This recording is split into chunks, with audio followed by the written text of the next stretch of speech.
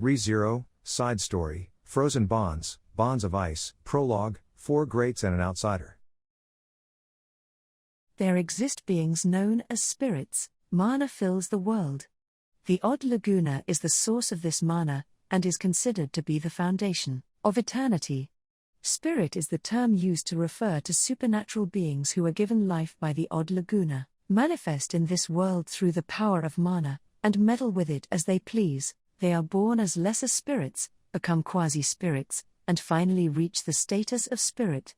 Particularly, powerful spirits are known as great spirits, but even among them there are four who possess exceptional power, the ones known as the four great spirits, and these four spread dread, reverence, blessings, and menace across all the land. Dread, the self-appointed arbiter Melakuera, who acts in order to preserve the balance of the world. Menace, the most beautiful slayer, the slasher Zarestia, who indulges in eternal peace in her bed. Reverence, the stone muspel, a sanctuary that merely exists, possessing neither will nor words nor ideology. Blessings, the sacred beast Oddglass, who watches over humanity with affection and benevolence from atop the sacred mountain. Four great spirits, all of whom possess equal might. The four great spirits, their existence and names are known far and wide, and the matter of how to deal with them is considered to be of grave importance in all the world's countries. In truth, history even tells of an entire city that was burned down by their wrath.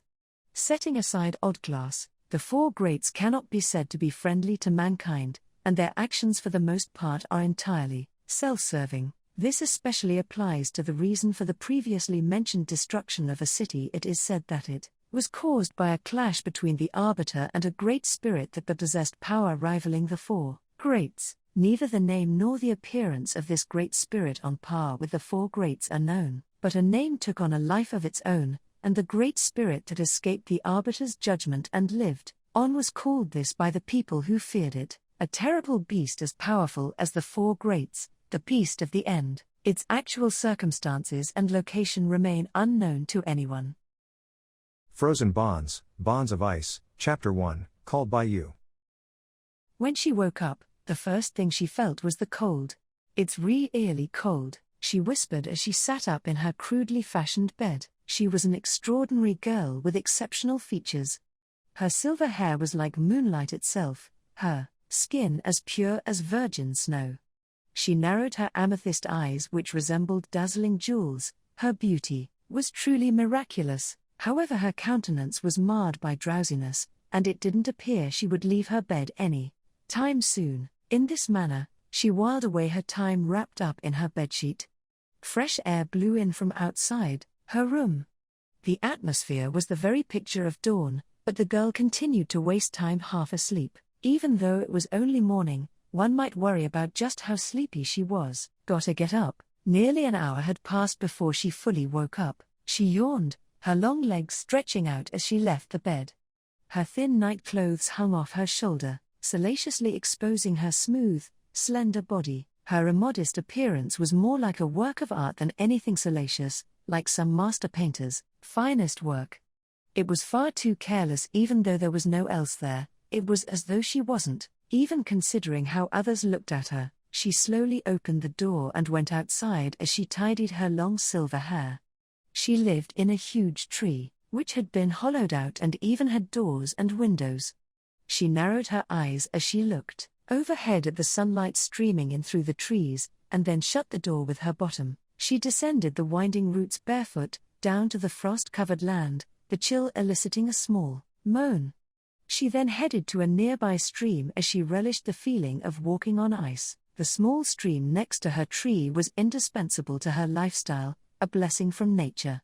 She got on her knees and started washing her face with the freezing water. The water's temperature was quite literally eye-opening, obliterating any last traces of drowsiness. She then smacked her cheeks as she stood up.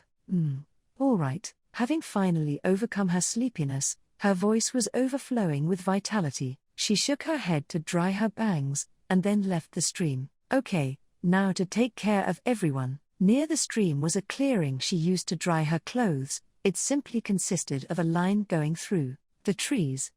She obtained a small towel from here and started sprinting with vigor. She dashed into the forest, trampling grass and leaping over roots as her skirt fluttered freely. Her surroundings were white, the wind was cold, but even so, it was a scenery she was familiar with. Grabbing a branch with one hand, she executed a pendulum-like swing. She reached her destination having greatly shortened her path, as though making up for her drowsiness. That morning, hup, and there.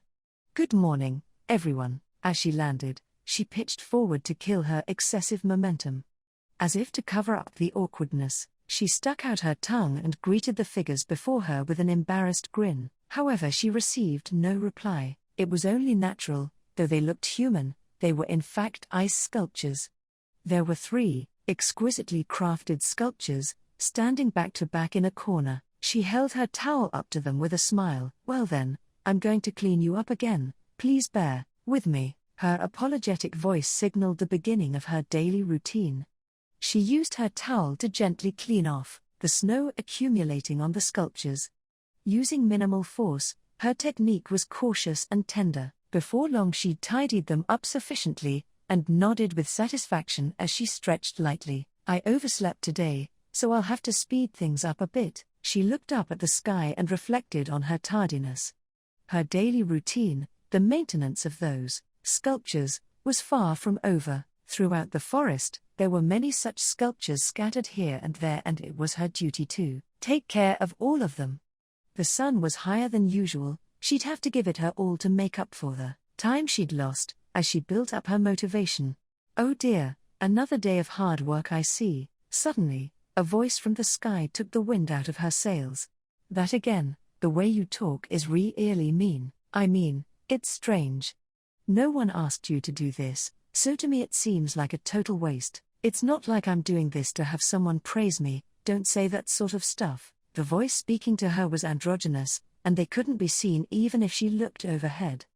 The girl puffed her cheeks in displeasure as she steadily grew more frustrated. Not even a greeting, and you won't show your face. That's really rude, you know? I suppose you're right. One moment, freezing winds blew through the forest in response to the pouting girl's complaint. That wind carried with it a hint of pale green, forming a whirlpool in front of the girl. A silhouette started to take shape, and in the blink of an eye the light manifested into a being with a fluffy grey coat of fur, small enough to fit in a palm, waving a tail as long as its body. Its round black eyes looked right at her. It truly did resemble a cat, however, its true nature was entirely different, otherworldly in fact. An entity possessing supernatural abilities beyond the framework of the natural world. Mr. Spirit. Her form of address caused the spirit's face to change. A human-like gesture, a smile. That is indeed what I am, but it feels wrong considering our relationship. The kitten seemed displeased to be called a spirit. He groomed his face as he floated in front of her as though it was completely natural. The girl sighed lightly at his attitude, and then, Puck, yep, very good. It makes me happy, Emilia. This time the spirit called Puck smiled genuinely at the girl named Emilia. The girl thought him strange, for his smile was filled with tremendous affection. In that enormous forest covered with freezing wind and snow, the odd pair conversed. In the entire frozen forest, there was only their small exchange. To Emilia, who lived in the forest, Puck was akin to a strange neighbor. They weren't together enough to be called family, and they weren't familiar enough to be friends. But they weren't so distant as to be acquaintances. Thus, they were neighbors. That's what Emilia thought at least. Really, what a layabout, always bothering me when I'm busy. That's not quite right. Rather, you're the one at fault since you're always busy. There's a whole lot I have to do. I don't have time to play around with you. You have time to doze off in the morning, though. You don't say such absurd things. I always get up early. Really, you know? Puck casually played with his whiskers as he watched Emilia turn red and make excuses at record speed. He simply floated behind her as she rapidly progressed through the forest. As Emilia continued her routine, Puck started circling above her as he attempted to lure her. I won't deny that I've got time to spare, but you're working way too hard for no reason. Cut yourself some slack. I don't think self-indulgence is such a bad thing. Self-indulgence, I really hate the sound of that. Then how about sloth? But that one gets on my nerves somehow. Emilia sighed deeply as Puck talked to himself. If you don't like how busy I am, why don't you help out? Help as in, like taking care of everyone, or investigating the forest. Isn't it obvious? As Puck tilted his head, Emilia stopped and thrust her finger at him. She then used that finger to point around them. If you help me, I'll have more time too. Nah, no way. Because I believe not having to work is the best part of being a spirit. Furthermore, I think, what you're doing is pointless. Finally, I just don't feel like it. Why are you always teasing me like this? Puck, you blockhead. His stern words seemed to hurt her. Calling her work pointless, it wasn't like she was doing it for laughs. Consider it my revenge. You hardly ever listen to me. I'll be nicer too if you stop being so obstinate. There's no need then. Please, take your leave. Humph. Emilia turned away from the winking cat and announced a breakdown in negotiations. Useless or pointless, or whatever, she didn't plan to stop her routine. Rather, Puck smiled bitterly and shrugged his shoulders as he continued to follow Emilia, who was moving extremely fast. That was their usual exchange, one that had occurred several times now, and then Puck would retreat, only showing his face later on when tensions had cooled. But, Emilia, what is it? Let me just say I'm still mad, so I don't have much time for you. But if you're apologizing, then save that time for later, we've got guests. Emilia's expression instantly changed as Puck spoke in a slightly lowered voice. She extracted a scroll from her bosom, her worry clearly evident in her profile. Meanwhile, Puck turned his head and started sniffing the chilly wind. Humans, quite a few it seems. Do you know where? North of here, around the sloppy snow path on your map. Say, perhaps you should rethink your naming scheme. Why? They're easy to remember. I think they're good names. I'll agree with that much, but it might be embarrassing if others saw it. Whatever. When she tilted her head at his suggestion, he for some reason completely changed the subject. Emilia felt that something was off about him, but she set that feeling aside for later. The sloppy snow path, contrary to what the name would suggest, was extremely dangerous. People keep coming here despite all the warning signs you put up. Maybe they just miss them now and then. They're just facing the consequences then. It's their own responsibility, so why not leave it be? I think it's a little nice how you don't force me into anything. With a smile, Emilia nimbly tied her hair up using her towel. Puck then gave her a pure white robe he'd retrieved somehow. She accepted it and put it on, covering her face with the hood to hide her identity. Even so, isn't this too baggy? It looks cute that way. That's not what I'm talking about. Rolling up her oversized sleeves, she glared at Puck for a moment before she took off in a sprint. The garden, the various places she'd been on her daily routine, was not where she was headed. She kicked up snow as she accelerated, taking the shortest path at the greatest speed. She kept low as she slipped through the densely wooded area. The frozen foliage was sharp as a blade, but Emilia ran as if to weave her way through it, the smell stronger at this range. There's only 10 or so. Puck flew through the sky, his tail fluttering as he effortlessly matched Emilia's pace. His announcement caused her draw in her chin and narrow her field of view as she dashed over the snow. They haven't brought a ground dragon, even in a snow-covered forest like this. Well, I suppose it's only natural. If they had one, it probably wouldn't enter a dangerous place like this. Dragons are quite good at sensing danger. They wouldn't go along with these fools' suicide. Emilia nodded as she leapt over a large chasm. They were already quite far from the garden, but this, a path she'd already mapped out. Emilia could clearly see even the subtlest details which would be imperceptible to the average person. She easily flew through even the harshest paths. Finally, suddenly, the forest had opened up and the sloppy snow path lay before Emilia. It was a slight gap in the forest, a sloping path sandwiched by trees on both sides. It was about as wide as 3 men standing, arm to arm, an unnaturally well-kept forest path. She then spotted some figures laying tracks on the path and pushing their cart with great effort. There were 10 men, desperately trying to get their cart up the path. Their determination could perhaps inspire compassion from any onlooker, however, if only they were merely lost. It's not like it's impossible that they just lost their way, to come without a ground dragon, and sneak through a secret path? Perhaps you mean they've lost the path of decency? You're a dunderhead. Having said that, Emilia looked down at the sloppy snow path, carefully observing the group from atop a large tree. They wore thick clothes and had wrapped chains around their cart's wheels to prevent slipping. This might have been necessary in frozen regions, but this wasn't the right season. It was as warm as could be. This forest was the only place with any snow at all. In other words, they had intended to enter the forest from the start. Feel like admitting I was right? Oh, be quiet, Naya. Emilia pushed Puck away with a finger and stood up on a branch. She then glared at Puck, who was rubbing the spot she'd pushed. I'll take care of this, so you just watch. I don't want you meddling. Meddle, as in delaying me like this, perhaps. Naya understood. Puck put on an expression of understanding, but Emilia jumped down from the tree without even looking at him. She adjusted her hood mid-fall, careful to hide her face. She intentionally landed with a bang, surprising the men who immediately turned to look at her. Huh? What the hell? Something suddenly? The screaming men were all on high alert, wary of Emilia's sudden descent. They had thick fur clothes, with headwear to match. As they trembled, Emilia pointed at them and uttered these words. That's far enough, a firm, dignified voice like a silver bell.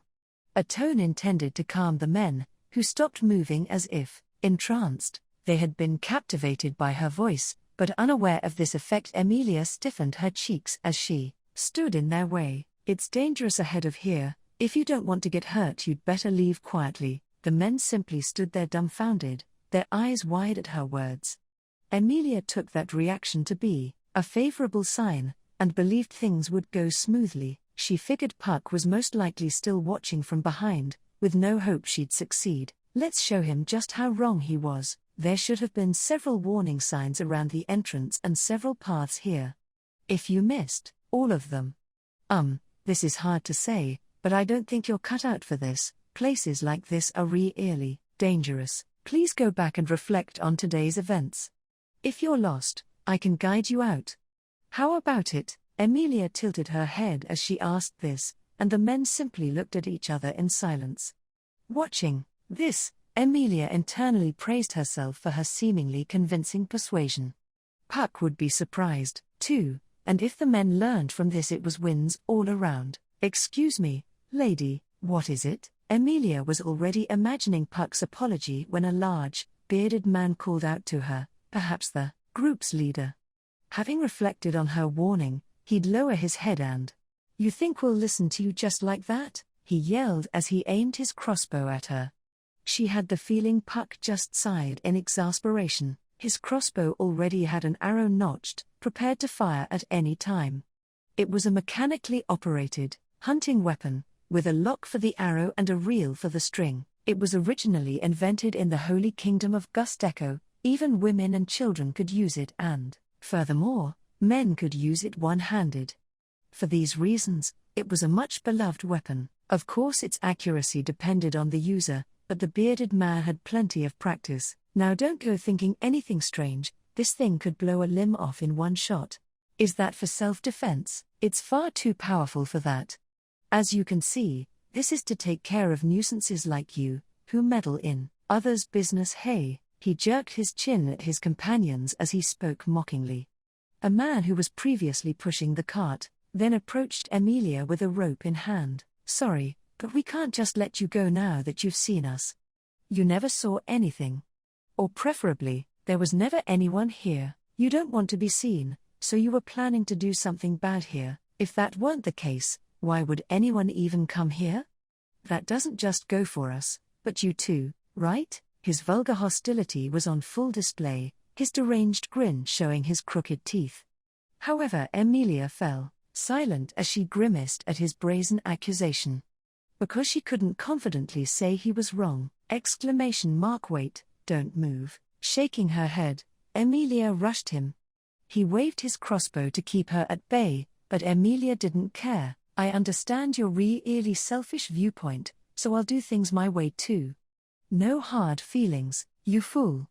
Can't you see my bow? It's you who ought to see carefully, or you'll never land a shot. Die. His veins popping at her provocation, the bearded man fired at her. The firing mechanism released the coiled-up string, letting the arrow tear through the air. Emilia was less than 10 meters away. He'd aimed perfectly at her center of mass. A steady arm and no hesitation, his ability with the bow could bring down any man or beast. For exactly that reason, she easily predicted his shot. What? No hard feelings, I said. Emilia had already dodged, letting the arrow pierce the tree behind her. Emilia repeated her earlier words as the bearded man trembled, having missed a certain kill. She saw through everything, his bloodlust, his aim, the instant of his attack. Once she'd read the shot, dodging was a simple matter. And having dodged, she began her counterattack. With her robe's hemline fluttering, Emilia leapt at the man closest to her. The men didn't expect their leader to fail, and were completely unprepared for her assault. She dived into his chest, her shoulder, bashing his chin with such force he was blown away, towards the cart. The men nearby screamed in pain as his flying body mowed them down. Why, you damned morons, what are you staring at? Do something. The bearded man had come to his senses and started hurling abuse at his companions who had lost their spirit. Startled by his words, the men drew their weapons. Watching them draw their blades and hatchets, Emilia felt strangely relieved. She was worried they might have more ranged weapons, because then, she couldn't keep them from hurting each other. Nothing to worry about now. Throwing caution to the wind, Emilia boldly rushed into the charging horde, battling her armed enemies. With her bare hands, the enemies attacked without hesitation, and there were so many of them, but Emilia didn't want to hurt them. To say she was a disadvantage was putting it lightly, but as if to completely erase her disadvantage, Emilia used the terrain. The snow was her home turf. On the other hand, the men had completely lost their mobility, their attempts at movement resembling those of toddlers. It was completely clear who was superior. Kicking the snow, she nimbly rushed the man in front of her and slammed her palm into his jaw. She followed it up with a low sweeping kick to another man and simultaneously brought down yet another enemy. She had wiped them out in one go. Her skill was sublime. It was like she was dancing. What the? This girl, however, the bearded man didn't have the leeway to be entranced by her dance. He desperately attempted to notch another arrow with his numbed fingers, but he was too panicked to do it smoothly. The crossbow, prized for its usability and power, had one big weakness: it couldn't fire rapidly. By the time he was done, Emilia had already eliminated half his men. Damn it, damn. Emilia sensed him aiming at her from behind. Emilia immediately created some distance with a powerful kick. She simply had to read it just like she did the first shot. It was an invitation to strike. You arg. She sent a fat man flying with a kick, but this left her open. In an instant, the bearded man, instead of an arrow, she was assailed by his screams of agony. She turned around in shock to find him writhing in pain. She immediately approached him, worried about his condition. I warned you. Sliding near him, Emilia grimaced at what she saw. The writhing man's face had a deep vertical cut on its right side. Beside him was his crossbow with its string snapped. It was probably what tore into his face. His right ear had been ripped off, spilling copious amounts of blood as he screamed, "Hurt, don't move, be still." Holding him down, Emilia untied her hair.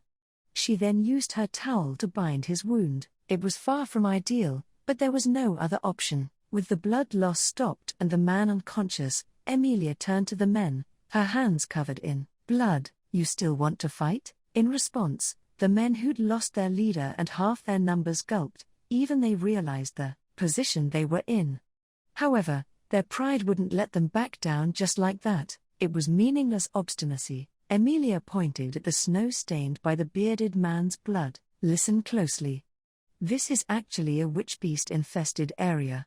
With all this happening in their territory, they are bound to show up in large numbers. You know how scary this forest is, right? Take your fallen and go home. I won't do anything to you. Emilia once again emphasized that she didn't intend to fight. The men briefly fell silent, but soon started carrying their downed companions. Emilia was relieved, it was over. If they retreated, that would be that. However, I told you to hurry, didn't I? You'll have to leave that cart behind, think of it as a punishment. She stopped their attempt to retrieve their cart. Their battle had surely attracted attention, they would have to leave as fast as possible. The men showed signs of resistance, but ultimately yielded to her glare and left the forest dejected. Come here, Puck. Once she was sure they were gone, she whispered to Puck. Meanwhile, she picked the crossbow up and examined its string. That little incident was no accident. I was watching, you know. You made quite the mess. Puck casually descended from his spot. Floating next to Emilia, he stared at the blood-stained snow in feigned shock, causing Emilia to sigh as she showed him the crossbow. This didn't happen naturally, that was too much. Too much? I don't get it, I'm just a cat after all. You're no cat.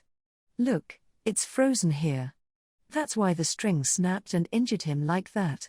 That wouldn't normally happen. Emilia, to think you'd do such a, no way, it was me.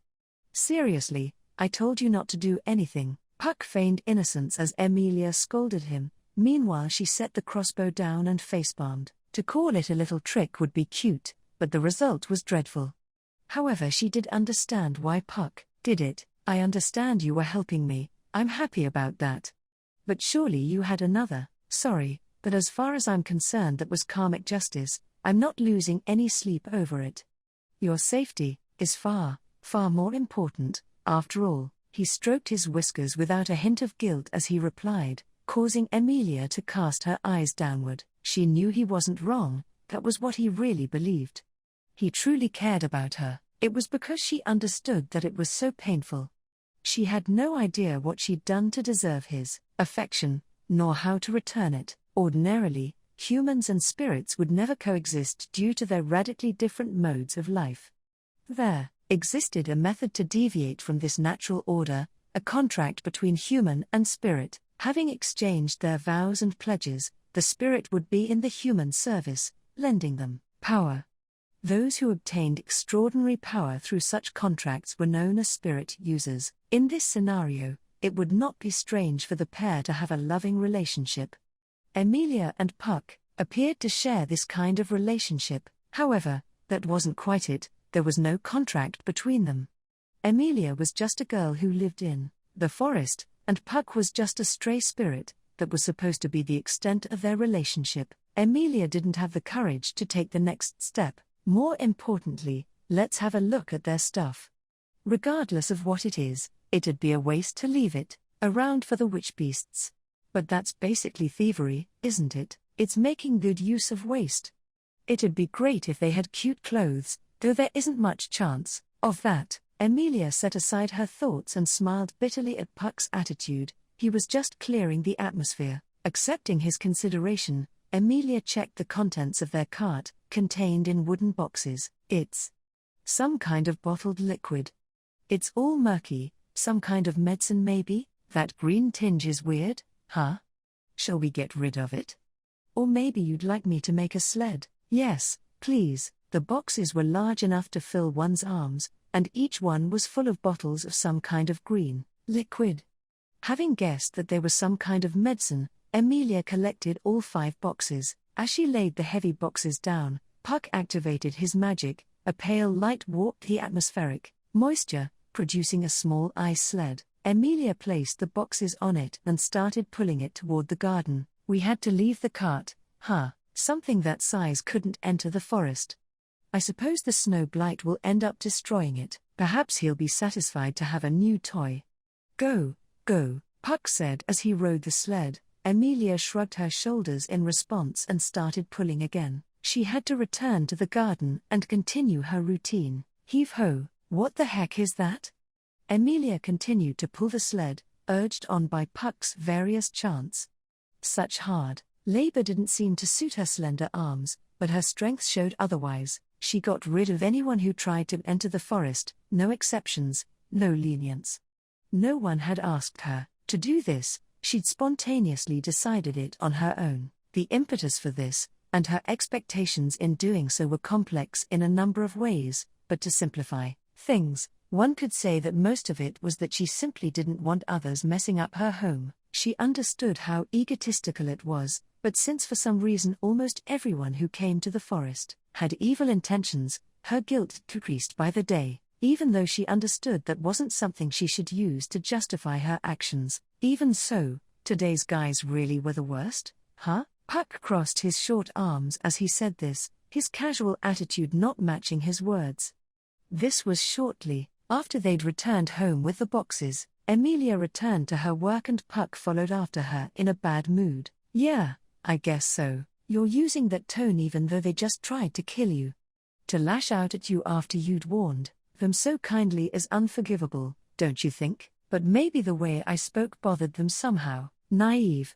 Way too sweet. Puck immediately shot her down and thrust his tail at her. Listen, it's important to be aware of your own faults, but you're going way too far. I've heard far too many buts and howevers, let's ban them for now, eh? But, take this, ow, that doesn't hurt. Puck struck her arm with his tail for her transgression.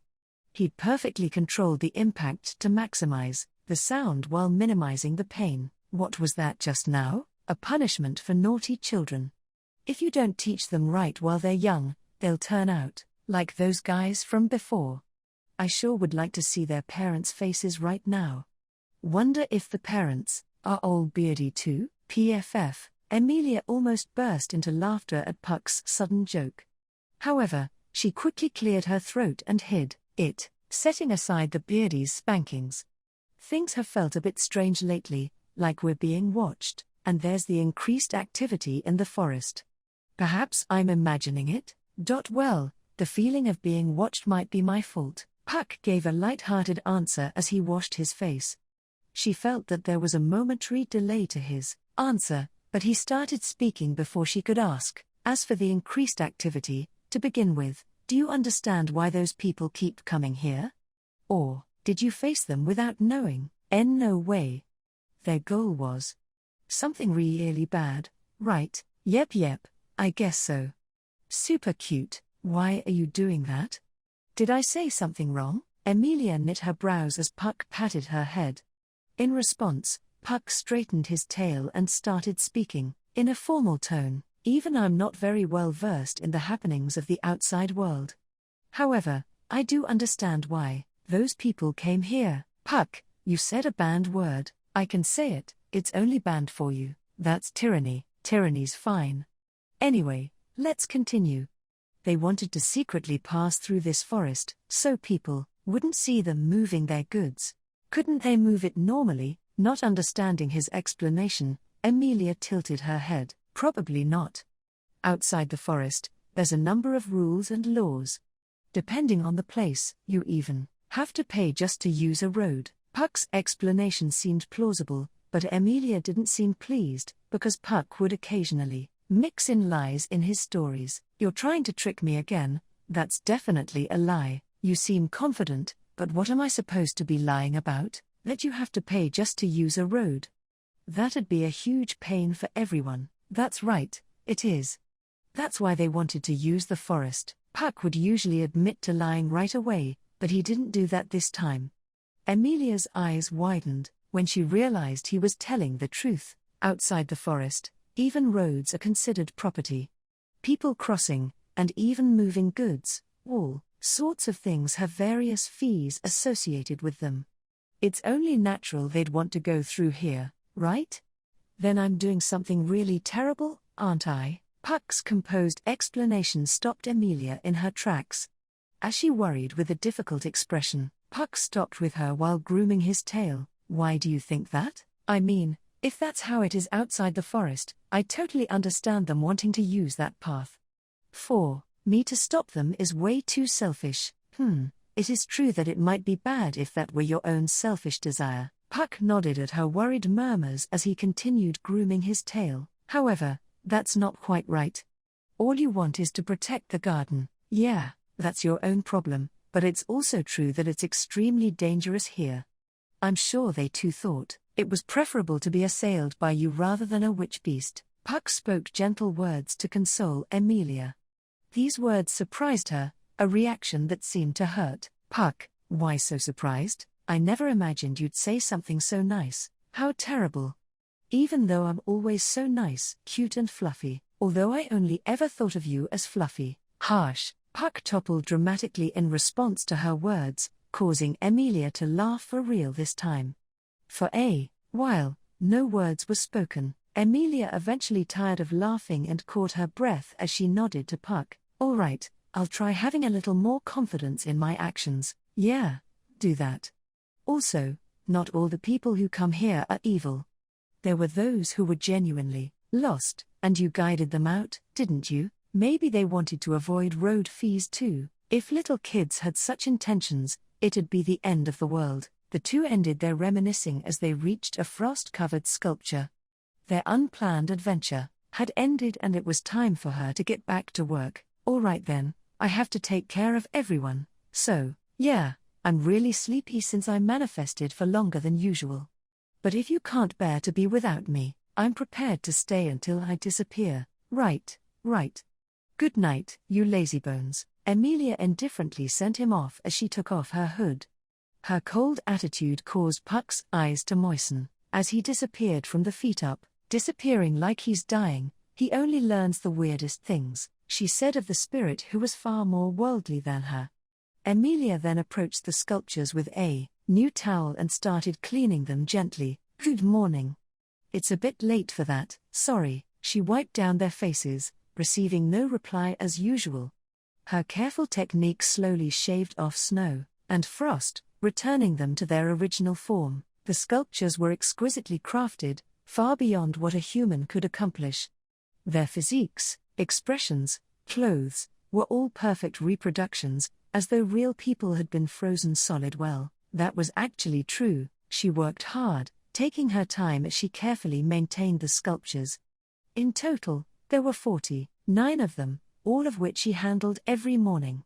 They were all real people who had been frozen at some point, and to Emilia they were the shadows of her irreplaceable brethren. Counting her, there were 50 elves in that white forest. Regardless of how it looked to others, that was what she thought, a giant forest covered in white, a world ending all the same in every direction. Having separated from Emilia, the ethereal spirit headed toward a certain part of the forest. There was a very slight change occurring at his destination. It was an extremely subtle shift, but if left alone, it'd become something he couldn't overlook. It was akin to fire. The slightest spark could become a blazing inferno, turning everything to ash, the forest, the people, and even the girl. Disappear. The spark which had only just ignited, the glow that threatened to consume the forest, was crushed. Making sure of that, the spirit manifested into a vague embodiment of power. She still needs time. If possible, an eternity. Within that murmur was a heartfelt plea. It was intimate, loving, affectionate. Leaving that lonely echo behind, the spirit disappeared. Frozen Bonds, Bonds of Ice, Chapter 2, I Am Here. Northeast in the Dragon Kingdom of Lagunica, the Elior Forest was known as the Frozen Forest. Within Lagunica, it was considered to be an extremely unusual environment. These peculiarities had been recorded for around a century. Lagunica was typically temperate, warm in the fire season and cold in the ice season. It was only in a certain area far north that one could see snowfall year-round. If one were to then compare Elior Forest to other areas, it would be clear that its weather patterns were completely abnormal. The source of this abnormality was commonly considered to be a spirit. To give an example, take the Holy Kingdom of Gusteko, a land covered in permafrost, where spirits were seen on a regular basis. There even existed a nationwide religion worshipping spirits, the Holy Church of Gusteko. Extreme regions were considered to be trials put forth by spirits, and the majority of the population believed in these teachings. Even beyond Gusteko's scriptures, it was common knowledge that these spirits' power had repercussions on the entire world. It was also very common to respect spirits, the only exception being the Walachian Empire, but even so, It was a fact that spirits were beings of incredible power, and it was well known that to provoke one was to invite disaster. This has gotten a bit long, so let us conclude with this. The source of the extreme weather in Lagunika's Elior forest was a spirit who lived there, and angering such a powerful spirit would bring catastrophe. That was Lagunican Kingdom's viewpoint, due to which the forest continued to rest undisturbed to this day. Of course, the girl who lived there had no way of knowing this. Puck, look. There's so many of those shiny stones. We did it. Emilia proclaimed joyously as she lay on the ground, waving to Puck. Deep in the forest, there was a place she called the Doddering Thicket, a place that only had very old trees, all frozen. Their dense foliage blocked out the sun, leaving the area dark at all times. It was so dark that even one's footing was uncertain, and Emilia laid there with her eyes sparkling. That's really great, but be sure not to take too many. They'll lose value. Puck laid down next to her, waving his tail as he warned her. Her grand discovery was reflected in his eyes too.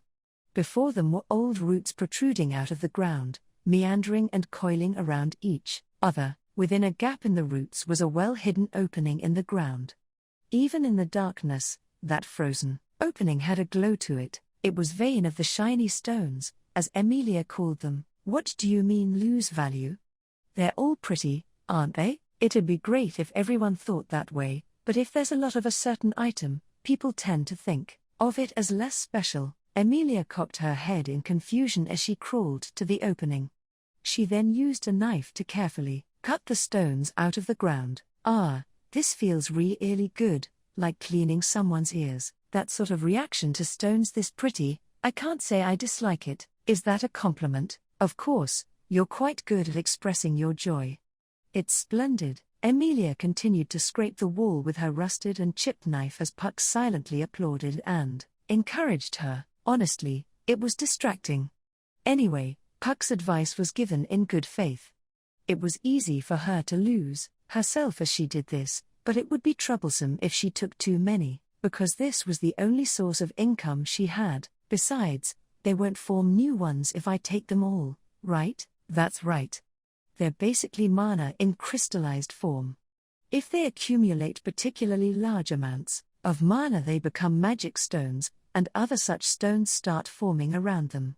This place is very conducive to their formation, so the trick is to leave a few behind. You really are smart. You could even call me a mana expert. In fact, you could even call me an Emilia expert. Puck stroked his whiskers as he smiled at a wide-eyed Emilia. It's true, you know. If you collect too many of these, you'll want to keep them and then use them to decorate your room. Yes, I can see that future clearly. You're not seeing the future, that's something I did a long time ago. History is a circle, people repeat their mistakes. Ah, that was pretty deep, huh? If he was seeking agreement, he would find none from Emilia. However, there was some truth to his words. She had once tried to hoard the stones in secret, not wanting to give them away. I'd gathered so many, but they suddenly lost their luster and became ordinary rocks, because they're piles of mana. If there were an even larger source of mana nearby, they would steadily be absorbed by it and become empty. An even bigger source? Ah, that's me. Emilia was left dumbfounded by this nonchalant declaration. She remained silent as Puck nodded at her, without a hint of guilt. Basically, as long as I'm with you, they'll be no different from ordinary rocks. I guess you could say it's a real waste. Now, hurry up and trade them for dinner before you get attached. Literally. Understood completely. Turning on me like that, you're horrible. Emilia obeyed his instructions, clearly displeased. She put the stones in her pouch and confirmed their weight before leaving. She tidied her snow-stained robe as she carved a sign into a nearby tree to mark the location, a portrait of Puck, quite a good one if she said so herself. A crushed witch beast? Emilia ignored Puck's teasing and returned to the garden. She soon reached familiar territory and sighed in relief as the tension left her face. Looks like the forest still has a lot of places we don't know about. The forest reconnaissance team has a grand total of 2 members, after all. And I don't really cooperate, so in truth you're doing it alone. Even so, you're steadily completing that rather avant-garde map. Avant-garde? You're trying to trick me with tough words. That wasn't trickery, merely an honest impression. Contrary to his cat-like appearance, it wasn't uncommon for Puck to use words she didn't understand. This was usually when he wanted to hide his true feelings from her. It made her feel a little lonely, but she also thought herself selfish for feeling that way. It feels like you're being all habuncho again, though I don't really understand what you're saying either. I guess the feeling is mutual. Having heard her mutter, Puck shrugged his shoulders in a human-like manner. They arrived at her home. As they continued their conversation, they left the sled at the roots of the tree she'd remodeled into her home. She intended to sell its contents, along with the stones she'd collected. By the way, it's really convenient how this sled doesn't melt away. It's because I made it, you know? Wanna ride down some slopes later? That sounds really fun, but I don't have time for that. Maybe some other time. Having rejected his invitation, Emilia smiled bitterly as she pulled the sled. The boxes were quite heavy, but thanks to Puck's sled she could move them fairly easily. However, it was lacking in that it couldn't cross uneven terrain. Though Emilia would normally bound through rough terrain, she currently had to use gentler paths. Looks like there's more snow falling around these zigzagging woods than before. It's getting harder to walk straight to the point, huh?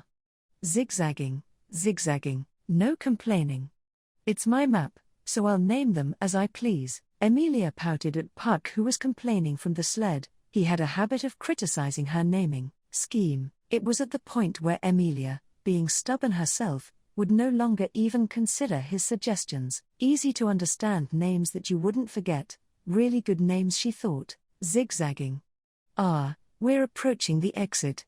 It's about time I left. You'd better put your hood on too. Don't forget. Humph, that's hard to swallow. But fine, I get it. Emilia reluctantly nodded to Puck's advice as he took his leave when they reached the end of the zig-zagging woods. Donning her hood, she hid her silver hair. Puck seemed satisfied by this and smiled. He then started disappearing with no warning.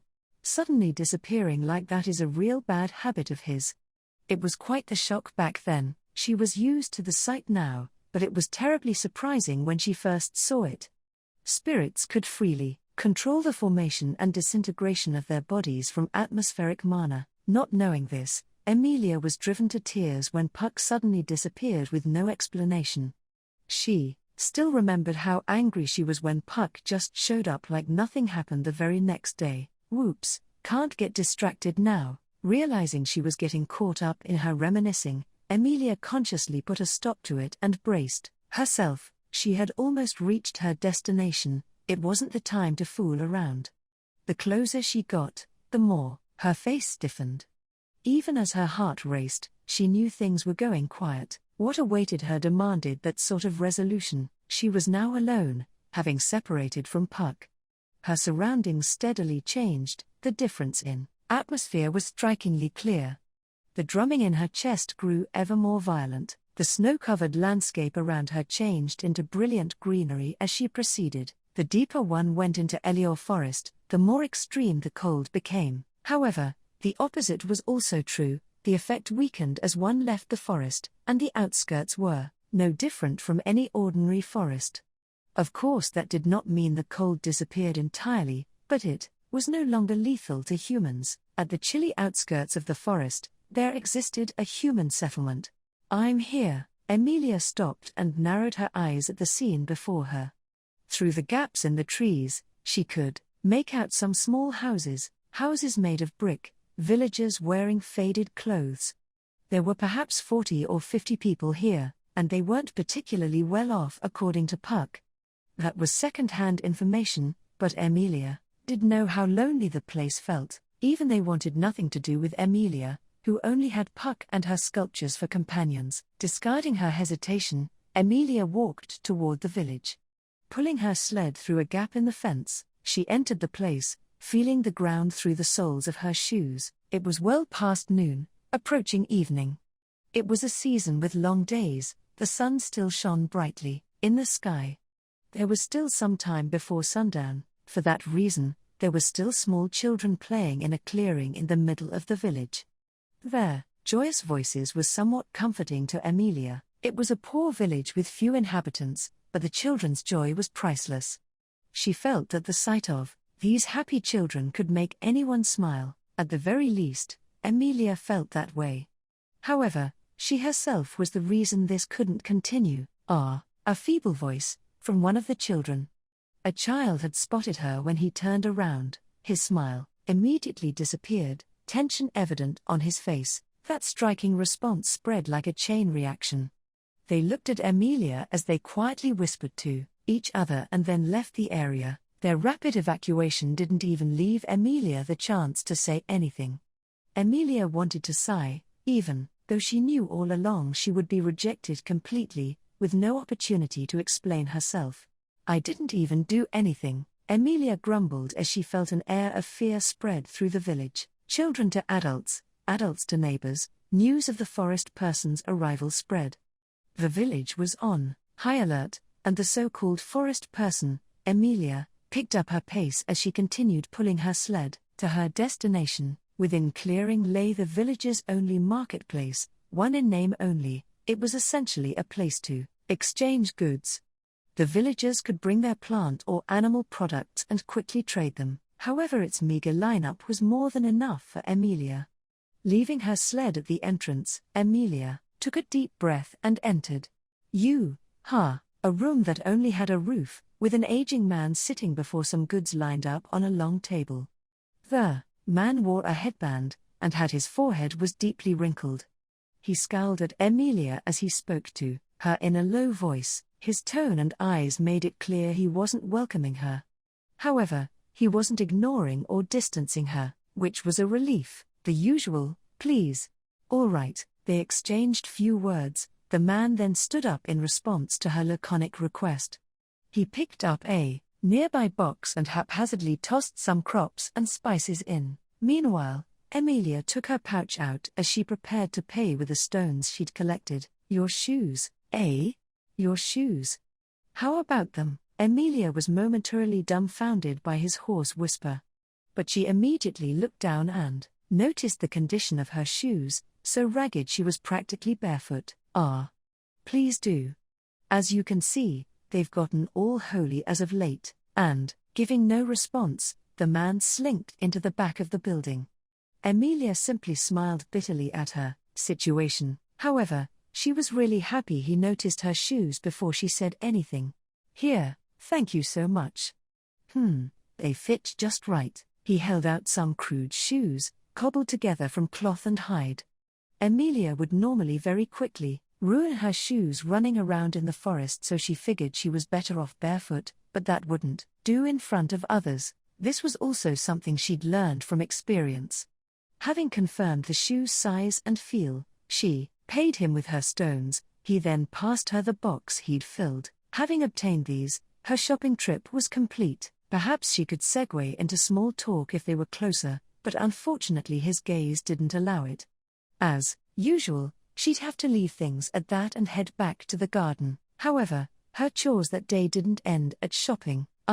Actually, I brought some stuff that was left behind in the forest." Her proposal caused the man, who thought they were done, to raise his brow. Emilia went outside and pointed to the sled and boxes she'd left there. This was how she intended to dispose of the intruder's cargo. This was what she always did, taking the items left behind to the village. Since she couldn't return them to the original owners, she at least wanted someone to make use of them. "Understood. I'll take them, please do." The man examined the contents of the boxes, drawing in his chin as he looked at the bottled substance. Leaving their handling to the village, Emilia bowed and left for real this time. She didn't pass a single villager on her way back. She wondered if there was a rule dictating no one go outside until she left. If they were openly rejecting her to this extent, the shopkeeper's blunt attitude was wonderful by comparison. She had once gone to the shop while a woman was watching over it, sending her into a convulsing fit. Shopping aside, Emilia couldn't even explain herself before she left. It seemed they had a man in charge ever since, which she felt apologetic for. "Am I really so scary, I wonder?" Emilia touched her face all over, confirming what it felt like. However, she couldn't really grasp what she looked like from feel alone. Emilia was deathly afraid to know exactly what she looked like. Once she was done, she suppressed a sigh as she returned to the path into the forest. As she was about to enter, she suddenly turned around. She felt a presence watching her. How strange, it was different from the gazes of the villagers. They tried to avoid her as much as possible, and that included even looking at her. As long as she wasn't there, she basically didn't exist as far as they were concerned. That was precisely why the presence staring at her made her so uncomfortable. Even so, she didn't wish to confirm who exactly it was. Staying in the village much longer would be unpleasant, both for her and for the villagers. If it was something she could endure herself, she'd do it to keep the peace. Time to go, she said to herself as she ignored the persistent gaze. Emilia dashed into the green forest, her new shoes impacting the soft ground. As she ran, her breaths gradually turned white, and color left her surroundings, giving way to a snowscape. Finally, the sensation under her shoes changed to the familiar feeling of cracking ice. "Oh, you're back. Welcome home." Emilia came to a sudden stop when she heard those words, her shoes scraping the ground. Catching her breath, she looked up to find Puck, who narrowed his eyes at her condition. "Seems you've had another unpleasant experience." "No way. That's not the case. I got to talk a lot more than usual today." "Yeah?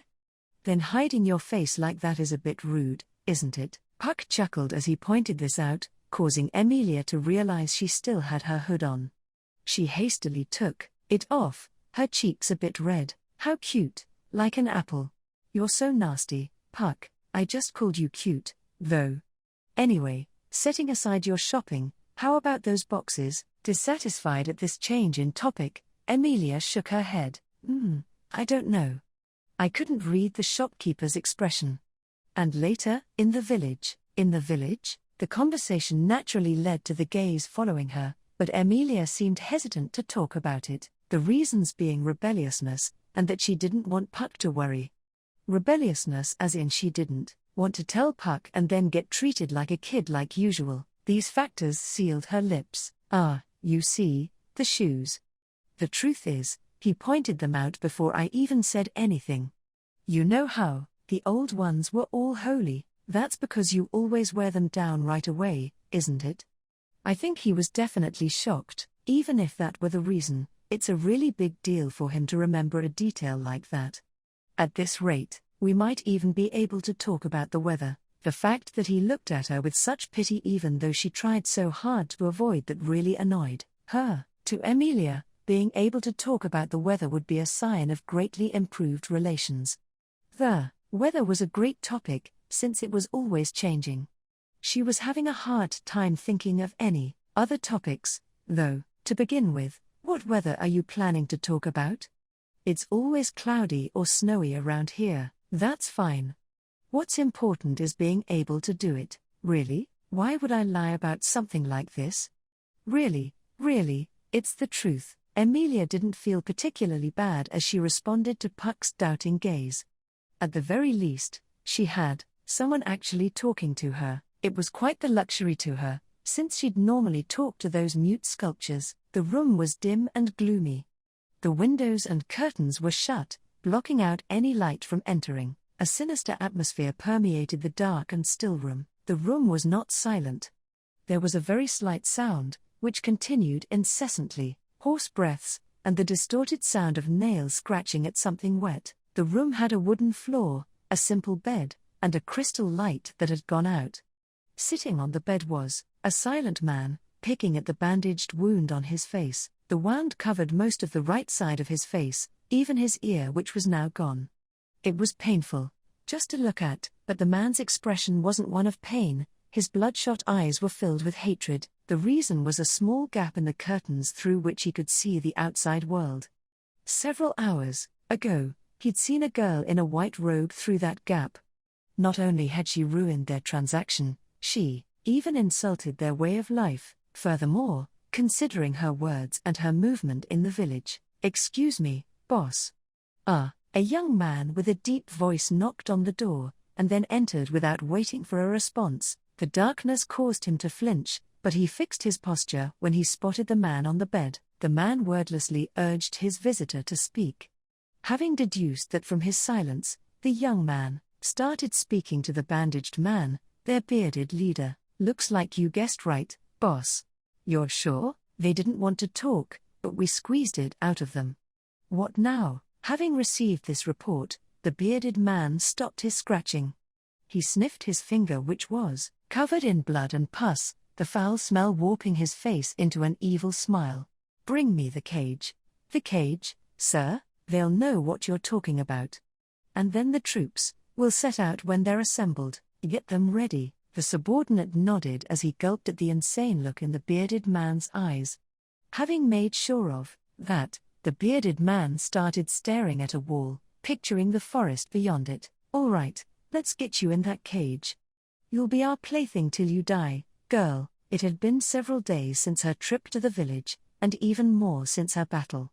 As far as Emilia was concerned, nothing had changed in that time. She would look after the sculptures in the morning, Puck would start his meddling midway, and once she was done she would have her breakfast, after which she would start working on her map. In the evening, Puck would show up again and hang out for a bit, accompanying her on her way home, since she would stop her map making before sundown. She would then have her dinner and take a bath, after which she'd go to sleep and end her day. These peaceful days continued without incident. That was probably why Emilia ended up forgetting about the strange gaze she'd felt in the village. Since she didn't think it was a threat, it steadily left her thoughts, and today was no different. "You might get a little lonely, but I'll have to step out for a bit today." That was the first thing Puck said to Emilia, who had just barely woken up and was washing her face in the stream. "You?" "Yeah, that's right, a little outing. Don't cry because I'm not around, okay? I won't cry or anything." Puck acted rather self-important as he passed a towel to Emilia, who was the furthest thing from a morning person. Emilia finally realized what they were talking about as she sluggishly dried her face. "You're free to do whatever you want wherever you want, though. Guess there's days like this now and then, huh? I think just telling you in advance like this is already quite good for a vagabond." Yeah, that's right." Nodding at his assertion, Emilia cast her eyes downward, still holding her towel to her face. She blinked several times before she looked up at Puck. "Then, can I ask you where you're going?" "It's a secret. But it isn't anything dangerous, suspicious or wrong." "That sounds real dodgy. If I say I won't do something, I won't do it. That's why I never help with your map making, you know." That's not something to be proud of. No matter what she said, Puck could always talk his way out of it. "You really can't say?" "Yeah, sorry. But look, secrets just make a girl more desirable, eh?" "You're a girl?" "Nah, just wanted to try saying it. I really am a guy. Furthermore, it'd be real bad if I were a girl. I wouldn't be able to fulfill a really important promise, you see." Right. Puck placed his hands on his back and puffed his chest out, causing Emilia to sigh and nod. It didn't seem like he intended to respond sincerely, and she didn't really have the right to ask for more details. He didn't have to tell her any more than he had, their relationship didn't warrant it. "Can I ask about your plans for today?" "You already know, the same as usual." "I see. Sorry for asking, you're such a bully." "Just forget it." Puck laughed cheerfully as Emilia pouted at his teasing. Emilia then turned her back on him, intending to go clean the sculptures. However, at that moment, "Emilia, I won't be with you, so don't do anything dangerous. I should be saying that to you. Don't run off with some stranger or..." Emilia turned around as she replied, but her sentence stopped midway. Puck's gaze was warm and gentle. Those round, black eyes seemed to contain some strong emotion. "If something were to happen, your first priority should be to run away. And if it seems dangerous, run away immediately. Understood? Don't let the ice flowers bloom, even by mistake." "Yeah." Emilia looked away as she nodded. Her attitude wasn't quite one of assent, but Puck seemed satisfied, and started to fade away. As she watched his physical form disappear, Emilia started to pout. He really is unfair. He was always playing dumb, but he'd occasionally get so serious all of a sudden.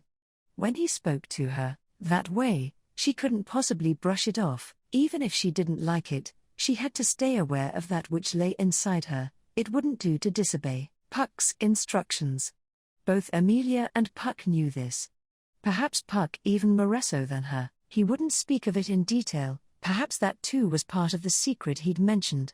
I'd better get moving. If she got wrapped up in her thoughts, there wouldn't be an end to it.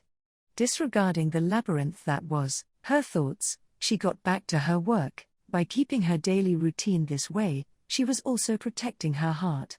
Subconsciously aware of this, Emilia ran toward the garden with a towel in hand. Mapping the whole of Epilogue forest was something Emilia had decided to do on her own. Investigation and creation, all of it was done by Emilia alone.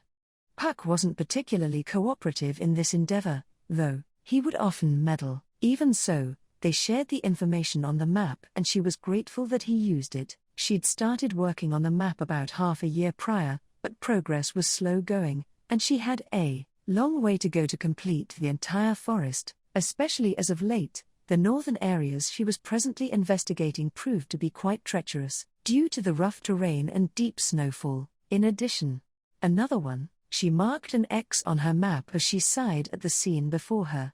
It was a densely wooded region, with thick trees that were completely frozen. It was certainly a pain to have her path blocked by these dense woods, but she sighed for a different reason: the fact that a tree had been brought down by force, and the traces of something crossing over it. There were even signs of tracks in the area which caused Emilia to knit her brows. That's not supposed to be around here. And it's recent. Snow started accumulating in the grooves. Seeing this, Emilia conjectured that this clattering grove had just recently ended up in this state. Spreading out her map, she examined its contents and her memory. She then took off, donning her hood, as she slipped through the cramped grove, not to hide her identity, but to keep her hair from getting caught in the foliage. She often thought her long hair was troublesome in such situations, or when she was bathing. She thought she'd be free of many of her troubles if she just cut it short. The reason she didn't do so was because Puck asked her to keep it long, since he preferred it that way. She also felt that someone had once complimented her long hair, though she didn't remember it. Here, having left the woods while in thought, Emilia looked down at the ground in front of her. It was a sight she'd seen several days prior, disconcerting as usual. Just like before, the sloppy snow path had tracks going up the hill. What was different from before was the absence of the lawless intruders and the cart that they'd left behind. She descended the path and examined the deeply engraved tracks.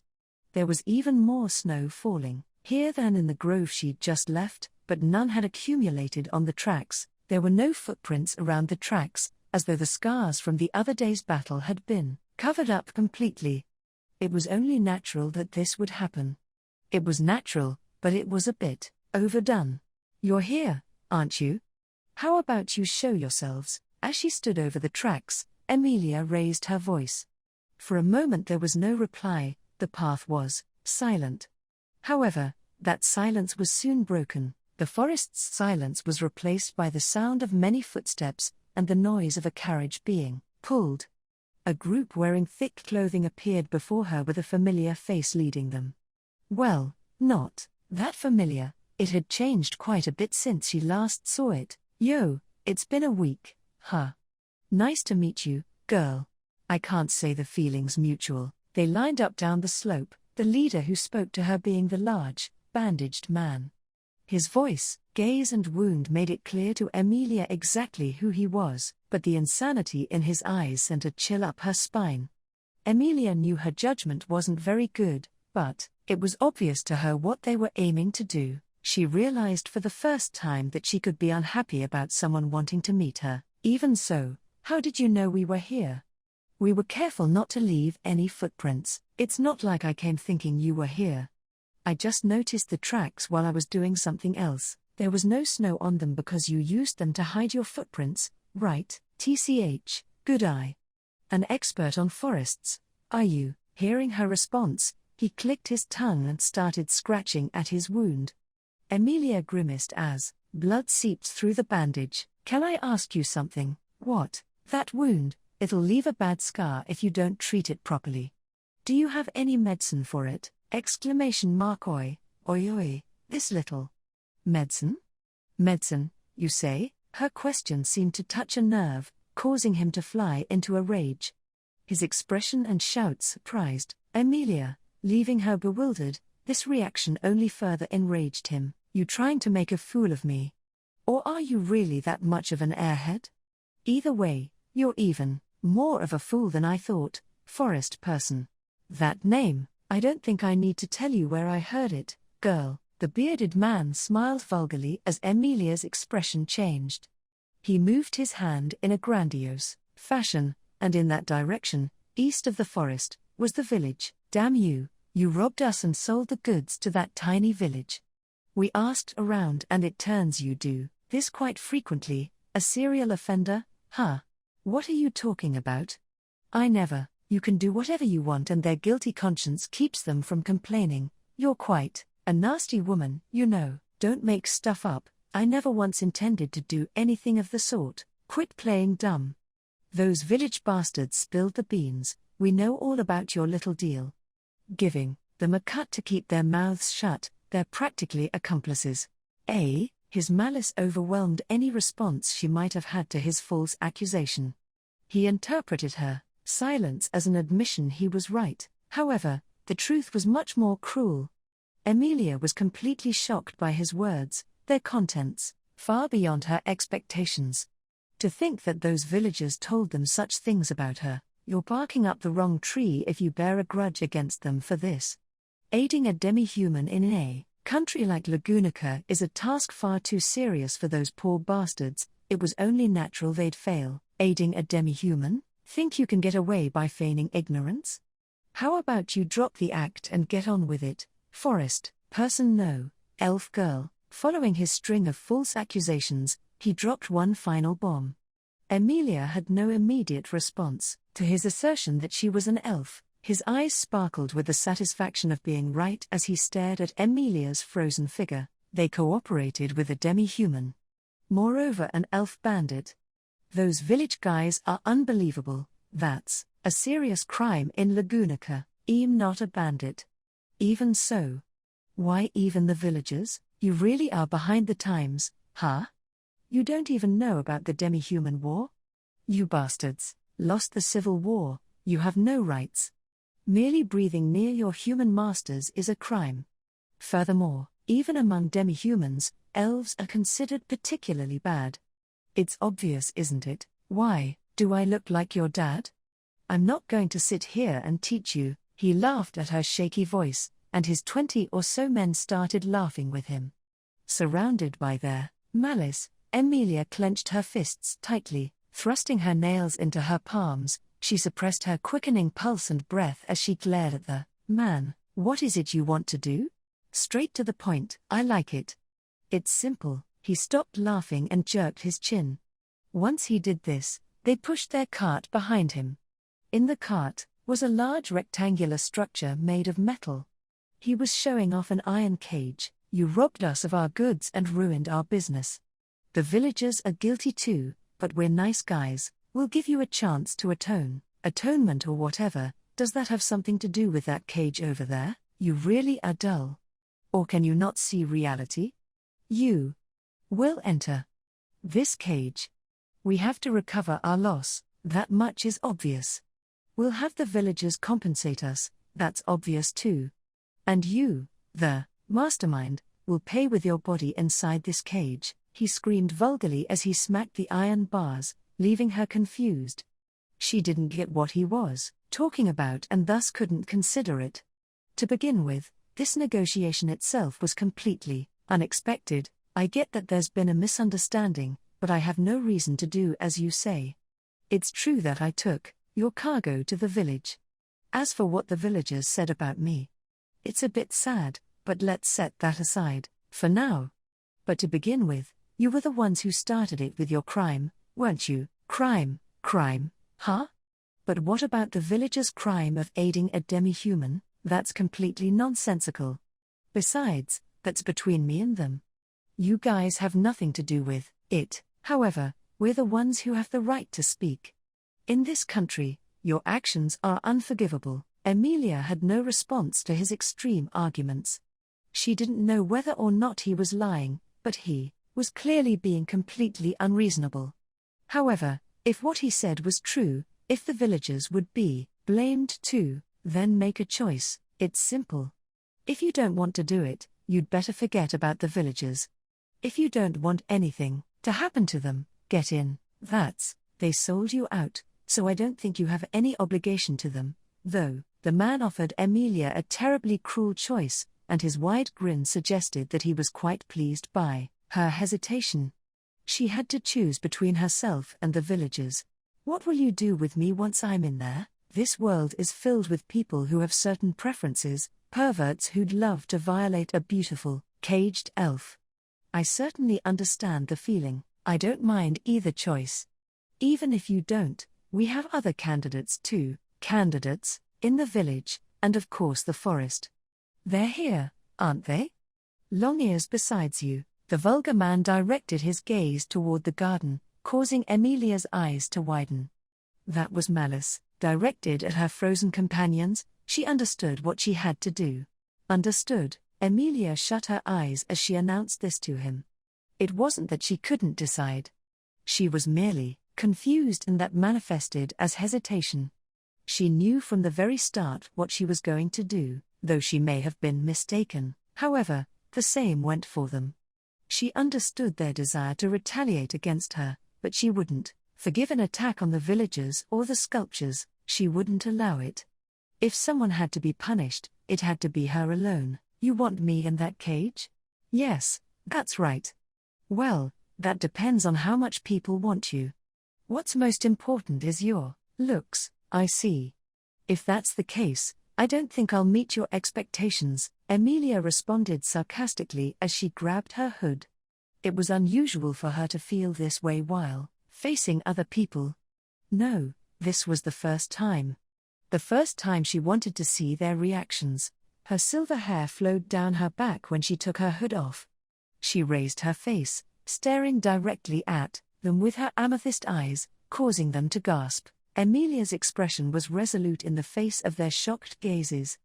Their faces could only be described as ones of stupefaction and astonishment. That was just what she'd hoped for, but it still made her heart ache. Do you still want me in that cage? Her question made them all flinch in fear.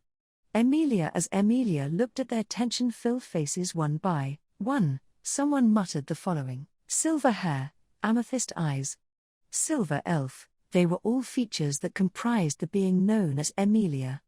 They were also the traits of the world's most detested entity.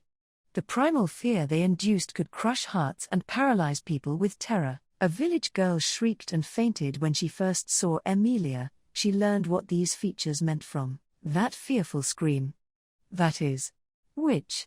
The same as the witch of envy, it was one of the men who mouthed those words. The world's most feared, most hated, most terrible existence, a witch of envy throughout the whole world. Even now that name was synonymous with fear. It was said that this calamitous being was a woman with silver hair and amethyst eyes. Emilia matched these conditions perfectly, which was why she was shunned by all. The villagers were no exception. However, that was merely a small portion of her sin. Having laid eyes on her, the men started panicking. The shocked men were terrified to even meet her gaze. However, there was one whose reaction was clearly different. The bearded man scratched his wound as he laughed loudly. A laugh filled with joy and insanity. Ha, ha ha, ha ha ha ha. Oi oi, are you serious? Unbelievable. Who could have possibly predicted this? Ah, you're more than I could have imagined. What's so funny? You, obviously. I don't want to hand you over to anyone else. Ah, I'd use you in that cage my whole life if I could. He was practically licking her all over with his slimy gaze, a reaction that surprised her. She remembered that she'd felt this before, the unpleasant feeling at the village. Several days ago, there was a gaze that stuck to her when she went to the village. She now realized just what it was. She also realized that he had no intention of retreating, even having seen her true face, and that further conversation was useless. Understood? I get it now. Talking to you is pointless, we just can't get through to each other like this. It's a shame we couldn't come to an agreement. Yeah. I agree. They mutually decided that their negotiations, which could hardly be called negotiations, had broken down. Emilia spread her arms. At the same time the men behind the bearded man started to scatter. They were all equipped with crossbows. Both their numbers and weaponry made this encounter far more dangerous than the previous one. Even so, she had to defeat them. She would bring all 20 of them down and make them swear not to harm the forest or the village. If she couldn't do that, the forest she'd tried so hard to protect would be violated. There was no cue to start the battle. Emilia charged without warning, keeping low as she did so. The sounds of firing crossbows overlapped as a rain of arrows tore through the air. However, Emilia avoided them with a mere twist of her body. The arrows were too fast to track by eye, so she would dodge by reading the shooter's intent. It was that simple, but there was the question of how many people could do such a simple thing. Surrounded by the sound of arrows piercing the snow, Emilia slammed her palm into a man's torso. The hardness she felt beneath his fur clothes was not that of trained muscle. He had something like a steel plate stuffed under his clothes which absorbed the impact of her blow. I reflected on our previous encounter, just like you said. I knew you'd fight barehanded, so isn't obvious. We'd be prepared. KH, she grit her teeth at his boasting as she drove the back of her fist into a man's jaw, after which she knocked him down with a sweeping kick. She'd shifted into a more direct fighting style, aiming to knock them out quickly. This damned girl. Shortly after, the men she approached tried to keep her at bay with knives, but she weaved through the silver flashes and performed a split kick midair, blowing 2 men away with hard kicks to the face. She then turned midair, with not a moment to rest as she continued to dodge arrows. She immediately rushed into some other men, striking them with tremendous force. They were sent tumbling over the snow. Ooh, not bad. I knew you were strong, but even this many armed men aren't enough? I could cry. The bearded man seemed calm even as he watched his comrades get beaten down. He whistled at Emilia, when doubt began to show on her face. Ah, how delightful. It seems unease and doubt are toying with your heart quite nicely. I have no idea what you're talking about. Is that right? Do you know why I'm so calm, then? Emilia tilted her head, and as if to show off to her, the bearded man struck the cage. He then moved his hand to his mouth. Don't you think this cage is a bit big for you? Before she could grasp the meaning of his words, he started to whistle through his fingers. The high-pitched sound reverberated through the forest and summoned a massive beast laying near the path, one which had been kept in the cage. It can't be. Sensing a ferocious presence nearby, Emilia looked toward the sky. Above her was a colossal shadow, leaping overhead, making no attempt to hide itself. The giant beast's huge jump caused an explosion of snow. Lowering its head, the jet-black beast bared its fangs and glared at Emilia as it roared. Grr, sending drool flying, and equipped with slimy teeth the size of human heads, were 2 heads. The beast, no, not a beast. Its dog-like heads both had broken horns on their foreheads. Here's your answer. The witch beast Orthrus, what do you think? Emilia trembled as the bearded man, accompanied by the witch beast, announced this full of excitement. The source of his confidence, the massive monster bearing 2 heads, Orthrus. Covered in jet-black fur, its colossal body measured over 4 meters in size and its eyes were devoid of sanity as it glared at Emilia. Its colossal maws could swallow her slender body in one gulp and rip her to shreds, and its claw-like paws could tear humans apart with the slightest touch. These traits, specialized for murder, showed that Orthrus was a true witch beast. A witch beast? Why would you do something so reckless? I suppose your charm plunges men into madness. It really is sinful. The bearded man, confident he would win, ridiculed Emilia as her expression tensed up. The nonsense, he spoke was very reminiscent of Puck's teasing, but the emotion it instilled was entirely different. Emilia's breath halted for a moment when she remembered the absent cat. Emilia. I won't be with you, so don't do anything dangerous. That was what he'd told her when they parted that morning. The normally jovial spirit had gotten so serious. And perhaps this situation counted as the danger he'd warned about. If something happens, run away, he said. He was right, she understood that, but if I run, however, her legs didn't move. Not because she didn't want to run, she just couldn't back down with the village and the garden at stake. Hey now, what happened to all that vigor from before? He clapped at Emilia, who'd stopped in her tracks and gone silent. She looked up in response, and the bearded men pointed to Orthrus, who was snarling ferociously. If you've lost your nerve, I wouldn't mind having him withdraw. Really? Is this the time to stare blankly? It's true. It'd be best if our product was unharmed. A limbless elf's value would be, then put him back in the cage and leave this place. Don't harm the village or the villagers either.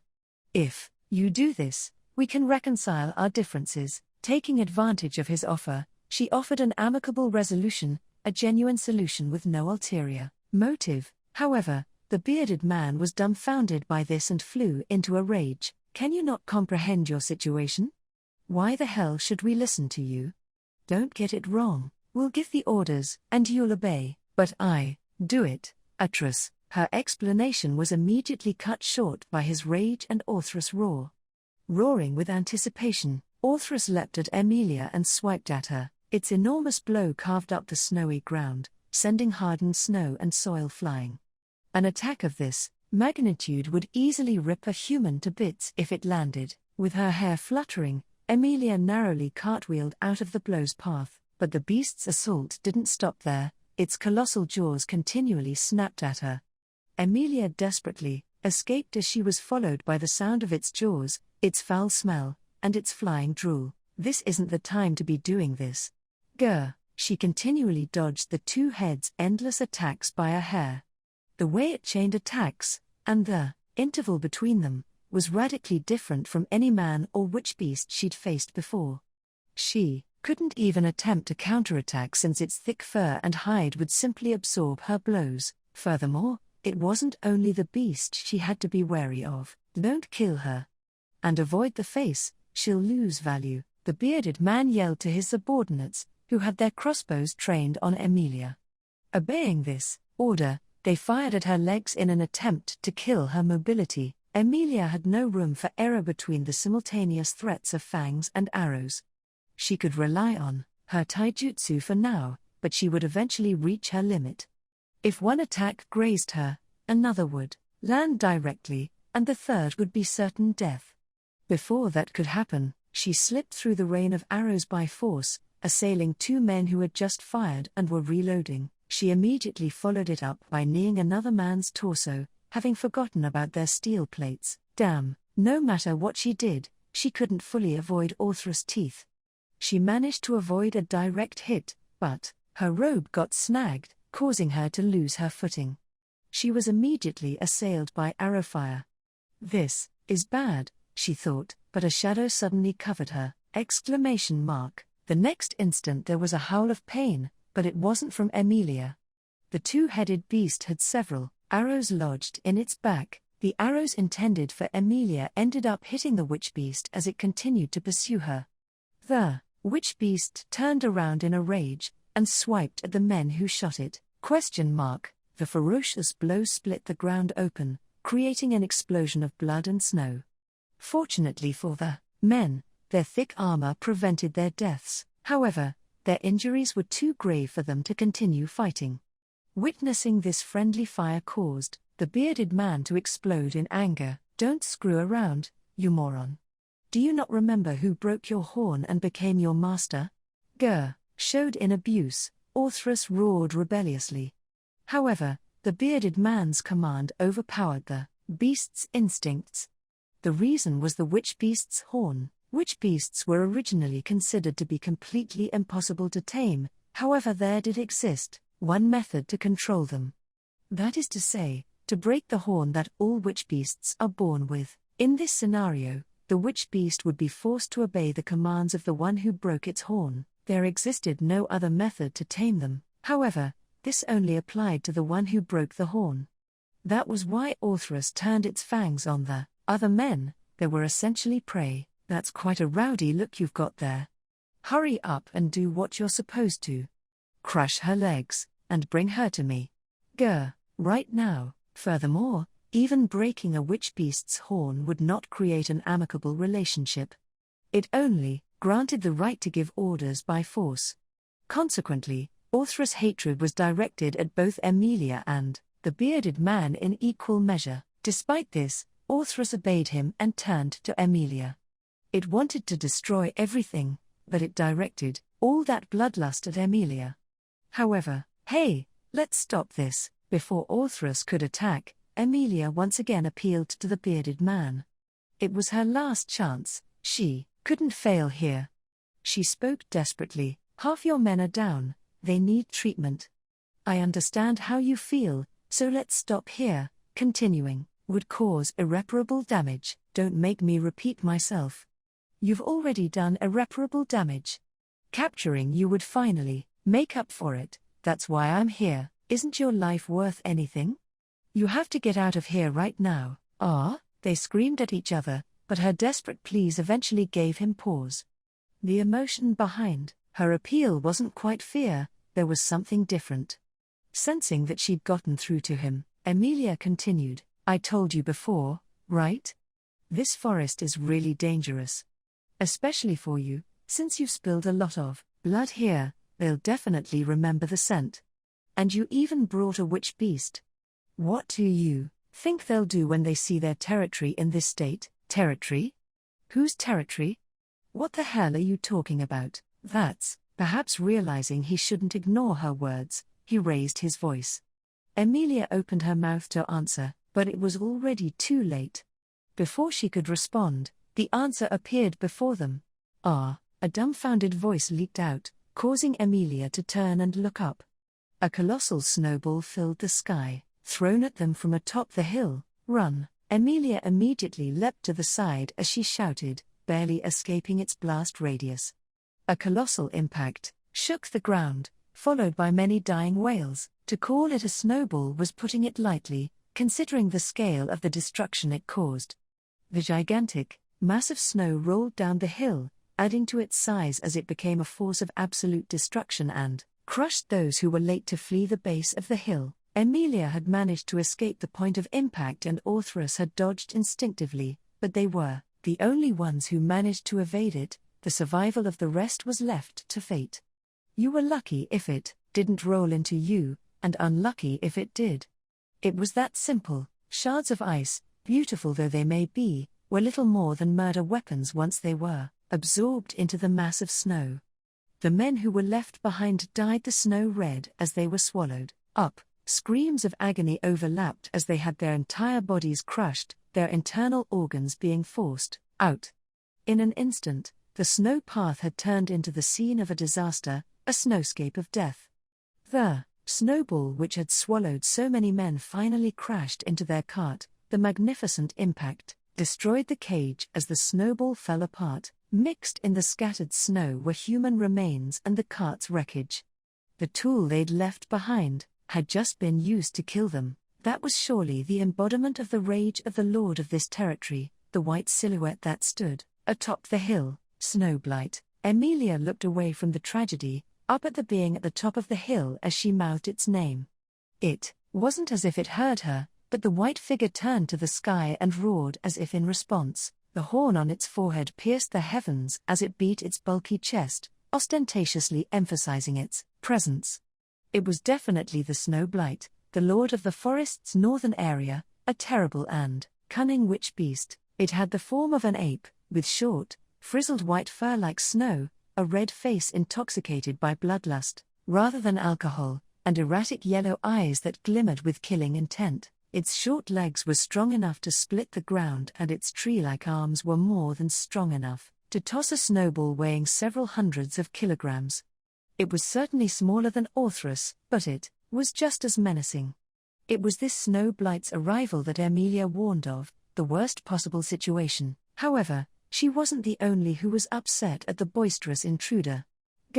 Orthra's fur stood on end as it howled with determination in the face of the snow blight's intimidation. The two witch beasts had simultaneously deemed each other enemies, and they'd also deemed the each other the greatest threats. Consequently, what followed was inevitable, unstoppable. Their bloodlust collided, covering the several dozens of meters between them in an instant.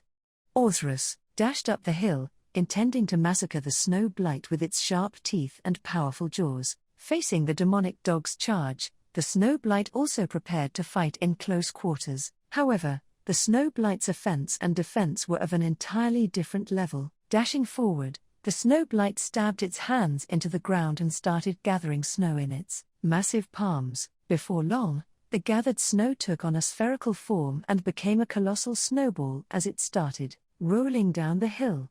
This was surely the source of the snow blight's name, the way it rampaged through the snow. The speed and force with which the snowball took shape and grew was extraordinary. With the white murder weapon bearing down on it, Orthrus hastened its charge even further. Its two heads opened their jaws as wide as they could so as to tear into the snowball, and then into the snow blight's throat. The distance between the two steadily shrunk until it disappeared entirely. Orthrus' fangs pierced the snowball, its jaws clamped down. The force, the lord of the forest forcibly held the snowball together with its gigantic arms, causing Orthrus' teeth to shatter at the roots and its heads to snap to the side with their necks broken. This was without a doubt an instant kill. Orthrus' giant body was crushed by the snowball, its two heads spilling blood and brains. The demonic dog's body was swallowed up completely, rolling with the snowball as its bones were crushed to bits, ultimately ending up as a pile of flesh. Like this, the snowball left the path and rolled into the forest, mowing trees down until it disappeared into the distance. Having witnessed this overwhelming power, those besides the witch beast had varying reactions. Emilia put her guard up, the bearded man sat down in despair, and his subordinates were too shocked to move. Only Emilia still had the will to fight. The others had their spirits broken by Orthrus' horrific murder at the Lord of the Forest's hands. I warned you so many times, and yet, Emilia grumbled in frustration, but never in human history had idle complaints solved a crisis. Having crushed the demonic dog, the snow blight started scanning for its next victim. The Lord of the Forest preferred those with fighting spirit, in other words, just Emilia. The snow blight glared down at Emilia.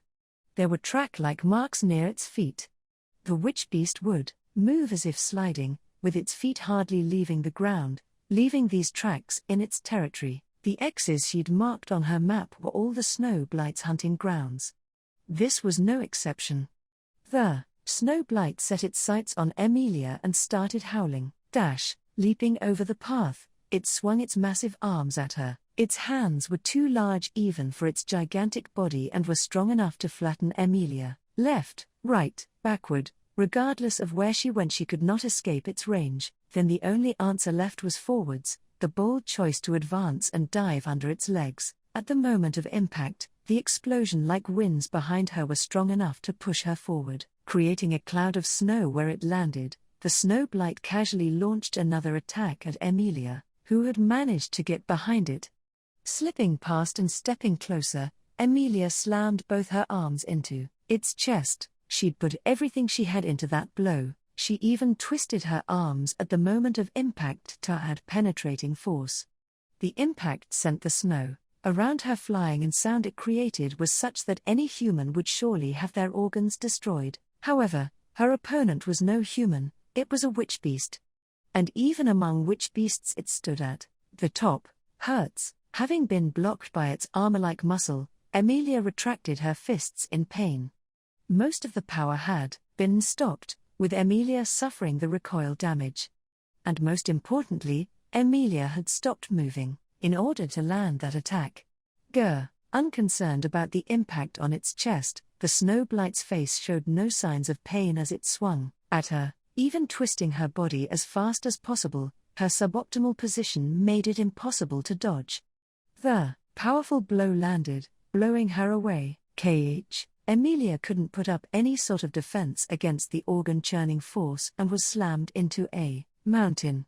She had been embedded in the snow up to her knees as she coughed up blood. Ow! Having rendered her unable to move, the snow blight's next move was exceedingly rational. Leaving the powerless for later, it chose to prioritize the greatest threat. The snow blight's line of sight landed on the bearded man, who had fallen to his knees.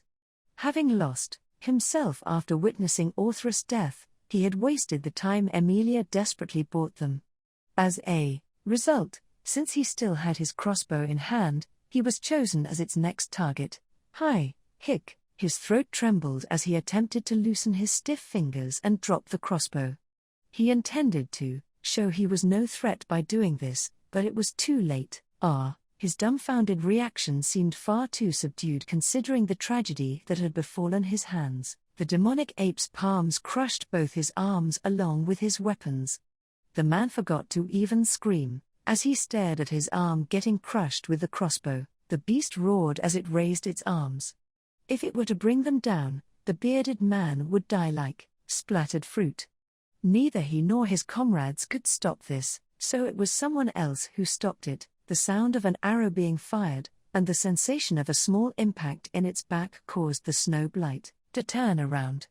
Its gaze landed on Emilia, who was on one knee as she held a fallen man's crossbow. Wiping the blood from her mouth, Emilia discarded the crossbow.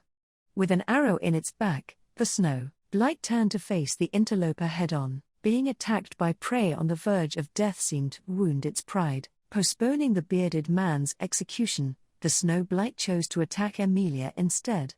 Emilia knew this would be the consequence of interrupting. If she didn't, he would die. She couldn't let that happen. She didn't like him in the slightest, and he was the source of several unpleasant memories. But even so, she couldn't let him die. "Don't do such terrible things in this forest," she whispered. She wasn't looking at the approaching snow blight, her gaze was aimed at the blood and corpses littering the path. "Don't stain this forest with blood, so many people had died already. If this continued, the count would only grow." She couldn't let that happen. If even more people died here, nobody needs to suffer here. Her vision blurred as tears filled her eyes. She had stopped speaking midway, because her words unintentionally touched the door of some memory. Those words unconsciously led to the gate to memories that had long been sealed away. However, they weren't enough to bring forth those memories. And she didn't really have time to seek them out either. The witch beast did not possess the reason, intellect or mercy to hear her plea, so all she could do now was make a choice. "Don't let the ice flowers bloom, even by mistake," Puck's parting words repeated in the back of her mind. She saw his face when she closed her eyes in guilt. And then, she spoke. "I'm sorry," words of apology, not directed at the beast before her, nor the bearded man and his men, and certainly not at herself. It was an apology to Puck and to her companions in the forest who had been frozen. Guilt and an unbearable power swelled up in her heart. The power desired a target, and she would release it to the outside world. She was repeating her sin, hazy memories and vivid guilt, the sins of the past, the forest freezing over. A glow surrounded her as colossal magical power started surging forth. Probably the same glow as back then. The snow blight stopped and frowned at the eye-burning light. However, it looked around and realized it was a false alarm, and then continued, "Not." It fell over, as though a massive weight had forced it off its feet. Unable to bear it, the witch beast howled in pain and confusion. It desperately tried to turn and look at its back, but that was impossible. The ape's large neck was encased in thick ice, and more than half its upper body had been frozen. The weight it felt on its back was something that grew from the wound there. Looming on its back was a crimson flower of ice which grew by draining the beast's blood. The ice flower absorbed blood from the small wound as it grew. Its mass was soon greater than that of the witch beast that had become a flower bed as the witch beast had been robbed of its life force, warping the atmosphere. The beautiful and deadly ice flowers spread their petals and bloomed. The witch beast's body gradually withered away, its fur starting falling out as it lost moisture. Its shrunken, limbs were like dead branches. There were no longer any traces of its former strength as the light left. Its eyes, a hoarse breath signified the end of the ruler of this territory. The witch beast died a cruel death, its vitality consumed by flowers, understanding nothing as the snow buried it. What? The bearded man panicked as he saw this. The death of the beast, and the crimson flowers of ice that bloomed from its body. However, even he understood the source of this phenomenon. Why you? Elf, you, cowering in the snow, Emilia groaned in pain. She had been the one who did this. Furthermore, her strained gasps and red face showed that his suffering wasn't over just yet. Beads of sweat formed on her forehead as tears trickled down her cheeks. They weren't tears mourning the witch beast's death. She didn't have the leeway to even care about that right now, so great was her suffering. She desperately tried to suppress her surging power, but she couldn't. "In no way," the bearded man screamed as he stared at his crushed arms in shock. His wounds filled with crossbow shards had started to change, and the blood flowing out of them froze as a tiny flower bud manifested, the same ice flower that had killed the witch beast. The sight of their growth overwhelmed him. High, still on the ground, he shook his head in rejection. However, his condition steadily worsened as he lost blood and vitality, and his consciousness was slowly fading. At this rate he would end up sharing the witch beast's fate, losing his life to the ice flowers. Wait, please wait. I'll apologize. I beg you. Driving his face into the snow, he begged as snot dripped down his face. However, Emilia couldn't stop this. A flower had even started budding in the wound on his face. It turned out that the ice flowers were manifesting in any and all wounds in the area. Budding in wounds, they would glitter a brilliant crimson, taking life and providing a beautiful death. No. Please, stop, understand. The men's shrieks filled the path as they sensed their slowly approaching deaths. This snow path would turn all living things into flower beds, and become a field of crimson flowers. Imagining this, Emilia desperately tried to keep it from happening. However, her power was beyond her control. Realizing that everyone would die, Emilia broke into tears. Please. Somebody. That you didn't call my name immediately is one of your bad points. An aloof voice responded to her tearful plea for help. The voice was far too familiar, causing Emilia to momentarily forget her suffering. Good grief, I step out for a bit and this happens. Those obstinate fools are bothersome too, but I'll have to lecture you properly later. Saying this, the owner of the voice floated down to Emilia's side with a smile. There was no mistaking it. Covered in fur, a cute face, an indifferent voice and a casual attitude, it had to be him. Puck, yep, it's me. You're wonderful, cute, fluffy cat. He winked at her as she suffered, and then moved to face her directly and joined his hands, as if praying. As he gently spoke to her, Emilia, take a deep breath. For now, you don't need to think of anything besides me. Yeah, right now. She had absolutely no reason to doubt or refuse his instructions. She closed her eyes and started breathing deeply, just as he'd instructed.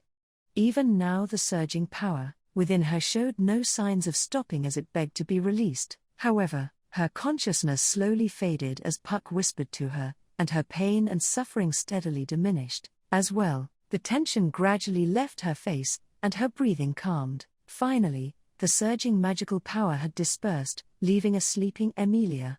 Her expression was rather peaceful. Puck nodded with satisfaction as he affectionately gazed at her, and then turned around. Now then, how should I deal with you? Puck spoke as he clapped, destroying the blooming flowers in their wounds. They were dumbfounded at the flowers' disappearance, having been mere moments from death, an unavoidable death, and a miraculous savior. These consecutive shocks were too much for them. But whether they lived or died still depended on how the spirit before them was feeling. Well then, I only saved you because this girl had tried so desperately to prevent your deaths.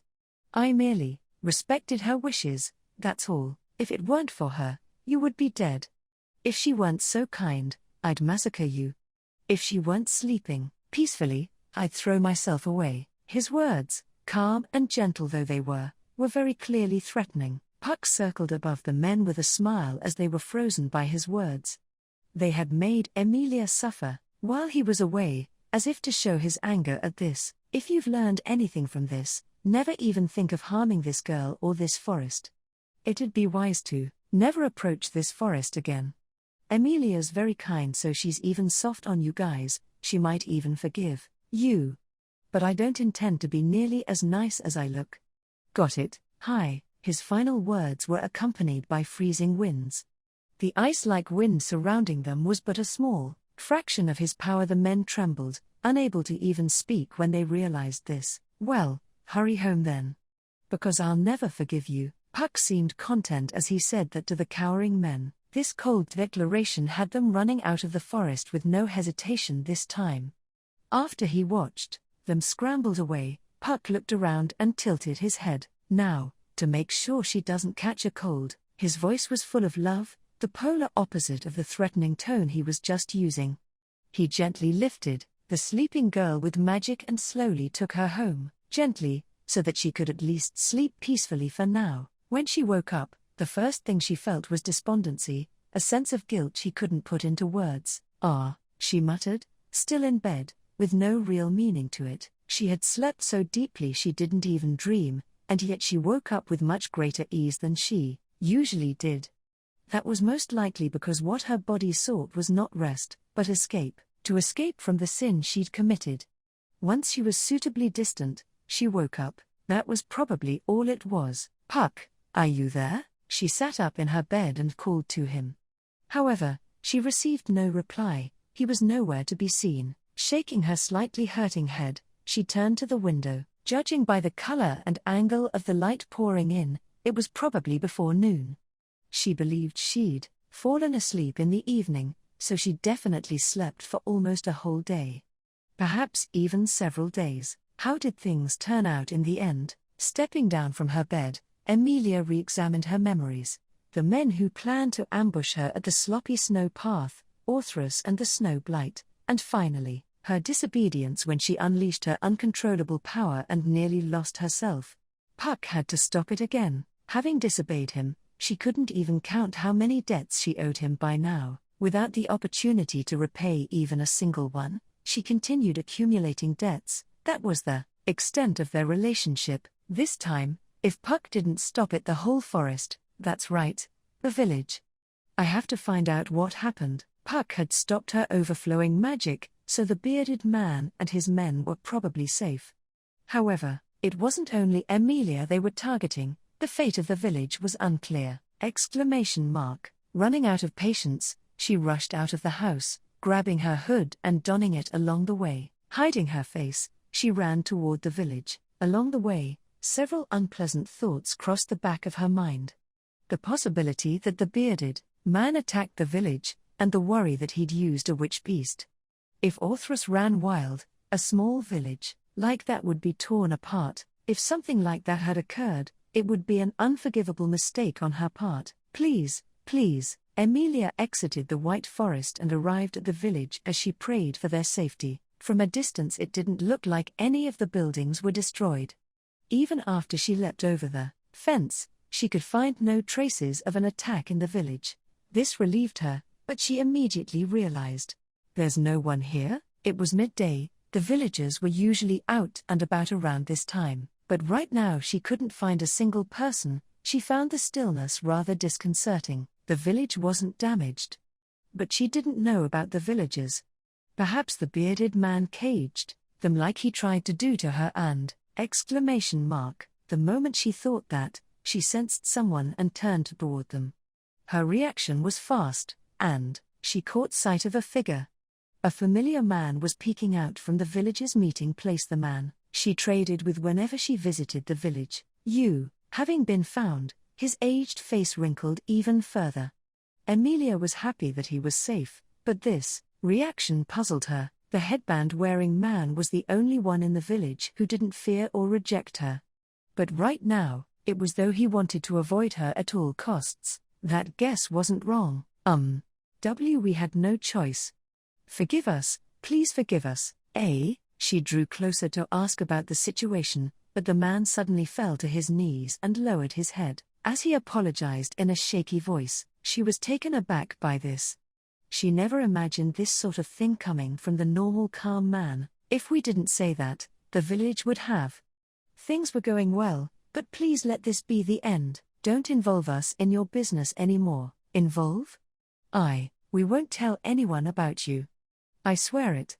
But I won't accept any more goods, nor will I trade with you. Please leave us alone. The sudden fear and rejection left her lost for words. It's not like she didn't expect this to happen eventually, but even so, she had hope. That maybe they could get closer, that kind of hope. That was why the shock was greater than she'd ever anticipated, but she also understood there was nothing more to say. There was no longer any connection between them. She'd heard what they said about her. It seemed what the bearded man said was true, that they'd sold her out, and thus they feared that she would come to exact her revenge. Even if she declared she would do nothing of the sort, the fear carved into them would not fade, and so, this would be the end. Just one more thing. One more? Those people didn't do anything? Nobody got hurt? She looked down at him, wanting to be sure of that at least. If she could just confirm that much, she could end this. Why, yes. Nothing happened, nobody was hurt. They won't come here again. I see, that's good then. She was relieved from the bottom of her heart. Nobody was hurt. That incident hadn't harmed anyone else. That was probably the only part of this ordeal she could consider fortunate. Having confirmed this, she could accept their decision and sever their ties. But first, raise your head. We're so sorry. He obeyed her and raised his head, his voice frozen. His wrinkled face turned pale, gripped by extreme terror. Reflected in his green eyes was the dreadful image of a witch, wearing silver hair and amethyst eyes. She would accept their decision. However, she would also have them accept hers. Taking off her hood, she revealed her face, her eyes narrowed at the gasping man. The cold, heartless, unfeeling expression of a witch. Never forget this face and what you're feeling in this moment. Never again mention to anyone that I was here. Her warning was calm and absolute, so they would never forget, so they would never think of incurring this fear again, so they would never again have anything to do with her. The terrified man simply stared at her wide-eyed, unable to even answer. But the lack of a response wasn't a problem. That reaction in itself was the answer, not just his, but that of the entire village. Never again set foot in the frozen forest. That place is my forest, my garden. Raising her voice, she warned the whole village. She and the man were the only two people there. However, she sensed innumerable gazes on them from the moment he started apologizing, originating from the houses around them. Therefore her words would reach them all. This fear would envelop all of them. No one would dare approach her, nor speak of her ever again. Goodbye. She turned around, intending to leave without saying anything. But in the end, she mouthed just one word. She herself did not understand why. Nevertheless, she did not look back at his face. She thought that was the right thing to do. She slowly walked out of the village, her silver hair flowing in the wind, out of the clearing, past the fence, until the village was no longer visible. She continued walking, resolutely as they all watched her, playing the role of the silver witch to the very end. As proof, the man behind her murmured this, Witch of the White Forest.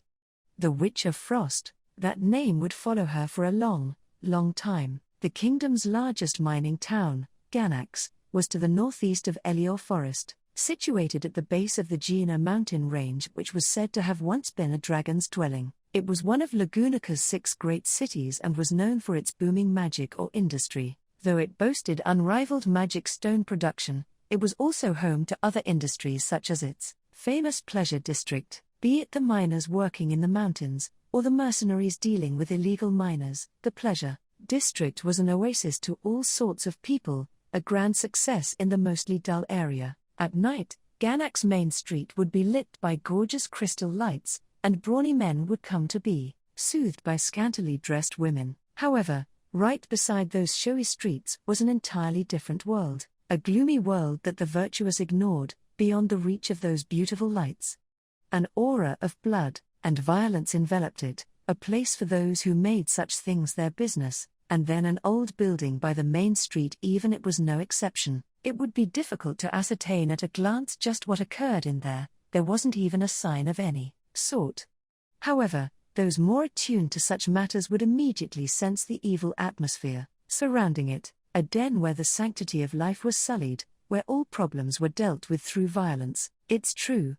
It's just like I've been telling you. In a room deep in the second floor of the somewhat filthy wooden building, a man shouted in a hoarse voice. Contrary to the building's outer facade, the room was immaculate.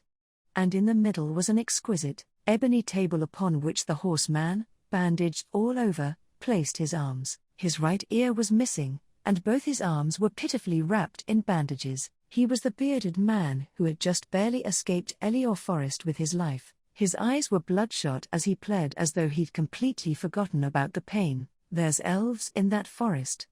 I saw it myself. That elf girl was completely genuine. We need to capture her right away. Just how many men will you send to their deaths before you're satisfied? The voice that responded to his barbaric proposal was cool and callous as it shot him down. Sat in the chair facing him was a man in the prime of his life. A well-dressed man with a clean-shaven mustache, quite unlike the filthy man across him. The difference in their status was obvious at a glance. 15 men just died under your leadership. They don't come free, you know. They might as well. You could find any number of replacements roaming the back alleys. Perhaps men are cheap, but that's not the case for witch beasts. Merely keeping and feeding Orthrus was quite the expense in itself. I gave it to you as a favor, but the elf can make up for that too. If we catch her, we can make half-elves. I'm sure the rich would swarm in to torture a half-devil. The bearded man continued to persist, his words causing the other man to lower his eyes in thought. Certainly, half-elves aren't a common sight on the slave market. ! Then, deeming his superior's reaction favorable, the bearded man chuckled, thinking it was now possible to make a comeback. In his mind, methods to exact revenge on that elf, that silver-haired girl, had already started churning. Even man and witch beast combined proved insufficient. She even had that damned spirit with her. Even so, he had to do it. To recover his trust and honor, he had no choice. I'll definitely make up for this. I'll teach that elf girl. Make up, is it? There's other ways to do that. Other ways? His excitement was suddenly interrupted by his superior. The bearded man waited for him to continue, but the reply came from somewhere else entirely. Not reversing a failure, but compensating for it. ? In that moment, a wholly different voice filled the room. They'd already made sure to clear the room, and the building itself was owned by their organization. They even had guards blocking the room. It'd be impossible to slip by and enter the room. Therefore the intruder hadn't entered by door or window, but rather manifested by traversing space itself. Particles of light manifested near the ceiling, wavering as they gathered into a single entity. The bearded man was speechless as the light took the form of a kitten before his very eyes. It's kind of embarrassing to be stared at like this, you know? Well now, that's a reaction beyond my expectations.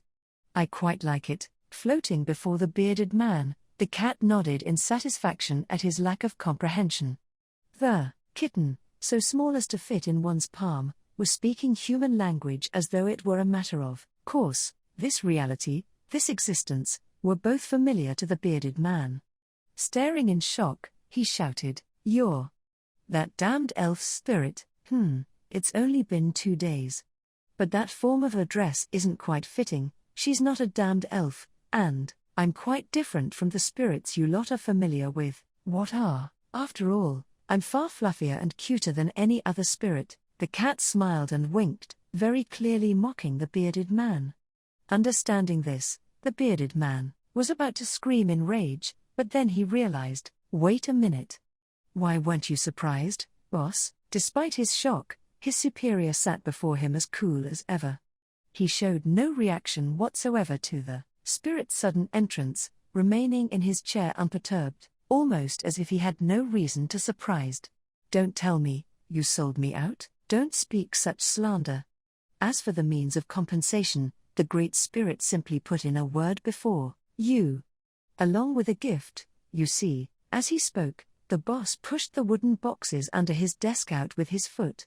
The merchandise the bearded man and his men had lost, stolen by the elf girl and villagers some 10 odd days ago, the spirit had returned them and influenced his boss, a fact that enraged him. You believe this damned cat over your subordinate? A spirit more than capable of freezing us along with the entire building, something your endless blunders and dim-witted yelling could lead to. The bearded man raised his voice, but his superior bluntly shut him down, and then started twirling his mustache. Moreover, I hail from Gusteco. I follow the holy teachings. To cross a spirit is absurd. In accordance with the holy doctrine, he turned his hands to Puck, signaling that he could do as he pleased. That gesture and attitude showed the bearded man all he needed to know. His boss and the spirit had already settled things, and he was deemed useless to the organization, something to discard. Unlike the beardy over there, this one is quite wise. I'm thankful. As the bearded man was struck with the reality that he was being thrown away, the spirit wrapped his long tail around himself and said, "Well then, it'd be great if that facial hair made you wiser too. Though I'd be satisfied if you just understood how hard that girl tried to settle things peacefully." His tone was casual, as though he was merely making small talk. His sleepy-sounding voice completely lacked in vigor. His words were soft like those of an adult scolding a child, but even so, his words held tremendous power. The bearded man's instincts screamed to nod, apologize and beg for forgiveness. But don't get carried away, you damned cat. Even if the spirit forgave him, it was still over. The organization definitely wouldn't just let him off. Moreover, there was the fact that his boss betrayed him. He was doomed, so he might as well show some stubbornness, as if some talking cat has the right to nag its human masters. Listen up, in this country demi-humans, especially elves, have absolutely no right to disobey. There are livestock, no different from the rocks, being mined and sold around here. His face red with rage and agitation, he glared at the cat as he bared his bloody teeth. I ought to be the one warning you and that girl. No matter how far you go, no matter how much you hide, people won't leave you alone.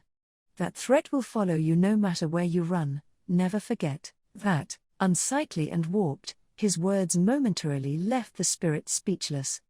The cat soon let his ears droop, and took a deep breath. If you're going to go that far, there's no helping it. It's about time I punished you. Gonna kill me? Must feel nice to let off some steam. No, I'm not that short-tempered.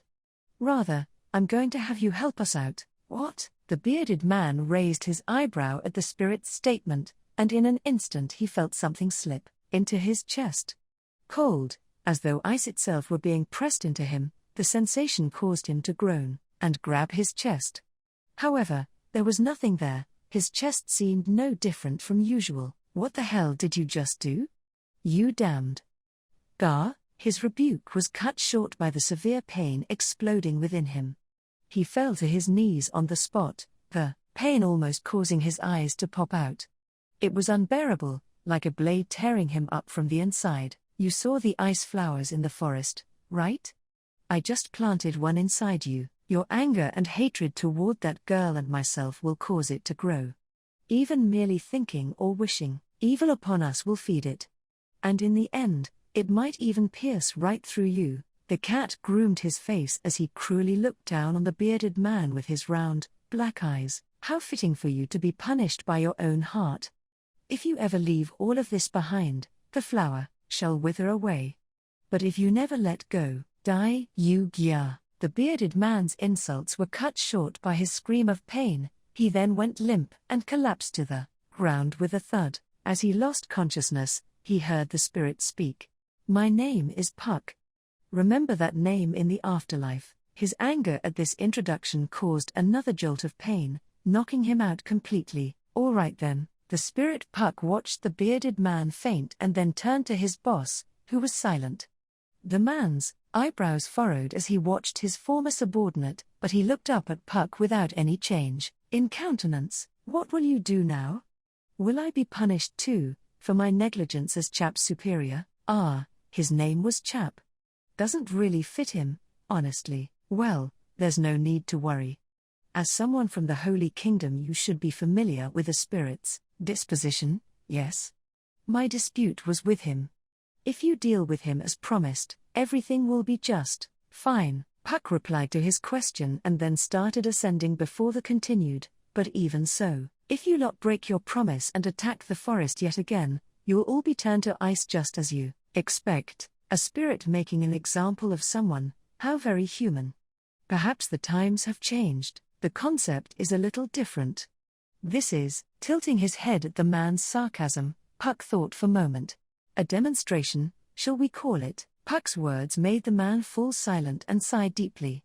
He then shook his head in response. I'm not joking around. We'll stay away from the forest and the elves.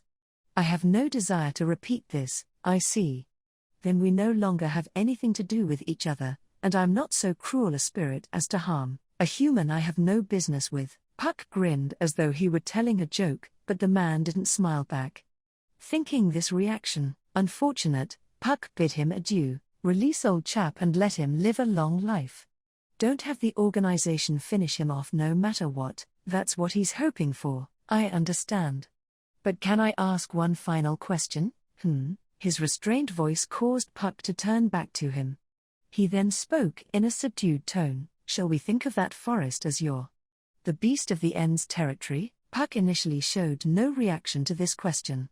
It was a question he didn't expect, and also a question that showed how keen the man's judgment was. The lack of response caused tension and unease to float across the man's gaze. Puck did nothing to ease his nervousness, nor did he choose particularly gentle words as he cocked his head. What exactly are you planning to do with the answer? Nothing, really. As I said, I follow the teachings of Gusteco. I simply asked out of personal interest, considering you're a spirit on par with the four greats. I see. Idle curiosity, is it? There's no helping it then. Puck nodded as though he'd accepted that answer, and straightened his tilted head. And then, never again speak of that name or what happened here. How about yes? Supposing I were to tell someone, you'd best leave it at that. Chap isn't the only one with an ice flower inside him. ? Kidding. Puck winked at the astonished man, his tone not suggesting a joke in the slightest. With that, Puck vanished from the room. Similar to when he appeared, mana scattered through the atmosphere as his form dispersed, leaving neither sound nor presence behind. Having seen his visitor off, he leaned into his chair and took a deep breath. He was covered in sweat. The cold sweat running down his forehead and back once again reminded him of the reality that he'd just confronted a supreme being. What a terrible day, he whispered as he ordered Chap's removal, his former subordinate still lying on the ground. It had already been an hour since the ordeal. He felt a twinge of pity as he watched his subordinates toss the bearded man out. Well, he's just reaping what he sowed. However, even that was little more than a momentary sentiment. Emilia dashed out of the village and into the forest, but her pace soon slowed. She slowly trudged her way through the familiar path. The greenery around her steadily lost color and she could feel ice being crushed under the soles of her shoes. She'd walked this path countless times. It wasn't something she looked forward to by any standard, but it wasn't wholly terrible either. She had some happy memories here, however few they might be. She'd probably never take his path again. I'll have to mark it off on the map, she murmured feebly, deeming the area forbidden territory in her mind. But in exchange, the snow, Blight's territory was now free. She would be able to increase the scope of her investigation. She could finally investigate the area she'd been postponing, wary of witch beasts. If she thought about it that way, it wasn't all bad. It was a wave of change, both good and bad. You look like you're trying hard to convince yourself of something, Puck. As she walked with her eyes cast downward, the sudden appearance of the voice above her stopped her. Descending upside down before her was Puck, who'd been absent the whole day. Puck righted himself once he'd reached eye level and looked at her with a sorrowful face. I get the gist of what's happened. As far as I know, your power even extended as far as the village. There were probably even children shocked to find ice flowers growing out of their scraped knees. I see. I guess their fear was inevitable, then. She'd only learned this after the fact, but their reaction was completely understandable. Much like those scoundrels, the villagers too had tasted the fear of the ice flowers, and they knew Emilia was the cause. It was probably impossible for things to go back to normal after that. Do you think they're being selfish? Not at all. It was my fault, after all. Your fault.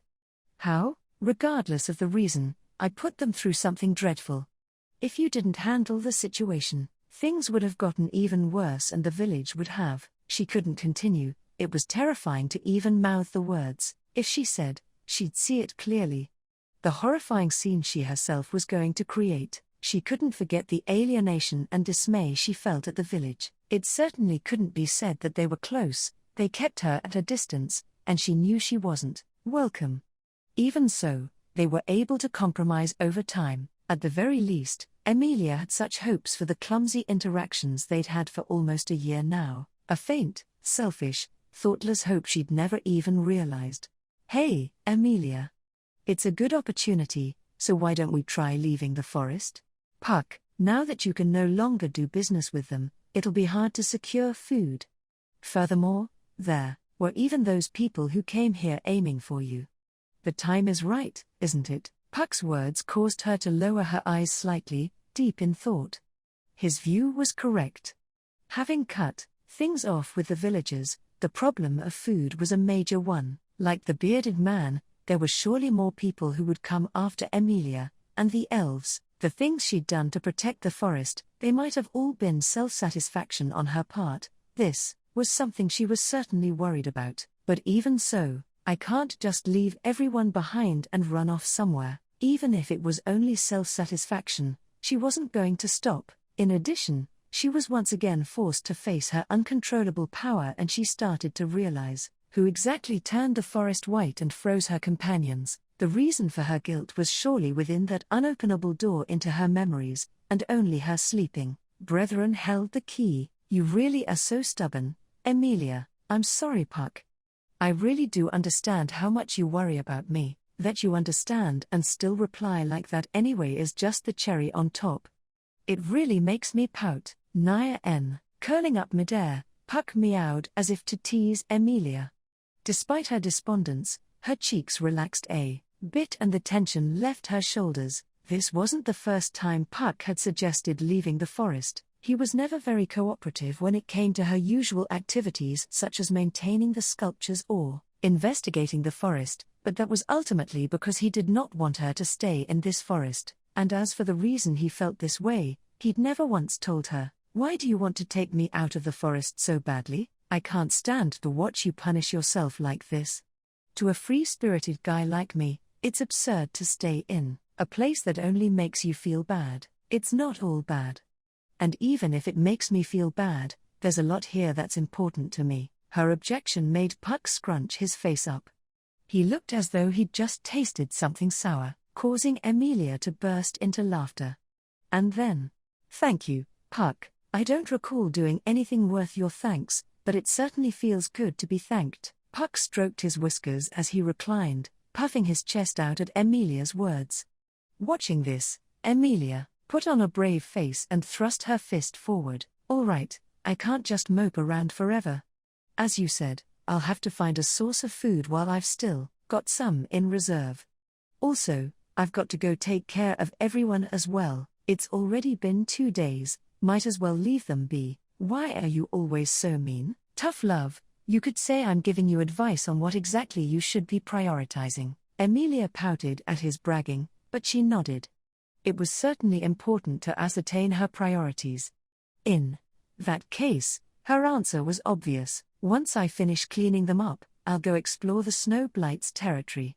The northern areas are completely unfamiliar, so it could be dangerous. Even if something were to happen, you'll save me, right? Saying that sort of thing only when it's convenient. What a naughty girl. Emilia herself thought her words were rather selfish, and Puck puffed his cheeks in response. But he didn't deny it, which made Emilia smile. As Puck watched her smile, he seemed to have come to a decision. Hey, How about this? I could teach you how to contract with lesser spirits. As we just saw, I can't always be there when you're in a tough spot. This should keep you safe and lighten the burden a bit. How about it? Is it all right? Emilia asked, her eyes wide at his proposal, and Puck seemed displeased as he responded, well, I can't say I like it. But it is a fact that your trauma could have been avoided. These lesser spirits will be able to help you next time. Lesser spirits were beings who hadn't yet become spirits, essentially balls of mana. Their power certainly couldn't compare to that of a great spirit like Puck, but they'd be a great help if she contracted with them since he couldn't use magic on her own. But if I do that, you, Blinking in surprise, Puck stared at Emilia, who had stopped midway. His suggestion made her rather uneasy when she thought about it. For him to suggest that she should contract with lesser spirits, it was almost as if, no, it's nothing. Then, can I take you up on that when I have time? Just leave it to me, I'll pick nice ones with brilliant futures ahead of them. Puck struck his chest and declared this full of confidence, causing Emilia to smile bitterly. Hiding her unease behind that smile, Emilia turned toward her destination. If by forming a contract with some lesser spirits, she could live independently, Puck won't go away, right? Keeping away and drawing closer, not wanting to be alone, not wanting to be hurt. Considering their relationship, those words seemed terribly selfish to her. All right then, let's do our best today as well, Puck. With those words, she ran off, leaving footprints in the snow, as if she expected to find something at the end of her path, and would run any distance to reach it. Oh dear, that's some speed. I guess she's at that age, huh? Puck swam through the air, smiling wryly as he watched Emilia take off like the wind, but he soon stopped moving and turned to the grove to his right, sighing as he did so. Through the gaps in the trees, he could see a wavering red ball of light. I'm afraid I can't allow that. I'll keep my promise.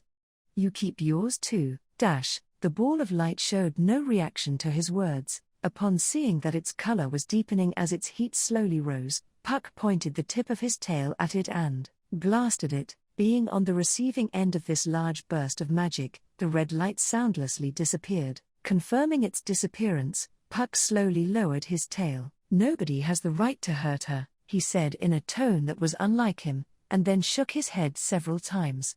Then, once his eyes and expression had returned to normal, he turned to the direction Emilia ran off in. Her slender, white back was already far off in the distance. Hey, wait up, Emilia.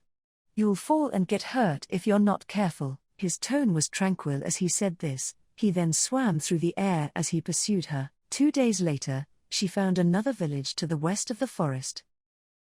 Frozen Bonds, Bonds of Ice, Chapter 3, If It's For You. The moment she woke up, even now she dreamed of it every single day. It was cold, she was imprisoned in something hard for a very long time, and she could not make the slightest movement. But suddenly there was a cracking sound as it broke, and she fell out of it. She coughed several times, trying to expel something revolting, and suffered as she was unable to do so. She was then tortured by a pain that made her whole body creak as well as the wails of her empty stomach. Within this never-ending pain and suffering that would not diminish, her mind was filled with fear. She didn't understand anything, not a single thing.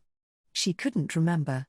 Her head was in complete disarray. Was this because of the pain? She did not even understand the source of her suffering, she only feared that it would continue, completely helpless, scary. I'm scared. She didn't know what was happening. She sobbed as the unfamiliar pain and fear continued to make her cower. She started to wonder if this unceasing fear would make her cry until she died, and the terror sent her into the depths of depression. Suddenly, she realized that there was someone right beside her, and that something was touching her forehead. She trembled and her body instinctively stiffened.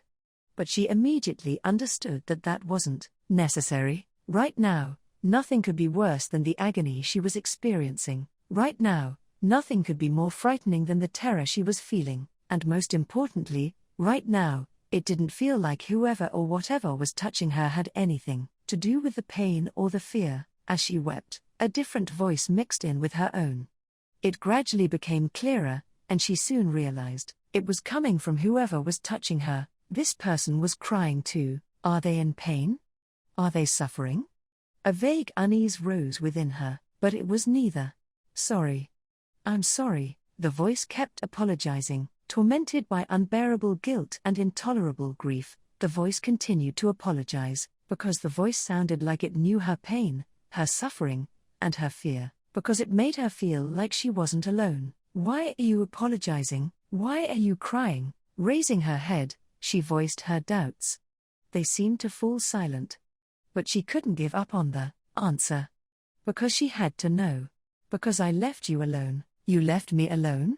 Because I could never find you, but you're right here? She told them that they had no reason to feel guilty or regretful. In exchange, she wanted them to tell her something. Your name is? My name is. At this point, the world slowly started losing its form as a white light engulfed it. I'm. Without ever learning the answer, Emilia would wake from her dream, the same dream again. Sitting up in her bed, Emilia wiped off the tears running down her cheeks with the back of her hand. Emilia knew she wasn't very good at waking up, but it was especially hard when she had bad dreams, and for the most part, this was a very frequent occurrence. Thus, waking up only ever got harder. As she moaned in displeasure, her head drowsily swayed back and forth. Despite her low blood pressure, Emilia wasn't the sort to go back to sleep once she'd woken up. It just took her some time to build up her energy. Therefore, she was still able to sense the presence of lesser spirits even in her half-awake state. There. Good morning, everyone. The mute spirits asserted their presence by perching in her silver hair or on her slender shoulders. Fundamentally speaking, lesser spirits were unable to communicate with words.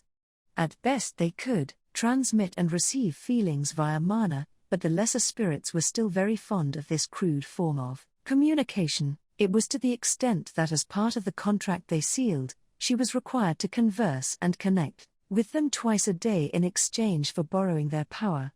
But even if there weren't such a condition, she still enjoyed interacting with them. There was also another condition: Emilia had to distribute her mana to the forest's lesser spirits. This meant that the lesser spirits would have joint ownership of their contractor's mana. This was supposed to be something that deepened their connection, but she didn't really get it. Anyway, Emilia's life had changed quite a bit thanks to her contract with the lesser spirits. It wasn't merely that she now had more conversation partners, although they couldn't reply, they were also an indispensable addition to her daily life in the forest. However, there were also certain parts of this very welcome change that she didn't like. Everyone, the lesser spirit's faint wavering glow disappeared from her sight, causing her to look around with her blurry vision. She found that the lesser spirits that had been dancing around the room had all hidden themselves. Emilia could only think of reason for this. Puck, are you there? Ah, good morning, Emilia. The moment Emilia called out in an exasperated tone, a powerful accumulation of mana Puck appeared within the room as if driving the lesser spirits away. The cat smiled at Emilia without a hint of malice on his face as she looked at him. Your eyes just wouldn't open this morning either, huh? You're like a kitten, as if it was that cute. It doesn't seem like you believe me, but I really do think you're cute. Puck made a sulky face, but Emilia shook her head at his concern. Words like cute or beautiful did not fit her. So she immediately changed the topic of conversation, and Puck stopped teasing them every morning. Isn't it cruel? It's not teasing or anything. I'm just giving those homewreckers what they deserve. You're the cat here, and you were the one who told me to form a contract with them. That's the dilemma.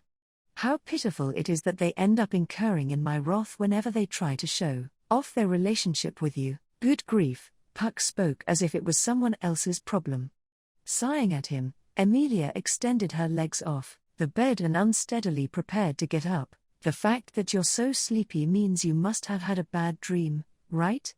What kind of dream was it? A dream of when I woke up? Well, it's not like I can answer that for you.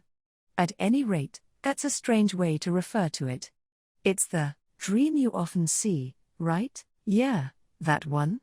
Even though I don't remember anything from before then, the memory of the dream caused her to grimace as she took her sleepwear off, baring her body. Even Though Puck was right next to her, she never once paid him any mind as she changed, nor would she. To begin with, it was doubtful whether or not she would care even if it was someone other than Puck. Emilia. I keep telling you this, but don't change in front of other people. But you're not a person, Puck, not even in front of a cute cat. Starting from these little everyday things, all of a woman's faults end up getting exposed. I'd like you to behave as if you were always being watched. Noisy, as Puck lectured her yet again while flying around above her head, she pushed him aside with her hand. She didn't really get what he was talking about, but it was definitely something troublesome. She put her head through the clothes that were drying in her room, and once she got her hair out, her change of clothes was complete. Puck would scold her, telling her that combing her hair with her fingers would ruin it, but this too was wisdom that allowed her to finish things quickly. It's wisdom. You're a good girl at heart, but you really let yourself go when it comes to this sort of thing, huh? Makes me worry that you might eventually neglect to take care of yourself at all and start getting fat. Crossing his short arms, Puck objected to Emilia's carelessness. Emilia ignored him and stretched her whole body. After this she would wash her face in the stream, and then start her usual routine. My forest investigation has gotten a whole lot easier thanks to the lesser spirits. Bee-boo, don't make weird noises. It's the truth, so pouting won't change anything. Emilia stopped his jeering with a poke to his snout. Thanks to her contract with the lesser spirits, her ability to explore had increased dramatically. To cut a long story short, it was because she was now able to rely on the spirit arts, whereas she only had her own physical strength before. Depending on how she did things, she could now easily approach difficult areas that were inaccessible before. The snow blight is gone too, so it seems I'll even be able to advance north in my investigation. But I get the feeling your taste in music won't align with the witch beasts over there. You won't. Stop. Sorry, I have no clue what you're talking about. Furthermore, I wouldn't even be able to live in this forest if I were always worried about witch beasts. If you're that concerned, why don't you come with me today? Puck was never very positive about her investigation, but he had become even more resistant as of late. Therefore, she tried to invite him along instead. However, Puck meowed Nyanyan in response. Sorry, but I can't do that today. It's one of those days on which I secretly go off somewhere. It's a secret. You're talking about this secret really openly. It's manly, is it not? Is it really? Is this what it means to be manly? Then I suppose it is manly. Puck beamed happily at her half-convinced praise, but Emilia felt uneasy. Puck had already set out on some business he kept secret from her many times now, but this past month, the frequency of his outings had clearly increased. Although he still made sure to inform her every time he was leaving, and always came back. However, the increased frequency of his trips and the fact that he asked her to form a contract with lesser spirits were a thorn in her side. It was like he was slowly preparing to leave Emilia's side. You won't tell me where you're going even if I ask, huh? It's confidential. I do want to tell you, but... Sorry, that was a lie just now. I'm not telling you because I don't want to. But what I'm doing isn't anything wrong, nor is it anything indecent. Yeah, he had clearly declared that he had no intention of revealing his secret. All she could do was nod in response. Having ended their exchange that didn't ease her anxiety in the slightest, they each set out on their respective tasks. Outside the giant tree trunk that had been remodeled into her home, the forest air was as cold as ever. Emilia took a deep breath. Filling her lungs with the freezing air, she started her day. I'll try heading to the northwest today. You be careful too, Puck. Yeah, you too. If push comes to shove, use the lesser spirits as a shield. Joking around as usual, Puck's form dissolved into the wind like always. Once she watched him fade into the atmosphere, Emilia shook her head and started walking. I'll wash my face, take care of everyone. And then start working on her map against Puck's wishes. Could that be the reason? She did not know why it felt like Puck was distancing himself from her. But supposing that was the reason, would she prioritize Puck or her goal? And Puck, between his secret and Emilia, which would he? She just couldn't find the answer, and went about her daily routine unable to concentrate. The area surrounding her home, known as the garden, had 49 ice sculptures scattered across it. They were all elves who had been frozen, and to Emilia they were all irreplaceable companions. No, that was what she believed. Everyone, her whispered words stopped midway. It wasn't that she didn't want to continue. It was that she couldn't. When she went about her daily routine, when she faced these ice sculptures, her heart always filled with an unshakable sense of guilt toward her expressionless companions cruelly sealed away in ice. Emilia was aware she had committed some irredeemable sin against them. However, Emilia herself did not know what exactly it was. It wasn't in her memories. It was a sin she could not recall. All she knew that before she woke up, she was in the same position as the rest of them. She had slumbered for a long time as an ice sculpture, and then Emilia alone had melted the ice that would not melt, and she alone had awakened from the slumber they could not wake from. This fact and her everlasting guilt, in addition to the extreme magical power within her that spiraled out of control if she wasn't careful. Even Emilia, who had lost her memories, could come up with an answer that fit these conditions. The snow in this forest and the fact that everyone was frozen. She did not know what she thought, felt, and brought about before she went to sleep within the ice. But even though her memories had faded, her awareness of her sin had not. That was why she remained in the forest, waiting for the day her frozen companions would awaken and give her an answer to her guilt. Here goes. The day they woke up would be the day she would receive judgment for her sin. Waiting for that day, Emilia continued to polish their sculptures. For she who had nothing, that was all, the meaning her life had, the reason she could live without running from her guilt. A mighty red mass of pure power manifested within the forest. The appearance of this power brought about terribly obvious consequences on Epilogue Forest. The white forest covered in eternal frost produced the sound of cracking glass. It rapidly crumbled away. The frozen trees, the frozen ground, and the frozen animals were all destroyed by the overwhelming heat. This phenomenon was caused by the light at the core of the destruction. The Red Death was round, and would occasionally waver violently. It was the most primal force of destruction in this world, and consequently the most powerful fire. That was the name of this phenomenon. The ball of fire about the size of a human head floated through the air as it dominated its surroundings. Of course, the flame had neither eyes nor a nose. However, that was domination, an act of a sentient being. Searching for something, the flame grew into a roaring blaze. Its will was such that it seemed that if it was for the sake of its goal, it would even be willing to burn away the entire forest. Practically speaking, that was the quickest method for it to accomplish its goal. If it reduced every last thing hiding in this forest to ash, if it turned the entire landscape into scorched earth, it would complete its objective. Of course, he wouldn't just overlook such a violent act. Not just eyes, you're even sending parts of yourself now, As the flame expanded its range, a sudden voice halted its movement. The floating flame was assailed by wind, and at the source of that wind there was light gathering together.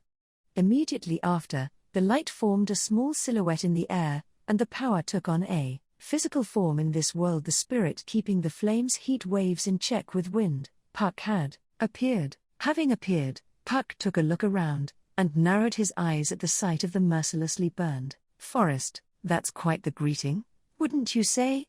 I made sure to mark this area as my own. So what exactly are you doing in my territory? I don't mean I went around peeing on stuff when I say marking. Despite my looks, it's not as if I'm a cat to the core. I've got intellect and grace, you know. I haven't been trained, though. Weird. I thought that joke would get some laughs for sure. Conversation, unnecessary. The fiercely undulating flame said this to Puck, who had been taking advantage of their silence to say whatever he wanted, a low voice that sounded like a flame burning the world away. The fluctuating voice emanated from within the flame as it roasted the atmosphere while changing its form. That's a very nice manifestation, but did you really need to add the hooves too? Thou, why, I, here, observation, inference possible. You're asking questions even though you haven't bothered to answer mine. great personality you've got there. I don't think your search is as secretive as you think. Just showing up here causes this to happen. After all, the horse of flame whose entire body was blazing asked this of Puck, and Puck responded by indicating the ruined forest with his jaw. And then he continued, on top of which, you've sent your eyes so many times, so I've taken some countermeasures. I've placed a barrier around the forest that detects your odd. But if you're sending parts of yourself with this much power, I don't really need a barrier or anything to sense you. I observe. Balance collapse, danger, power, not even a thank you even though I answered your question, huh? Be it an eye or part of yourself, you're as rude as ever. Puck went to the trouble of giving an explanation and received no reaction whatsoever, causing him to drop his shoulders in dissatisfaction. The flaming horse definitely had the intelligence and self-awareness necessary for conversation, but it did not possess the amiable disposition required to do so. Just a powerful ball of power, that was all it was. It was that very disposition that would prove most troublesome right now. This forest, frozen land, magical power. Countless, destiny, ice flowers blooming, don't make such a big deal of it. I got a little angry when my territory was disturbed, so I punished them. I won't do it again. All, thou, deed. This, speak falsehood, I'm not lying or whatever, it really was me. To begin with, who besides me could do something so extreme? Who besides me, a spirit on par with the four greats? The flaming horse's face was a wavering blaze. It was not possible to glean its expression. On the other hand, Puck, who was aware he was normally rather rich in expression, was now intentionally expressionless, as he confronted the flame, expanding cold and piercing heat. These two extremes of temperature swirled between the two spirits. If you're that suspicious, why not try asking around? You could try the forest's lesser spirits, and there might be some kids who know me in the village near that huge mountain to the northeast of the forest. Unnecessary, fully understood. You know everything? The after effects of last month's disturbance. He tried to offer this information, but the flaming horse rejected his proposal. Puck narrowed his eyes at their attitude. However, the flaming horse suddenly increased the heat of its burning mane in the meantime. His field of view was dyed red in an instant, and as Puck put his guard up, the flaming horse spoke in a more powerful tone. I, arbiter, Melakuera, balance collapse, anticipate, evil being. Escape forbidden, eradication inevitable. Giving their name, the flaming horse, the great spirit Melakuera, kicked the ground with his burning hoof, covering the evaporating ground with white smoke. The aftershock of this overwhelming power was such that even the mana comprising Puck's body trembled. Showing no sign of his inner turmoil, Puck waved his tail left and right as he glared at his opponent. Thank you for announcing your incomprehensible convictions. The world in crisis or helping an evil person or whatever, the stuff you're saying doesn't really ring any bells, but if it's a fight you want, you'll get one. Fight, denial. Holy crusade, acceptance. This is my first time meeting someone who actually uses terms like Holy Crusade. Isn't it embarrassing? Despite Puck's provocation, Melakuera continued to maintain his silence.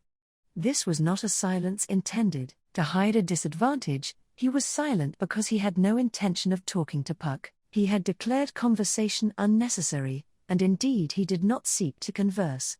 He had an unshakable goal, and was not interested in anything other than fulfilling it. It could be said that it was very much like a spirit to be so extremely self-centered. The natural beings known as spirits did not need any reason besides their own will for their actions and their results. The only exception being a contract with a spirit arts user, in which case they may prioritize the will of their contractor. In any other situation, a spirit would place its own convenience above all else. If fellow spirits came into conflict due to their differing goals, it would only result in battle. When this happened, the only solution was for one to wipe out the other, and thus it could probably be said that spirits were savage beings much more simplistic than humans. Recent, calamity, magical power. Truth, thou, power, truth or falsehood. Asking this, Melakuera steadily raised his firepower as his burning mane grew. The flaming horses' surroundings were gradually scorched by the intense heat, and the frozen forest started losing its shape, as it was forcibly thawed. Depending on Puck's answer, that firepower would probably be directed at him instead of the forest, but that was what Puck was hoping for, the next best thing. How many times do I have to tell you, that was my doing, I even apologized for it? Or, consequently, Puck halted his words midway and brought forth a colossal amount of magical power. The cat spirit had produced innumerable icicles around his small body, and their sharp tips were all pointed at Melakuera. And then, would you perhaps like to confirm for yourself whether or not my power is a threat to the world? Puck showed his intention to oppose Melakuera with his provocative words and attitude. If Melakuera went along with this, the forest would inevitably become the stage on which the two great spirits would clash. However, Puck was confident this wouldn't happen. In truth, Melakuera lowered his head, rapidly dropped his fire power, and reduced the heat. Understood? Forest, departure, yeah. I'm glad you understand. I'm really sorry too, for causing this misunderstanding.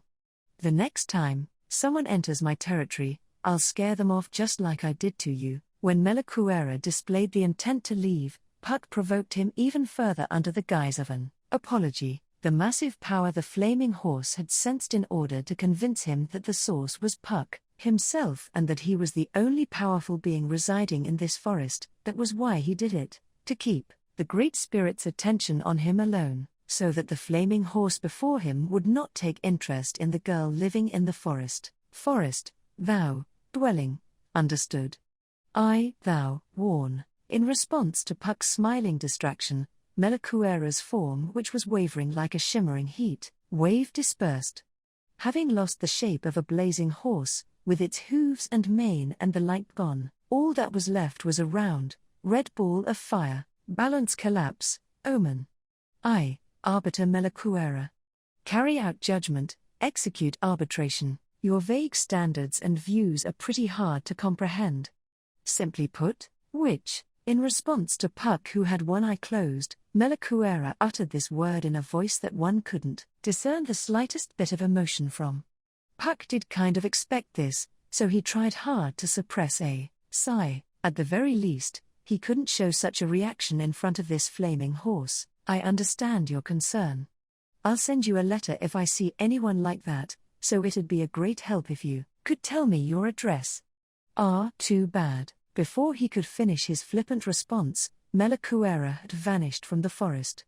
Like a candle's flame being blown out by the wind, the way he gracefully disappeared in an instant caused Puck to fold his ears. He then took a deep breath and scratched his head. That Melakuera, the one he sent, was strong even for a part of himself.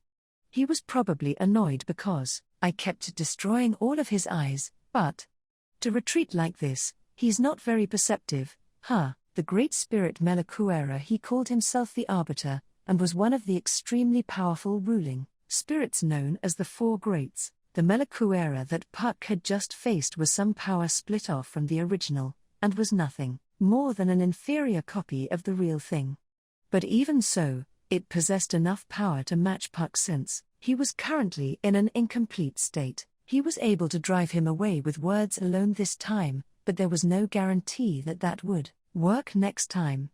Anyway, even among spirits who generally had fairly liberal principles, Melakuera was a spirit who followed extremely rigid rules. The flaming horse's goal was, as he stated, to protect the balance of the world, and to deliver arbitration upon any unnatural distortions. However, the basis for this was a scale known only to Melakuera himself, and was unfathomable to anyone else. If you caught his eye, you were out of luck, such was the general sentiment around him.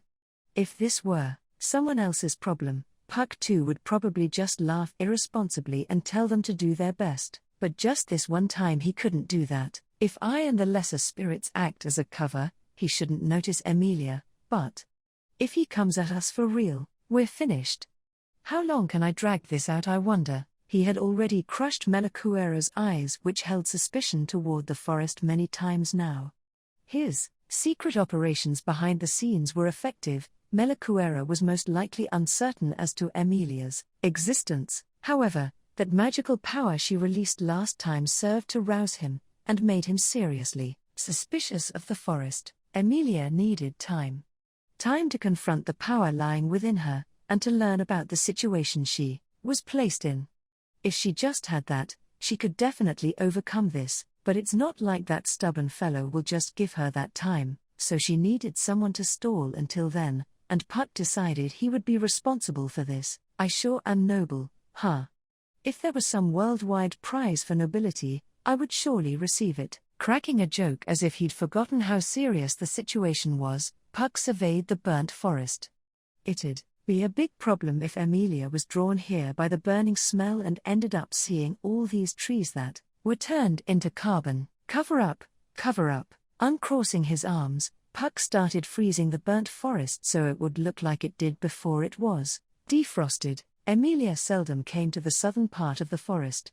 Seldom, but not never. So that she wouldn't feel uneasy when the time came, Puck painted the forest white. The spirit continued to freeze the forest in secret, so Emilia's heart could remain at ease. There was the concern that he was clearly being overprotective, but there was no one around to point that out. At the same time, in the northwest region of Elior Forest, in a coniferous area, Emilia nimbly dashed through the gathering of sharp foliage, having finished taking care of the ice sculptures. No, it wasn't quite right to say she was dashing through it. Exhaling white breaths, Emilia wove her way through the trees on a board made of ice as she skated through the forest at high speed. Hop, Emilia rode over the uneven snow beneath her with a superhuman sense of balance. Her board took to the sky with her yell, and she looked down at the frozen forest beneath her as her body was bathed in wind. On the surface of the snowscape she was looking down upon, she could see a number of unnatural pits and felled trees scattered about. These must have been the result of a witch-beast's actions, or perhaps they were victims to the mana storms that occasionally appeared in the forest. Mana storms were a natural phenomenon that occasionally occurred in areas filled with dense mana. Mana, required for the use of magic and for a spirit's activities, was ordinarily nothing more than a harmless, colorless power. However, the conditions would occasionally line up in areas filled with mana, and mana close to activation would spontaneously discharge. As a result, a power with neither aim nor outlet would end up destroying nature. This was the phenomenon known as a mana storm, and was the reason she had to alter her map on a regular basis. But it's especially bad around here. With her tied-up silver hair flowing in the wind, Emilia muttered this as she observed the ground from mid-air. Mapping things out in her head, Emilia compared the scene before her against the blank spots on her map. She could easily guess the dangerous areas. She landed on the snow on the rapidly approaching ground, turning her board sideways to kill her momentum. Producing a large spray of snow, Emilia stopped on the spot as if piercing into the ground. However, it broke. Looks like I can't match Puck after all. Unable to withstand the rigorous use, her broken ice board turned back into mana particles. This caused Emilia to drop her shoulders, lamenting her inadequacy, due to which lesser spirits gathered around to comfort her. She had borrowed the lesser spirit's power to form the ice board she was skating on. She was lacking in experience, and her connection with the lesser spirits wasn't very deep, due to which the strength and durability were both inferior to the things Puck made. But every little bit counts. Even if it's slow going, I'll keep advancing step by step, no point rushing. Smiling at the lesser spirits gathered around her, Emilia admonished herself for making comparisons to Puck. It was absurd to compare their bond of hardly 3 weeks to a great spirit that had lived such a long life. If she was going to lament her inadequacy, it should be after they'd spent that much time together. But I'll be a granny by then. Focus. Rather than setting very patient goals, she had to prioritize copying what she'd just seen onto her map. Pulling the rolled-up map out of her bosom, she untied it and unfurled it over the snow. On that faded paper was the map Emilia had been drawing up on her own for more than half a year now. She would have to redo it whenever she realized the forest was larger than expected, so even its current incomplete state was actually the 8th incarnation thus far. There's pits here and here. Let's call this the thorny thicket. Thinking back to what she'd seen from the sky, she filled in the blank spaces on the map with a rough draft. She would name the place whenever the inspiration struck, but making a fair copy would have to wait until she got home. All right. It looks like it's nearing completion now. It was a real pain back when I first started, though. Reviewing the unfurled map, Emilia praised herself. It really did look like a map now. Naturally, it was most accurate in the eastern region where she lived, but thanks to the cooperation of the lesser spirits, her investigation of the northern and western regions was going especially well this past month. At this rate, I might end up finishing it way sooner than expected. As she admired the map, the anticipation of completing it lifted her spirits a little. Mapping the forest was something she spontaneously decided to do while tending to the ice sculptures. When she was first released from the ice, Emilia didn't know anything about the garden or what she was supposed to do. As she aimlessly wandered through the treacherous forest, she encountered the ice sculptures of her companions and understood. There was a connection between her ceaseless guilt and the ice sculptures. From that point onward, Emilia decided that she would live in the forest and watch over them until they woke up. This would be her atonement. In order to do this, she noted down the positions of the ice sculptures scattered around the forest on a handmade map, and then started working on the map when she decided to learn more about the garden. This was a habit that persisted even now. Doesn't look like Puck's too happy about it, though. Overlapping with the map before her was the face of the spirit who had always been by her side ever since she woke up. To Emilia, who had been left alone in the forest, Puck was always a source of emotional support. However, for some reason he would always become apathetic whenever the topic was the forest or the ice sculptures. It was as if he was telling her to forget all about the guilt in her heart. Even though I can't do that.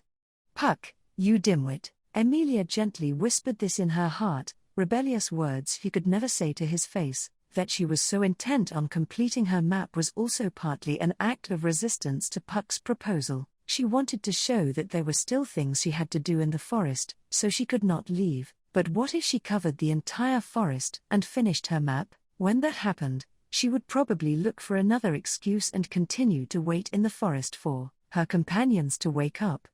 And Puck would probably continue to stay by her side as she did this. The answer was forever beyond her. No, what's wrong? Are you mad I'm ignoring you? While she was absorbed in thought, the lesser spirits gently touched her hair. The sensation surprised her, but she immediately sensed the reason for their appeal. They were warning her. Holding her breath, Emilia promptly lay flat on the ground. As she put her map back in her bosom, she felt a stinging sensation against her skin. The source of this ferocious pressure was down the slope right next to her, in the cluster of trees on slanted ground. Which beast? She saw a squirming shadow through the gaps in the trees, causing her to mouth the general term, referring to the forest's greatest threat. The northern region of this forest was originally the territory of that snow blight. Now that he was dead, many witch beasts were competing for control over this territory. There were even witch beasts on par with Orthrus and the snow blight participating in this struggle for territory, so even Emilia would be in danger if she accidentally encountered them. The witch beast she found today was also a formidable opponent. It would be wise to avoid a direct confrontation, that is, I believe. Giltylor? Searching her vague memories, Emilia muttered the name of the giant black beast prowling around. Downhill, the witch beast trampling on the piled-up snow as its large, awful frame swayed. Giltylor, also known as the Shadow Lion, a powerful being that dwelled in dark forests, with the head of a lion, a torso resembling that of a horse, and a tail equipped with a snake's fangs and venom. Its ferocious and brutal nature caused Puck to warn Emilia of its danger, a truly terrible beast, the jet-black king of the forest. Swallowing her breath, Emilia concluded that it would be unwise to fight and that she should withdraw. If she did fight, it wouldn't end very well for her. Erasing her presence, she retreated, gaining distance. However, the witch beast moved first. As she lay atop the snow while on high alert, Giltylor roared beneath her. This roar filled with hostility caused Emilia to shudder, thinking she had been discovered. However, that wasn't what happened. The witch-beast's giant body nimbly spun around in the air, and furiously charged the enemy behind it.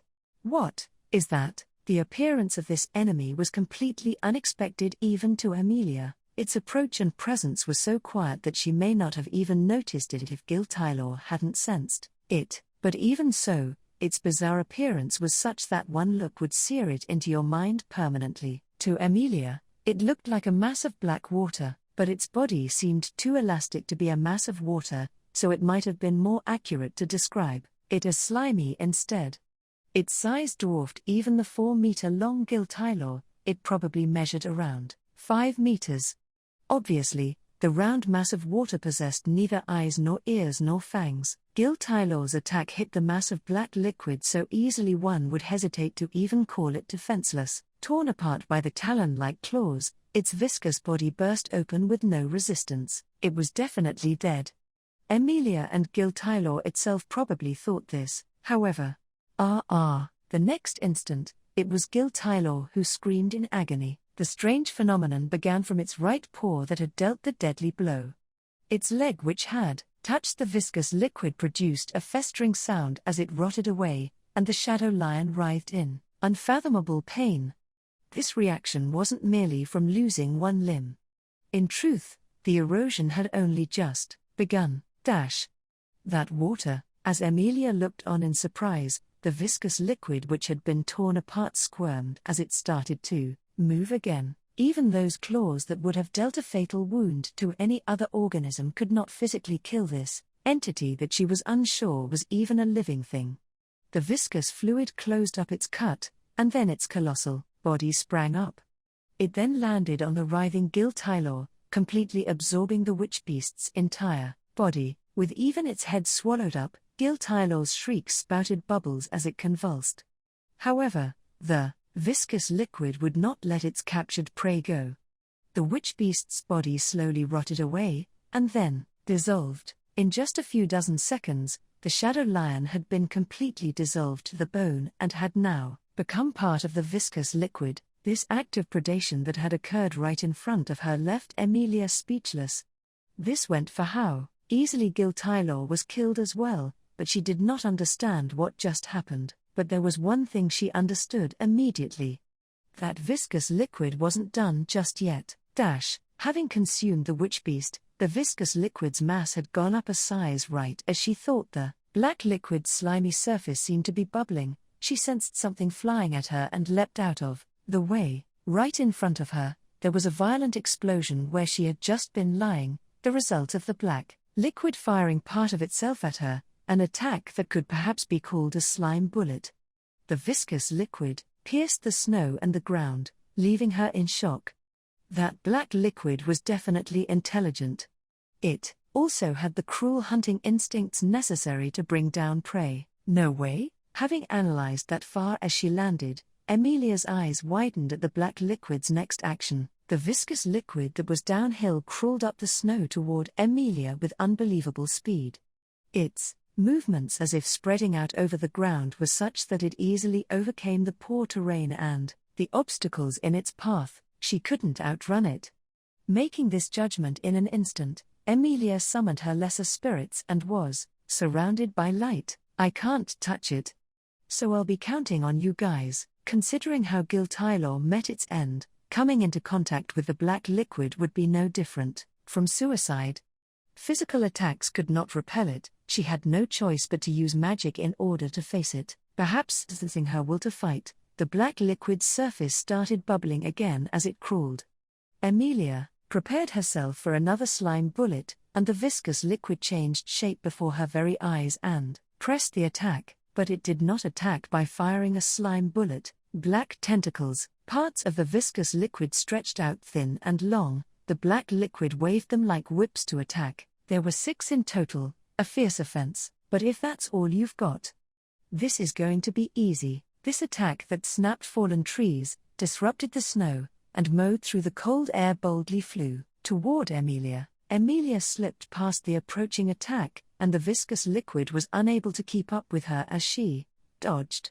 The strangeness of its attack definitely surprised her at first, but as long as she was careful not To make contact, it was possible to fight at close range. Gil-Tylor was unlucky. Though it had offensive instincts, it seemed to lack survival instincts. The black liquid kept trying to attack Emilia as she approached, and made no attempt to retreat.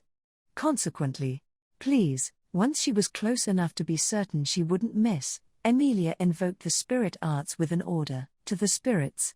She thrust her palm forward, and the white light released from it pierced the atmosphere, and scored a direct hit on the middle of the defenseless black liquid.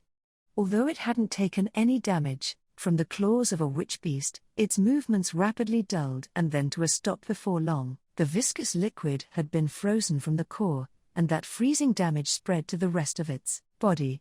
It rapidly lost its amorphous nature that had been its specialty, and was reduced to a lump of ice, sticking to the slope. It really can't move now, right? She cautiously approached the frozen black liquid, and tried poking it with a rod of ice she had manifested.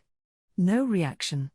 At the very least, she seemed to have forced it into an immobile state. There was no horn either, so it shouldn't be a witch beast, but was it even alive? It was unclear.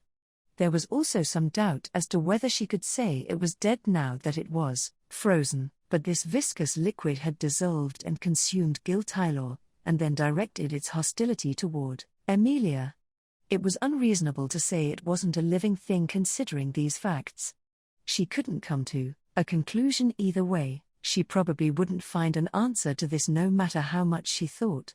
She probably wouldn't, but she knit her brows, unable to take her eyes off the frozen black liquid.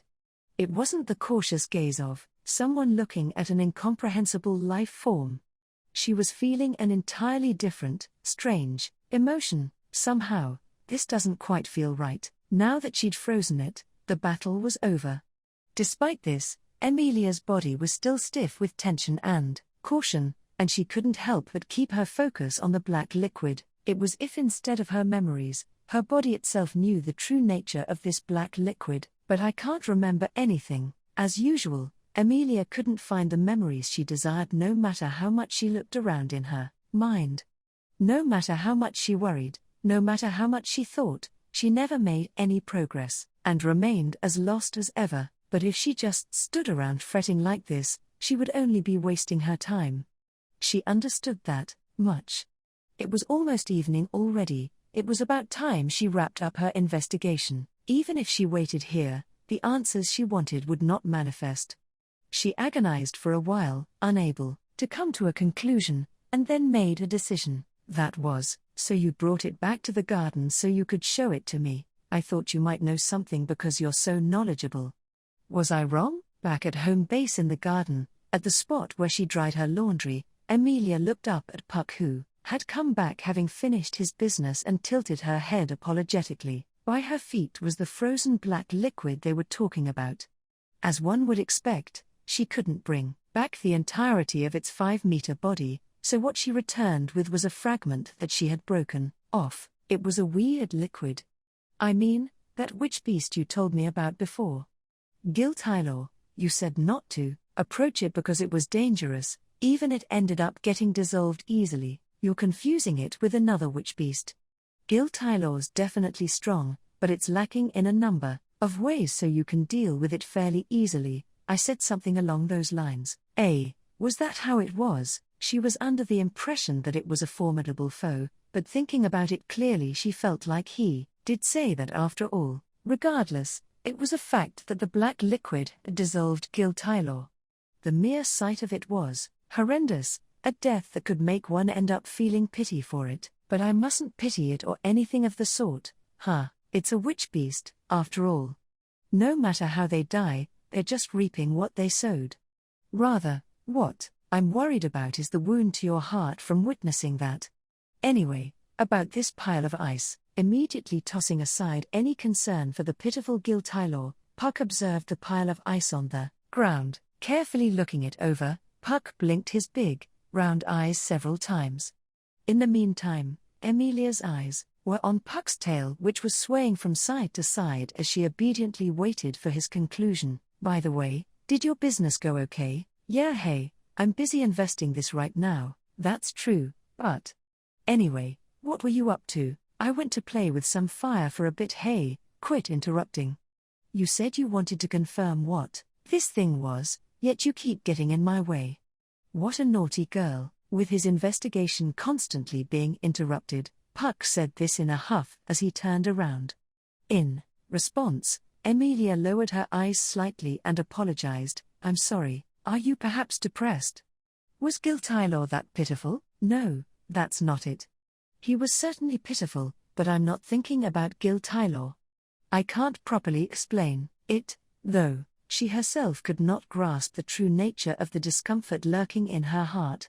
It was for the purpose of understanding it that she asked Puck to analyze the black liquid. Yet she kept bothering him despite this. She was basically only hurting herself. She did not understand why, though. Emilia fell silent, and Puck sighed in response. And then, Emilia, you said this was part of the black liquid you defeated, right? Yeah, that's right. The real thing was much bigger, but I couldn't bring it all back. This is, right, just the tip of the iceberg. It was a lump of ice only around 30 centimeters in size, but it was still quite the pain to bring it back here. Rather than the weight, it was her feelings that were the problem. Her answer caused Puck to take on a troubled expression. Emilia, it's hard to say this, but you haven't finished it. It's still alive, eh? Emilia's eyes widened in surprise at Puck's words. Immediately after, a crack appeared on the lump of ice on the ground. Black slime poured out of the crack as if overflowing and expanded in the blink of an eye, after which it immediately threw itself at Emilia, who was standing nearby. Well, I can't let you do that, though, but that was the end of its comeback. Before the leaping slime could attack, Puck clapped the paws of his hands. In an instant, particles of light flowed in and surrounded the black liquid, causing the atmosphere to creak as the slime was frozen and compressed. Its formerly 30-centimeter diameter was now reduced to just 2 by Puck's power. The sphere then cracked from its core and was smashed into pieces, scattering like grains of sand. Seems rather resilient, so you have to go this far at least to finish it off. The ideal would be to freeze it to the core and smash it apart. This, in other words, Puck spoke as though it was the simplest thing in the world, but this was a technique that employed a high degree of magical power. At the very least, Emilia as she was now could not easily do it even by borrowing the lesser spirit's power, but rather than her surprise at this technique, something entirely different had a much greater impact. Wait, if the black liquid just now wasn't dead, the big part you left behind is probably running around right now. With her fears confirmed, Emilia reflexively turned to the north of the forest. The part she'd frozen and left behind was well over 10 times the size of what she'd brought back. If that part was also released into the forest, there would be a lot more damage like what happened to Giltaylor. You won't make it in time even if you go. Maybe so. That might be the case, but I can't just leave it be. When Puck coldly called out to her, Emilia responded with a face that looked like she was ready to dash off at any moment. There was no guarantee that only witch beasts would fall victim to the black liquid. It had even turned on Emilia. Meaning that to the black liquid, even the animals in the forest and her frozen companions in the garden were prey, and that might not just apply to this forest. Even the village nearby, setting aside the village you can trade with now, didn't you already cut things off with those other guys? I don't think you have any obligation to worry about them. Still, that's no good. I still can't let that happen. Puck read her feelings from her expression as he muttered this, and she shook her head in response. She had sworn to never approach that village again. There was an unbridgeable gap between her and the villagers. But that didn't mean she wanted anything bad to happen to them. If it was possible for her to stop it, she wanted to do so. You're going so far for people you'd be better off ignoring. Your kindness is a serious illness. Someday, it's going to backfire on. Oh, it already did. But you're still not reflecting on it in the slightest. What a troublesome girl. Say whatever you want. I'll go have another look at the thorny thicket. Puck. All right. I'll go in your place, so you wait here. Emilia was expecting to have to persuade him somehow, so this caused her eyes to widen. You won't stop me, I am stopping you. And in exchange, I'm offering to go in your place. If you just tell me the place, I'll get there much faster than you, and I won't fall behind that filthy liquid either. Am I wrong? You're not wrong. You're not wrong, but are you okay with this? Yeah, sure. I don't particularly care about this forest or the people in that village, but I'd much rather do this than let you face that filthy liquid again. Speaking in his usual unlikable manner, Puck winked. Blinking at this human-like gesture, Emilia spread her map of the forest in a hurry. It's still a rough draft, but the snow blight's territory went from here to here. I met that black liquid around here. Over here, because the frozen trees are all thorny, so that's the thorny thicket. Easy to understand, huh? All right, I'll have a look. Having received her explanation, Puck nodded as his form dissolved into the freezing air, releasing their manifestation and then manifesting anew at their destination, a form of teleportation, characteristic of spirits. The accuracy seemed to depend on the spirit's ability, but since it was Puck, he would definitely make it. Please. Before she knew it, Emilia had closed her eyes and joined her hands as if praying. The bud of unease growing within her heart had not disappeared even now. Rather, now that she knew just how dangerous the black liquid was, her wariness toward its contamination was strengthened even further. She opened her eyes slightly. The scattered remnants of the black liquid were within view. The appearance of the black liquid was clearly the cause of this sense of tension that made her heart race, and she had also experienced that sensation accompanying pain. Many times, in fact, so many times, every morning, the feeling brought about when she would wake from her bad dreams. Emilia, but before she could find an answer in her memories, the light of mana took the form of a cat. Puck, calling to the spirit who had returned, Emilia was relieved that nothing strange had happened to that small body of his. To begin with, Emilia trusted that he wouldn't lose no matter who he was facing. But still, an opponent was an opponent. Now that her anxiety, which was like grains of sand, was negated, Emilia sighed. However, considering Puck's downcast expression now that he'd returned, she got the feeling she was about to get some bad news. I'll start with my report. At that thorny thicket place you spoke of, the frozen black liquid, was it? It was gone after all. So I looked around for a bit. So, did you find it? Relax. I found it. I took care of it properly, so you can go ahead and praise me.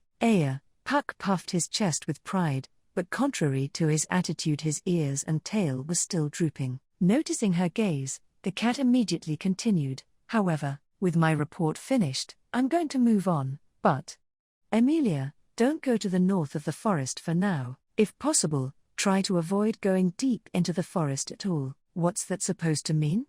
For you to say something like that, he spoke in a joking tone, but Puck's black eyes wordlessly conveyed his seriousness.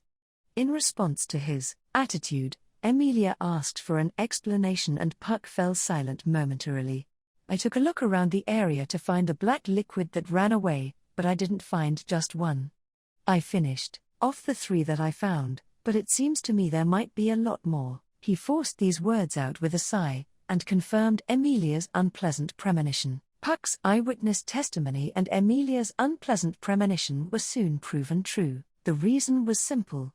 Ever since their first contact, the black liquid had infested the entire forest. The entire area had become their territory. In response to this large-scale outbreak, Emilia followed Puck's advice and temporarily suspended her map-making. However, it couldn't be said that this guaranteed her safety. Rather, the level of danger to her was much greater than before. The reason being, found you. Yelling this loudly, Emilia skated across the snow to engage the black liquid that she just found in close combat. The enemy was around 1 meter in size, rather small for the black liquid. The undulating black slime produced protuberances across its entire body in order to intercept Emilia, who was rapidly approaching. Too slow, but before it could ready its attack, Emilia's drove her palm into its core. Her palm glowed blue as mana surrounded it, and the venomous viscous liquid was unable to harm her. On the other hand, the ice magic Emilia fired froze the black liquid from its core, causing it to shatter. to pieces in an instant. Looking back at the scattering ice fragments, Emilia used the edge of the ice board she was skating on to come to a sudden stop. Her lovely profile was filled with caution, and she sharpened her senses of sight and smell as she searched for her next opponent. In accordance with Puck's warning, Emilia had suspended work on her map, but rather than reducing her trips into the forest, she greatly increased them as she proactively continued to battle the black liquid in order to exterminate them. Over these past 2 weeks, she had already battled almost 100, and her link with her lesser spirits had also improved greatly. As you just saw, if her opponent was simply a black liquid, she could safely deal with it. Of course, the risk was never zero when it came to battles, but, even so, if I can reduce the damage by even a little, fighting wasn't pointless. That was what Emilia thought. Unless you strike at the source, there will most likely be an almost limitless number showing up. No matter how many branches or leaves you bring down, the tree won't fall. In much the same way, it will be necessary to cut this off at the source. That was what Puck said to her as she ran around dealing with the constantly appearing black liquid. That was probably his frank advice to her now that she'd gone as far as to directly disobey his warning, in order to run around the forest. No matter how hard she worked bringing the black liquid down, it was all futile unless she exterminated the source. She figured that was what he was trying to say. However, despite telling her this, it only had the opposite effect. Even if my method is missing the point, even if I'm doing this in a roundabout manner, there's still meaning in fighting like this. So the fact that I want to do it won't change. She understood that he was concerned for her. Out of both sincerity and stubbornness, the cat spirit would keep talking her head off, trying to keep her out of danger. She understood that she was the worst for ignoring all of his consideration and selfishly continuing her pursuit. I don't really get what it is that drives you to try so hard. Since Emilia would not listen to his warnings, Puck powerlessly dropped his shoulders and said this. What was it that was spurring her on? Emilia herself did not know the answer to Puck's doubt. Perhaps it was because she didn't know that she was trying so desperately, so she could find out. Feels kind of itchy in my chest. Whenever she came into contact with the black liquid, she felt something ache at the bottom of the memories she could not access. That's why she thought there was no way she could stop. There's the next one. When the cold odor brushed against her nostrils, Emilia discarded her thoughts and began the chase. The ice board accelerated rapidly as it received the force of her kicks. Her skill with it had increased dramatically. Only in actual combat can your skills truly be polished. It was an example of that sort of saying. She went up the slope, bursting into a cluster of trees, going up the hill as frozen foliage grazed her skin. Pursuing the slight odor reaching her nostrils, Emilia found it down the cliff in front of her. She saw the undulating black liquid flowing down a slope so steep it was as if the hill had been cut down. Since it was sliding down bare rock, it would not be possible to pursue it unless she was prepared to fall to her death. However, though the mere sight of this precipitous cliff would paralyze most people's legs, Emilia dived down with no hesitation. With her ice board against the almost completely vertical rock surface, she chased after the black liquid with her world tilted 90 degrees. In response to her feat that was both skillful and daring, the black liquid further down the cliff started firing slime bullets to intercept her. As the attacks flew toward her one after another, Emilia swung her body from side to side to dodge them. As she slid down the cliff, she adroitly handled acceleration, deceleration and turning simultaneously. She then evaded slime bullets blocking her path by leaping over them and fired magic while gliding through the air, freezing the surface of the fleeing black liquid. However, the black liquid took a tumble, ripping the frozen portion off, ensuring the safety of the rest of its body. The chase would continue. You don't even have a head, why are you so crafty? It was now somewhat smaller, but Emilia bit her lip as it continued to slide down. In the meantime, the black liquid had not let up on its counterattack. Emilia easily dodged, and then increased her speed. She would close the distance in one go, and then pierce it at full speed. If magic won't work, how about this? Her declaration accompanied their collision. She raised the underside of her board, crushing the black liquid into the cliff from above. The direct contact caused the underside of the board to turn black as the venom corrupted it, but at the same time the surface of the black liquid turned white as it froze. The black liquid tried to escape the freezing the same way it did just earlier, but this time her freezing did not let up. It continued to lose mass as it ripped off parts of itself, and finally exhausted itself before it could fully corrupt the ice board.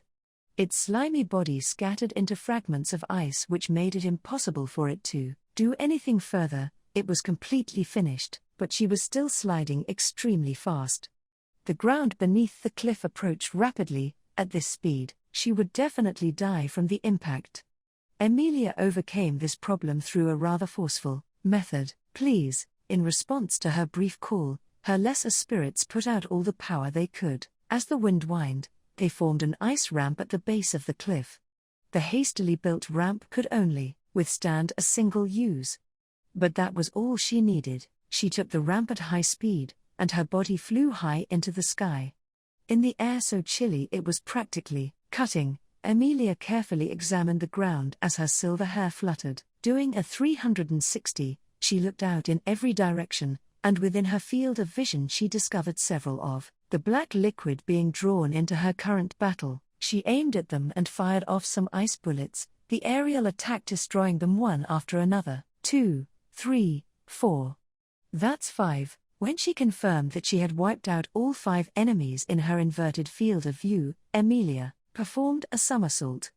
The sky and the ground were back in place as she slipped down the snow, gently, reducing the impact as she slowed down. Slower, slower, the snowy mountain before her approached. Ow! Unable to stop, she ended up crashing into the snow face first. Ah! My nose hurts. Pulling her buried upper body out of the snow, Emilia stroked her nose as her cheeks reddened. Even though it was a pile of snow that she crashed into, an impact was an impact. She felt somewhat dizzy, even now, but I was able to take them all out in one go. Huh? Still pressing down on her nose, Emilia sat on the snow and looked back at what she'd just accomplished. With one eye closed, black liquid extermination had become her new daily routine, taking the place of map-making, but today's results were quite a bit higher than anything else in the past 2 weeks. It was just past soon, and she had already disposed of 10 of them. Up until now, her daily average was around 5, so this number was unusual. Looks like most of the black liquid is around the northern area after all. The rate at which they appeared backed up her hypothesis, and she was now sure it was correct. Right now, the black liquid was appearing all over the forest, but she definitely encountered it more frequently in the north. Even her first meeting with it had occurred in the north, so it was probably safe to assume this was true. I'll have to tell Puck about this too, she thought, but her words stopped midway. The image of Puck being displeased at her leaping into danger appeared in the back of her mind. If she revealed this to him, he would happily work toward a solution. Leaving Emilia behind, she would once again be making him clean up her mess. She thought of it as far too cowardly an act. I can't just have Puck do everything for me. He isn't some doll who exists to follow my orders. Even though she ignored Puck's warning, she was going to rely on him when it mattered. That was cowardice. She was taking him for granted. And also, I don't want to give up just yet. If Puck was the one dealing with this, he would definitely distance her from the matter. If that happened, she wouldn't be able to find the answer to the unease that she had been hunting to this day. Her most important memories that were supposed to serve as her starting point were sealed away from her even now. She was already suffering not knowing them. She couldn't bear the idea of having even more things she didn't understand. As if building her resolve, Emilia clenched her back teeth and looked up into the sky. It was hidden by thick clouds, but the sun was still high. She still had plenty of time. Please, lend me your power once more. If they couldn't rely on that kind and overprotective spirit, they'd just have to do it on their own. Answering her call, the faintly glowing lesser spirits emerged around her. Surrounded by the bluish-white light, Emilia proceeded further north into the forest. Filling in this unexplored region that wasn't on her map felt very much like filling in her missing memories. Right now, Emilia was unsure as to whether or not she should tell Puck about what she was doing, and ultimately decided not to. But even supposing she chose the other option, she probably wouldn't have been able to do it. The reason being that while this was going on, Puck was also facing an enemy unknown to Emilia. This was around the same time Emilia resolved to head north. Well now, I'll hear you out if you've got an excuse. Two spirits positioned some 10-odd meters apart, a grey cat and a crimson horse of flame, confronted each other. Each was a great spirit bearing its own name, these being Puck and Melakuera. They each beheld the other head-on, continuing their standoff with an atmosphere that definitely couldn't be called reasonable. That was a natural confrontation. This was a chance meeting that shouldn't have occurred. They both understood that they were in conflict. This forest was Puck's territory, and Melakuera was an uninvited guest. That was the conclusion they had reached in a previous conversation. Despite this, they had once again encountered each other in Elior Forest. Furthermore, the black liquid. No, the black serpent's poison, isn't it? I found you while searching for the source. Come to think of it, its first appearance was right after I met that part of you. What do you have to say about that? Puck knew the true nature of the strange viscous liquid that kept appearing. It was the after effect left behind by a certain witch beast, an evil poison that would never disappear, possessing the will to harm the living. He knew what it was. The problem then was the source, and the flaming horse was definitely related, somehow. I'd like to hear your opinion. Whether you have something to do with it or not. Thou. Dialogue. Answer denied. You're not saying you don't know, you're outright refusing to answer, huh? Guess you're honest to a fault as usual. But you'd best keep your resemblance to a horse to your appearance alone. When you immediately forget what you're told, we call that being bird-brained. Melakuera refused to answer in a low voice, and Puck continued onward, mixing hostility and ridicule. Where are you finding the poison? And you shouldn't be able to release it into this forest. If you were to try to enter this forest, you'd immediately be discovered like you were just now. What sort of cheap trick are you using? Answer, denial. I, reason, visit. Thou, falsehood, excess, you're accusing me of lying. On what basis? Mining town, recent, criminal. Thou, ice flower seed, destiny. The flaming horse's blazing reply caused Puck to narrow his eyes. FMM. Melakuera was referring to last month, when he intimated those scoundrels in the mining town Ganax. Puck had given the man who hurt Emilia and his boss a fitting punishment. It was all to set an example, a trap to draw Melakuera's attention toward himself. But, if you made someone talk, I suppose it must have been by intimidating the sensible one. What a pity, he was a believer of Gusteco's sacred teachings, which hold spirits in reverence. Petty, trifling, insignificant, how cruel. Well, I suppose unlike Oddglass you don't have that kind of sensibility. I'm of the same opinion, but even I feel like offering a little sympathy. Since his deed could bring harm to Emilia, he was probably an ice sculpture by now, threatened by a flame spirit, and ultimately frozen solid. Truly pitiful. The great spirit who called himself the Arbiter was sure of Emilia's existence. Strictly speaking, it was not Emilia herself but her power that he regarded as dangerous. Her rampage that day ended up drawing his caution. After all, that was as bad as it could get. In order to deceive him, Puck used various tricks to pretend that day's events were the work of his magic, but he was unable to fool Melakuera's prejudice. If the great spirit of judgment learned of Emilia's existence, he would definitely deliver a prejudiced judgment. So if he was unable to deceive said prejudice, Puck's stance was obvious. No matter how much you doubt it, my answer won't change. Leave this forest, Melakuera, forget about this place and go arbitrate for a married couple in a rut or something. Contempt, scorn, firm refusal. Arbiter Melakuera. Derision, grave sin. Ah, you're mad? How troublesome. Sorry. Let me rephrase then. Puck directed an embarrassed grin at Melakuera, who was in a rage, scraping the ground with his burning hooves. Still smiling, the cat tilted his head and continued. Turn around and trot away like a good little horse. Declaration of war. I accept. Taking Puck's provocation exactly as stated, Melakuera prepared for battle. Leaning forward, Melakuera's flaming body billowed as it produced wings so hot they warped the atmosphere behind him, wings of flame. Melakuera dashed forward as he produced waves of heat. His sprint burned the ground below him, and his heat wave, so hot as to sear any eyes looking at him, raised the terrain. The frozen forest was unable to withstand the high temperature and was vaporized. Despite the frost as it was blown apart, all creation, ash, carry out. His fluttering wings produced wind that was both hot and extremely destructive. The scorching wind would burn throats that breathed it, eyes that looked upon it, skin that felt it, and ultimately even burn away souls themselves. The purest form of destruction of all swept through the forest, and instantly burned away everything in a radius many times larger than the wings, reducing it all to scorched earth. This space of death that had been formed in the blink of an eye would not allow the existence of even a single living thing, unless that thing possessed power matching that of the flaming horse. Good grief!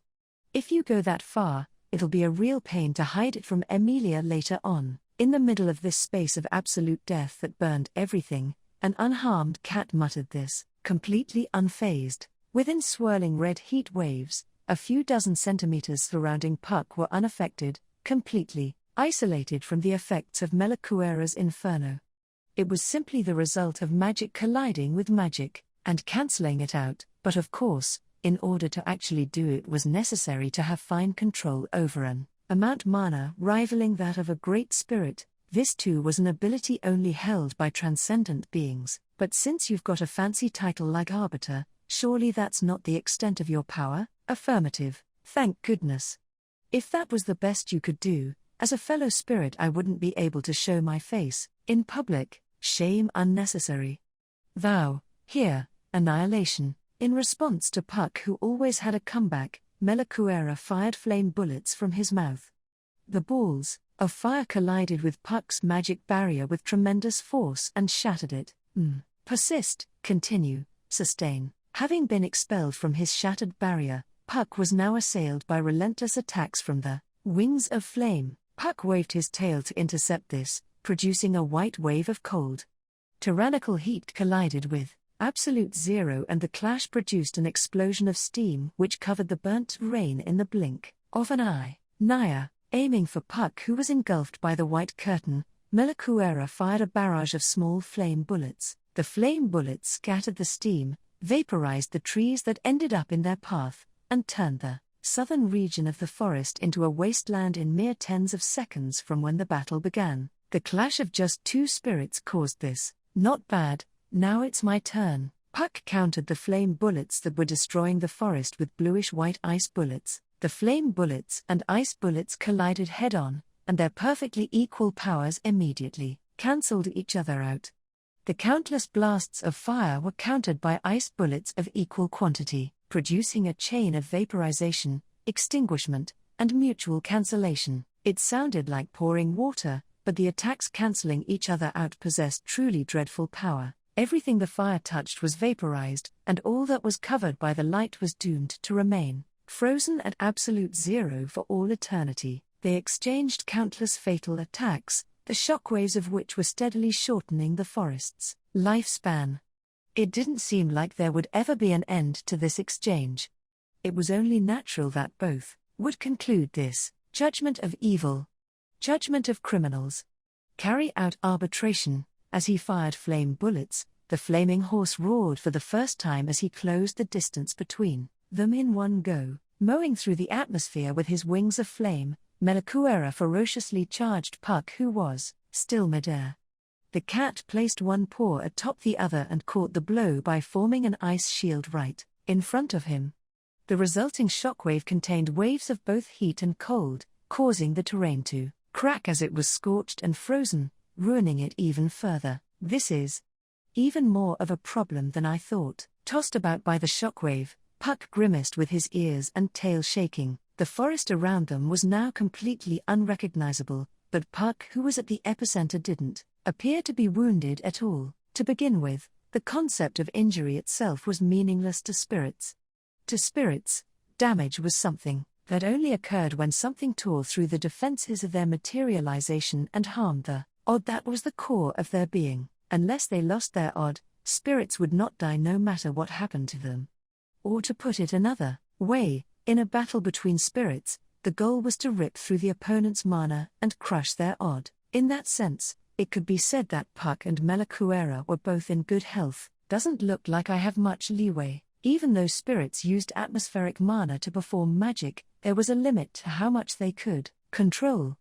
Although Puck possessed extraordinary power compared to the average spirit, he too was no exception. To say nothing of the fact that his opponent was a fellow great spirit, meaning his mana expenditure in battle was much higher than usual. Furthermore, I've got to finish this before Emilia shows up. It wasn't as if his forehead could produce sweat, but Puck wiped his forehead in a human-like manner. They had fought this much and caused this much destruction. Emilia had disobeyed his instructions today, as well, and had gone into the forest, working hard to exterminate the black liquid. He just wanted to avoid having her show up here. She was a gallant and noble girl. If she understood Puck was caught up in this, she would probably join the battle with no hesitation. And that would be just as Melakuera planned. Brethren. Conclusion, hasty, desire, it's not just me. I don't think either of us wants to look at the other's mug for too long. Falsehood unnecessary. Impatience unnecessary.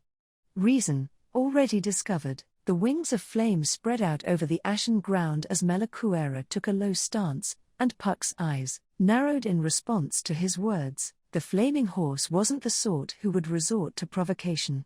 His statement did not have any ulterior motives. He had spoken his thoughts directly, conveying a fact. He was announcing that Puck had no need to rush.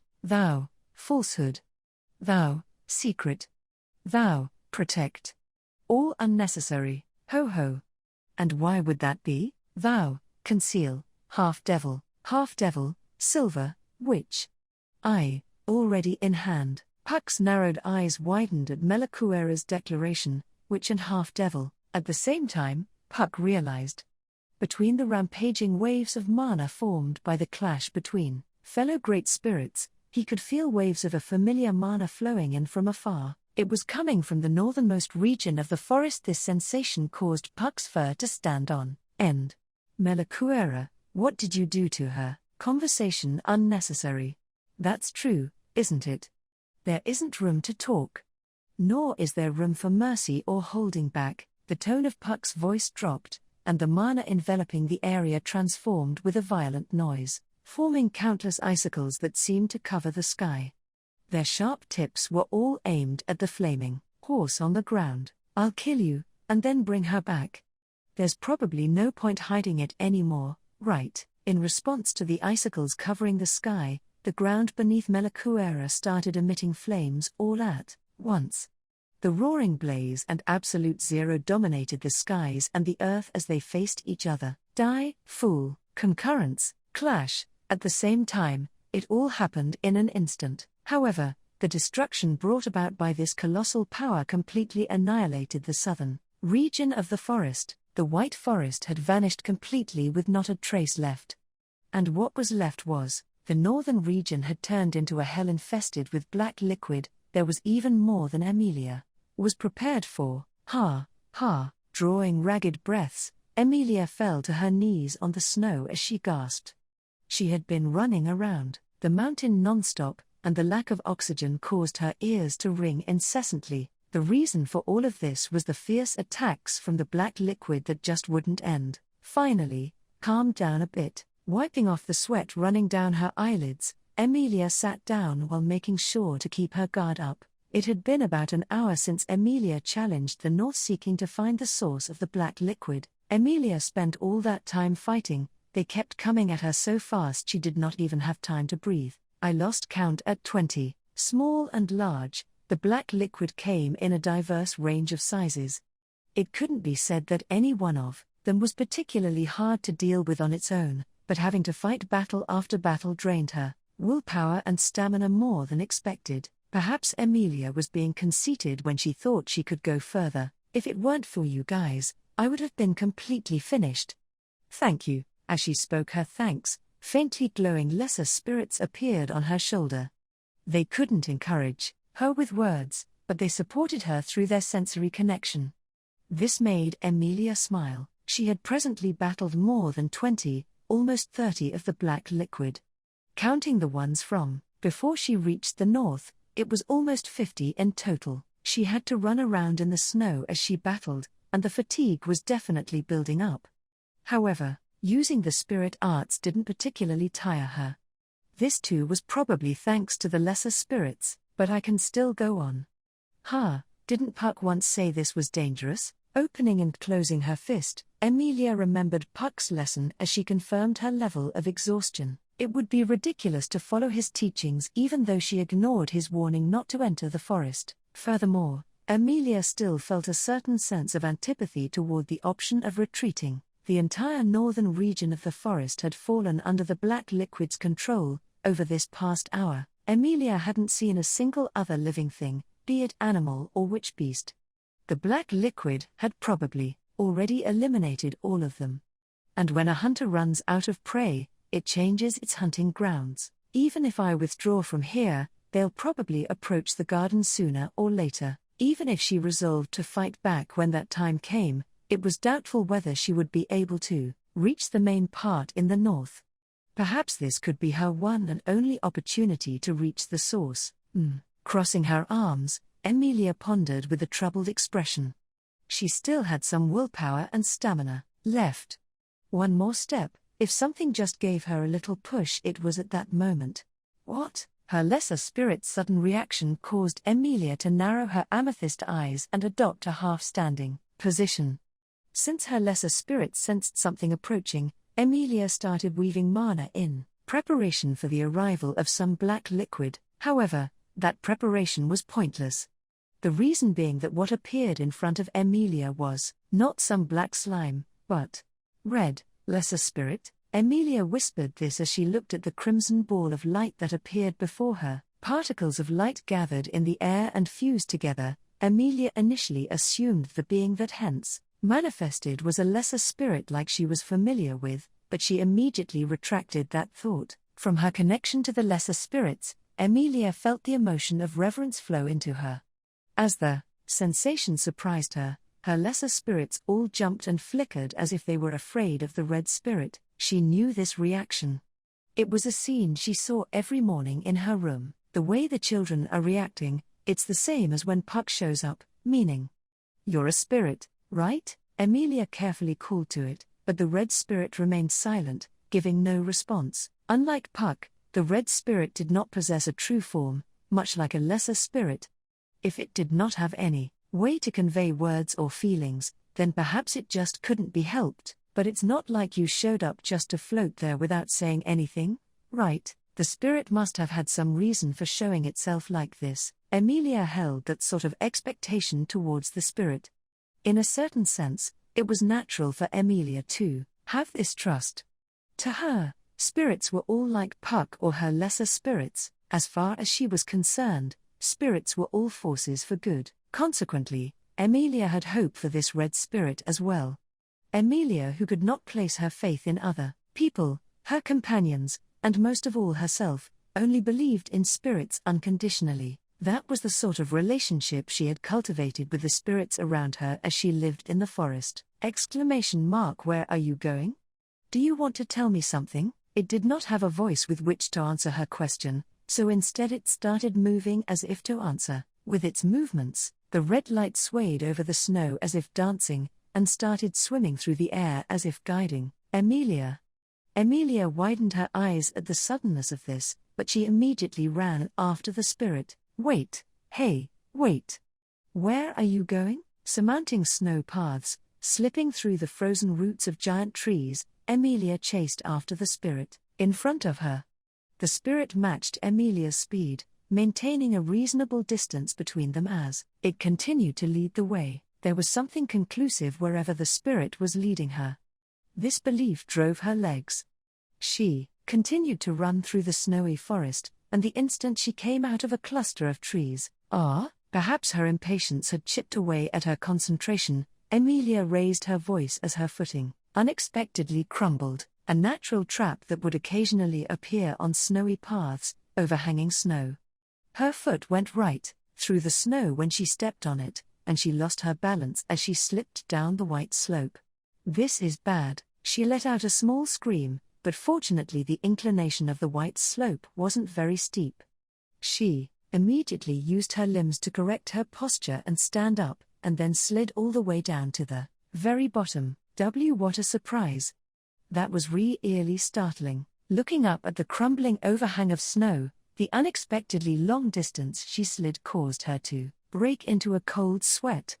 She then remembered her objective, chasing after the red spirit, and restlessly looked around her surroundings as she searched for it. Then, this is a lake? So there was a place like this in the forest. Emilia's eyes reflexively widened at this scene she was only just now discovering. Before her was an immense lake under violently undulating snow. Of course, this was a place even Emilia did not know about. It was also the case that she'd left the northern region mostly untouched during her investigation, but considering the obstacles such as dense thickets and ravines, she probably couldn't have made it far enough to confirm this. However, this was Epilogue Forest, an eternally frozen land. Even this lake that appeared to be several dozens of meters in radius was completely frozen, and was like a huge ice-making spot. The red spirit that led Emilia here was floating at the center of the lake. A place like that. Having found the spirit, Emilia tried to run over to it, but stopped at the edge of the lake. The surface was frozen, but she was a little unsure as to whether or not it would break if she stepped on it. There was also her experience with crumbling overhanging snow just now, so she cautiously placed her foot on the ice to test if it would break. Fortunately, the frozen lake could easily support her weight. The frozen lake's water was stained pitch black, so she was anxious about falling in, but it seemed there was no need to worry. "So, I followed you, but is this the place you wanted to show me?" Rapidly sliding over the lake's surface to reach the middle, she called out to the floating spirit. The red spirit was silent as usual, but now it did not even move and simply continued to float there. "As I thought, there's something here." "That's how it is, huh?" Interpreting the red spirit's behavior this way, Emilia carefully examined her surroundings. It was an open space, under her was a lake, and in front of her was the spirit who vexingly could not speak. She had to find the answer. She was currently in the northern region, which had endless black liquid crawling all over the place. If she stayed here too long, the slime would approach. How strange. Thinking that far, Emilia realized how odd the situation was. There was no sign of the black liquid anywhere around her. That also went for the path she took to get here. Within an hour of entering the north, she was attacked by more than 30 of them. Compared to that frequency, her journey here was miraculously peaceful. Too peaceful. No. There was one possibility that did not require a miracle. It wasn't that she hadn't encountered the black liquid. It was already here. It can't be. She suddenly felt her hair stand on end and was frozen in place as her eyes widened. She then slowly lowered her gaze down to the lake she was standing on. The lake that should have been frozen white seemed to contain something that dyed it black. As if a familiar black contaminant was hidden there in such a large quantity as to fill the bottom of the lake. What? The instant she sensed the colossal danger in the frozen lake she was standing on, something strange happened. Turning toward the intense waves of mana, she found that it was her contracted lesser spirits that were calling her. The blue lights flew around at high speed, fervently trying to tell her something. What she felt flowing into her from their connection was fear, panic, anxiety and anger. Knitting her brows at this sensation, Emilia immediately noticed that the red spirit had disappeared. Right now, only Emilia and her lesser spirits were left on the lake. The moment she realized this, "No way," as if to affirm Emilia's dumbfounded mutter, a thunderous sound burst out from beneath her. Cracks formed on the lake's surface, and evil poison poured out of the ice like a volcanic eruption, and then the contaminant gushing forth turned toward Emilia, and mercilessly rained down on her. Frozen Bonds, Bonds of Ice, Chapter 4, I Can Become Anything. Smashing through the lake's surface, The source of the black liquid, the great black liquid's entire body, vibrated violently. The undulating black slime rained down slime bullets on its surroundings, instantly contaminating the lake's shore with evil poison. The great black slime possessed a colossal body about 100 meters in size, and it used that immense mass to wash away the frozen forest like a tsunami.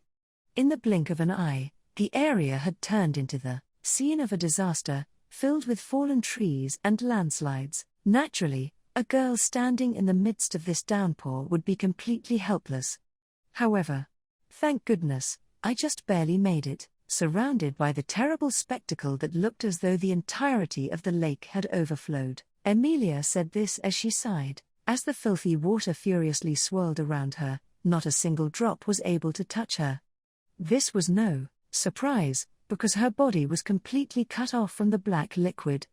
The method was simple: a box of ice. The box ice Emilia had formed using the spirit arts floated atop the great black liquid's raging waves. The coffin-shaped box was very thick and buoyant, which allowed it to fully protect her from the contamination, but it won't hold for long, so. Her relief only lasted a moment. Emilia slipped out of the coffin and started forming new footholds over the liquid. The poison's erosion was dreadful. Neither the coffin nor her footholds would last very long. Heading for land, Emilia leapt across the ice footholds she had formed using the spirit arts one by one, and escaped danger by jumping to an area the poison could not reach. She then turned around, and the disaster at the shore once again made her eyes widen. That's far too horrible. The lake was ruined by the great black liquid's tyranny, and was already completely unrecognizable. Having been released from the bottom of the lake, the great black liquid shook its whole body as if overcome by joy. No, that wasn't joy. It was moving like this to heat up the parts of itself that were still frozen and break them. The great black liquid still had one portion frozen. However, it would soon be freed from even this incomplete state, and would use that giant body to hunt for prey. The forest wouldn't even last 3 days if that giant body invaded it. I can't let that happen. I have to stop it. If it approached the forest, the tsunami would completely destroy the ice sculptures of her companions. If that happened, there would no longer be anyone who could connect Emilia to her past. She would be alone. The idea was more terrifying than death itself. Therefore, Emilia would fight. Even if she could not remember the reason. I'll stop it. I'll definitely stop it. Please, lend me your power. She would fight, and once again seal that great black liquid away. Emilia built up her resolve and called out, and in response all of the lesser spirits she was connected to emerged. Each and every one of them shone brightly as they lent her power, and Emilia thrust her hands forward. The lesser spirits took hold of her white fingers and arms, and built up every last bit of mana they possibly could. Perhaps having noticed this massive whirlpool of mana, the great black liquid turned its attention toward Emilia. The viscous liquid did not have eyes. It barely even appeared to be sentient. Despite this, Emilia knew it was looking at her. The great black liquid vibrated violently, and immediately after, terrifyingly huge tentacles emerged from it. It roared as it swung down an attack like several large trees bundled together at Emilia. Something like a pouring waterfall couldn't even begin to compare to this. It was as if the sky itself was falling. The heavens were dyed black as they fell, and right before they could crush her, light emanated from her, black and white. The clash between these primordial colors looked like the creation of heaven and earth. The pure white light painted over the jet-black sky. The sky was frozen in an instant, cracked the next instant, and scattered into pieces the final instant. As shards of ice poured down like rain, the light ceaselessly continued even further, ultimately landing a direct hit on the top of the main body. However, neither had managed to land a decisive blow. Cunning, having been hit by the light, its response as it started to freeze caused Emilia to raise her voice. Before the freezing from the light could reach the rest of its body, the great black liquid twisted the frozen part off, minimizing the damage. On top which, it sent this part flying, and the fragments aimed at Emilia rained down like buckshot, Every single shot in the barrage flying toward her was like a huge cannonball.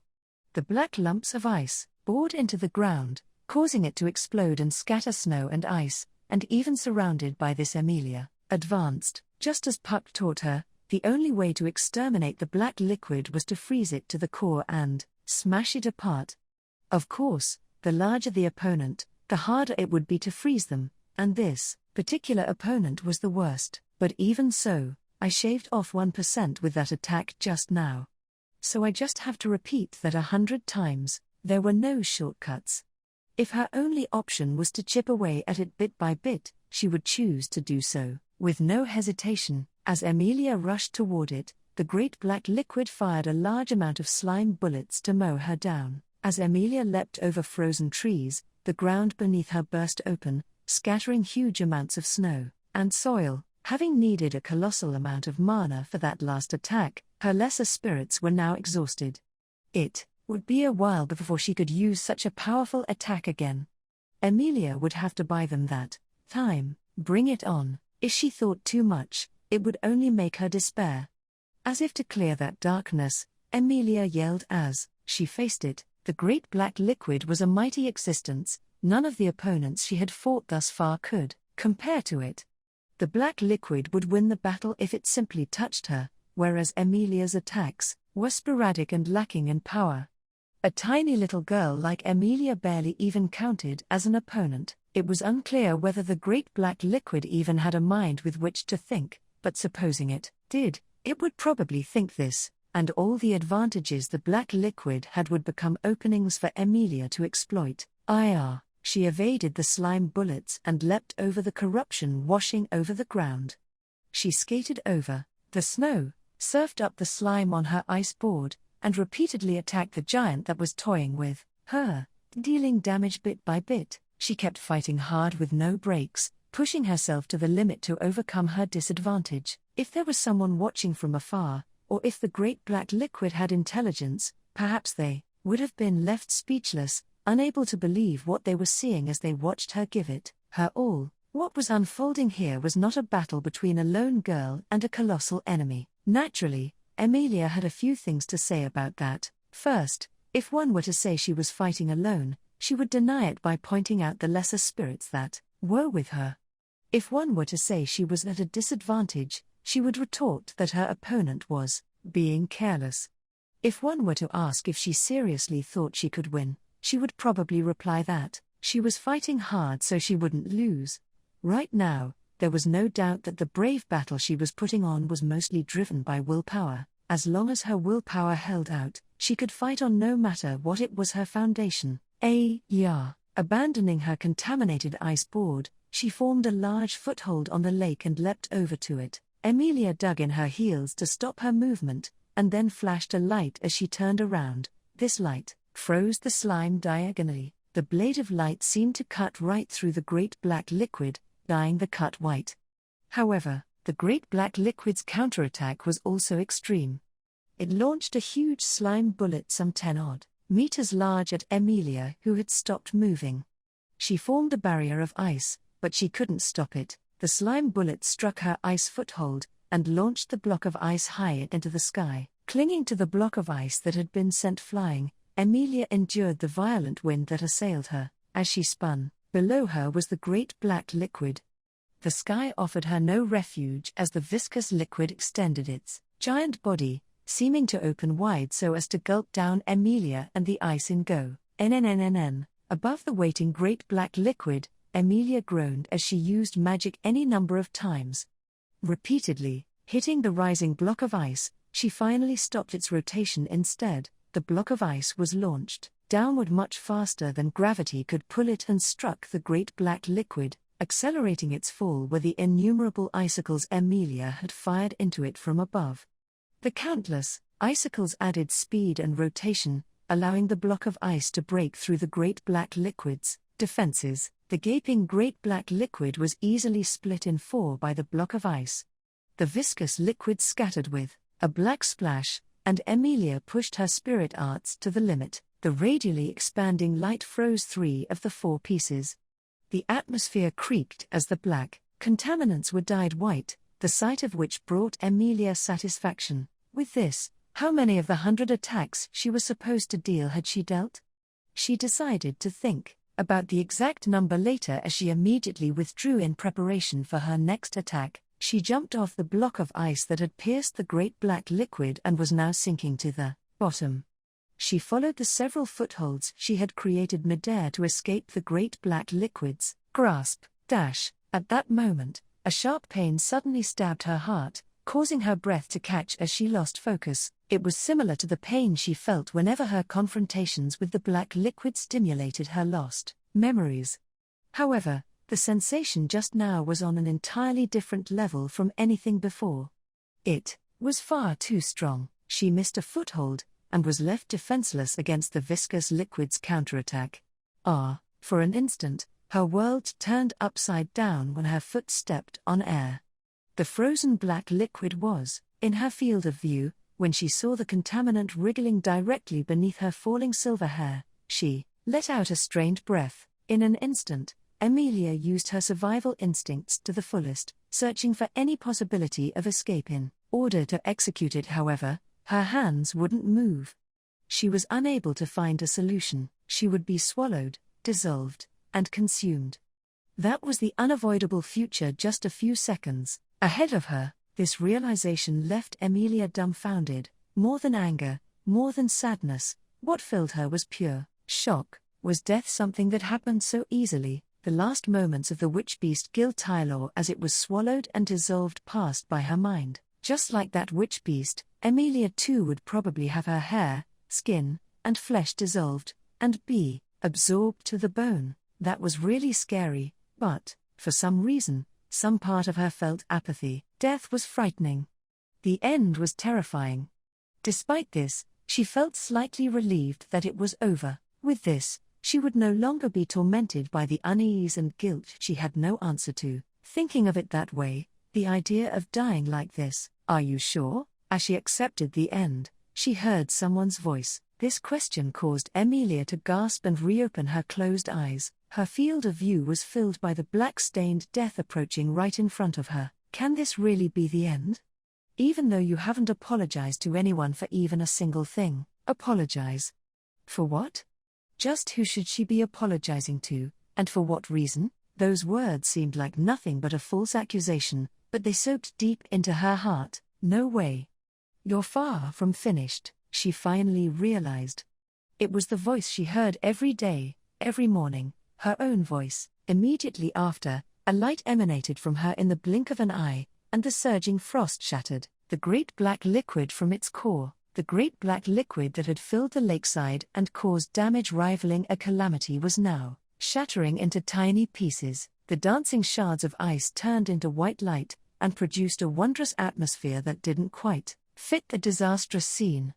However, Emilia, who was crouching within the boisterously dancing light, did not have the leeway to pay it any attention. What had she done, and what happened as a result? She understood the answer far too well, and it continued to assert itself even now. Groaning in pain, Emilia fell to her knees on the ice as she held her chest. The inside of her chest was heating up, and the source of the heat felt like it could burst out of her body and reach the outside at any moment. She had used her power, the power she wasn't supposed to use. She had to use it again. No, not had to. Emilia herself had chosen to use it. There was also the option of not using it. In that case, she would definitely be dead. But there were things in this world that were taboo even at the cost of one's life. Right now, her power was spiraling out of control. Freezing the great black liquid was not enough to satisfy it, and it was now running wild, trying to freeze the entire world. If that happened, just how much would be sacrificed in exchange for Emilia's life? No. That, absolutely. With her eyes tightly, Emilia grit her teeth as she attempted to suppress her power. The instant before the great black liquid could swallow her, her voice that wasn't hers spoke with her, and Emilia decided to use the power. But she did not do it to sacrifice her surroundings so she could save herself. So that wouldn't happen. She would settle it without sacrificing anything, even if it meant breaking the taboo. AAA. Her heart rate increased rapidly, and her temperature shot up dramatically. Her bare skin started putting out white steam, and her power that had escaped the confines of her chest and expanded to her head seemed like it could explode at any moment. How could she, what could she through the chaos? A sudden warmth came fluttering in. It was not the heat rampaging within her, nor was it the power dangerously swirling around her. It was the call of the gentle beings who were connected to her most precious spot. You all. Emilia understood what was happening in her blurry vision. As she gasped on the ground, her lesser spirits cuddled up to her shoulders. To these small accumulations of mana, the power overflowing from Emilia was an existential threat. Merely approaching her would be dangerous. Despite this, they did not try to leave her, and then, the lesser spirits' faint glow started to twinkle brightly as they fired white light toward the other side of the lake. They did not hit anything, they just randomly frozen the ruined ground. That white light was the magic produced by the spirits on Emilia's shoulders. Starting with this, more than 10 of the lesser spirits started indiscriminately firing magic toward the shore. This was all in order to squander the power that Emilia could not control. Everyone, understanding their intention, Emilia felt choked up. The spirits continued to use up the mana even now. Emilia's suffering did not cease either. However, as she exhaled warm breaths, Emilia felt her body's temperature lessen bit by bit. The aimless blasts of freezing power covered more and more of the ruined shore with ice.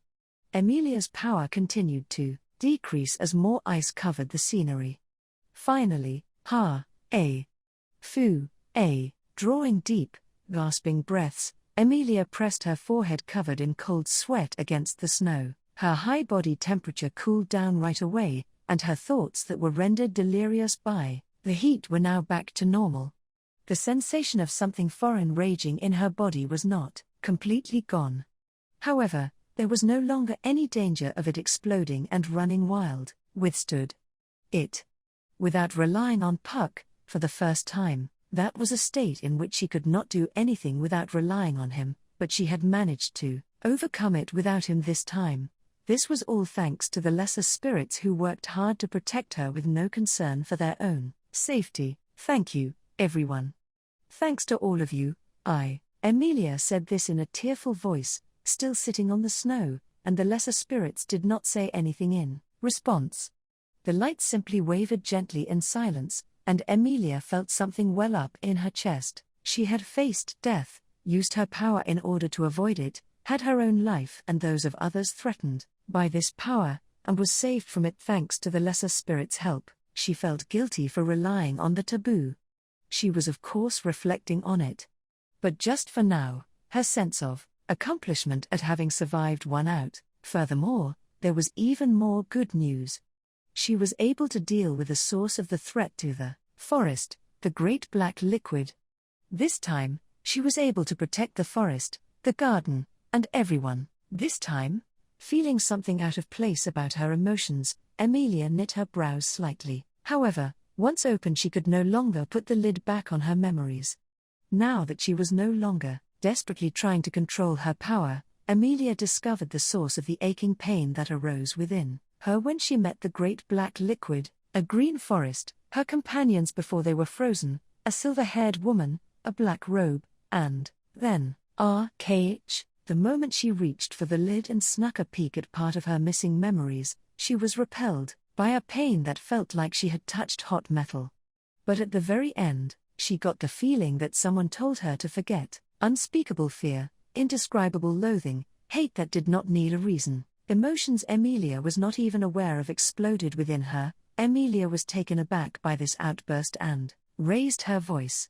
The next instant, rays of heat rained down, covering Emilia along with the shore. The heat rays piercing the ground from the sky produced a blazing inferno with their heat. The shore that had just been frozen was bathed in hellfire and even ice was immediately vaporized. The steam gushing forth covered the area with white clouds and destroyed the forest which was unable to withstand the heat. Within the dancing ash, all that was left in the area was a girl who fell to her knees in astonishment. It was Emilia. Her silver hair was frayed and her clothes were stained by soot and dust, but she hadn't sustained any real injuries.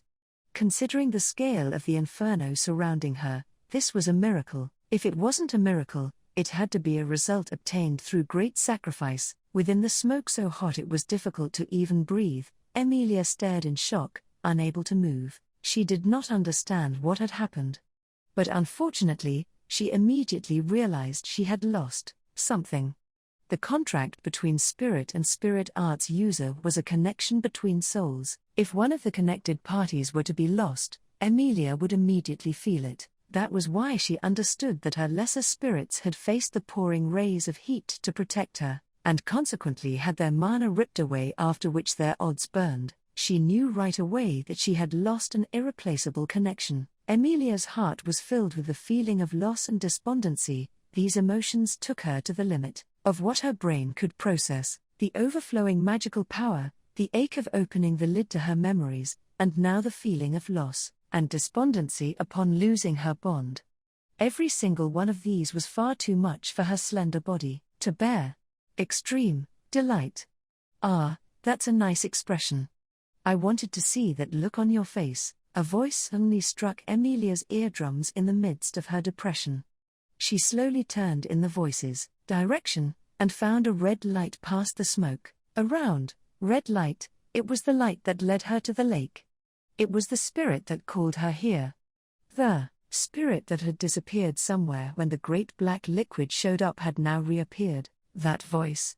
Your voice? You can talk, thick-headed, slow-witted. You're too damned slow. The spirits who died for you won't be able to rest in peace. The spirit's voice was full of malice. Its declaration made Emilia blink. She did not know the reason for the hatred in its voice. The spirit was unable to bear this attitude of hers. Naive. It's me. I suppose I might have just been some insignificant prey to you, though. The light swayed as it spoke, and scorched the atmosphere as it changed its form. The flame steadily took on a humanoid appearance, and Emilia was left speechless when she saw the face it reproduced. The humanoid flame grinning boldly, those red features felt familiar. The people who came to the forest back then. You're there, understanding affirmative. I'm the man who went through hell because of you and your spirit. Saying this as if spitting the words, the flame, formerly the bearded man she faced on the snowy path, sneered cruelly. Emilia had fallen unconscious after she unleashed her power toward the end of the battle with the snow blight. Because of this, she did not know what happened to the men led by the bearded man after that, but it seemed something had happened to him, something that changed him into this mass of flame. Sympathy unnecessary. Don't pity me. Despite how I look, it doesn't feel bad at all. I was as good as dead when I got tossed out of the organization, and then the power to exact my revenge fell into my hands. Revenge? On me? Inquiry affirmative. Obviously. When I was on the verge of death, a spirit that looked like a ball of flame appeared before me. I wanted to get my revenge, and he wanted to enter this forest. Our interests aligned. So I lent him my body, thanks to which the flower seed in my belly melted away, and now I feel great. The man who had lost his human form to become a flame spread his arms and laughed like he was out of his mind. Emilia had no response to the intensity of his tenacity and unjust resentment resulting from a misunderstanding. But at the same time, she understood this. It was the flaming man before her who burned away her contracted lesser spirits, causing this sense of loss that seemed to bore into her heart. I understand what you're trying to say.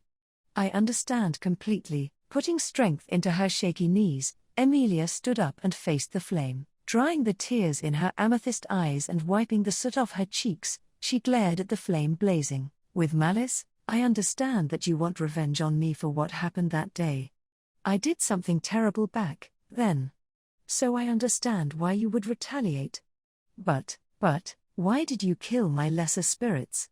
Those children? Her feeling of loss was revived when she spoke the words, and rage surged within her to fill the hole in her heart. In response to her question, the humanoid flame fell silent momentarily.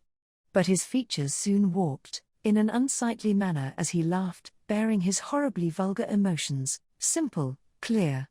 I figured I'd be able to see you cry if I did it. Emilia's vision turned crimson with rage in response to this malice that was beyond her imagination. Immediately after, she once again released the power she had just suppressed. A chill spread underfoot, and turned the burnt ground white as it froze. Delight, pleasure.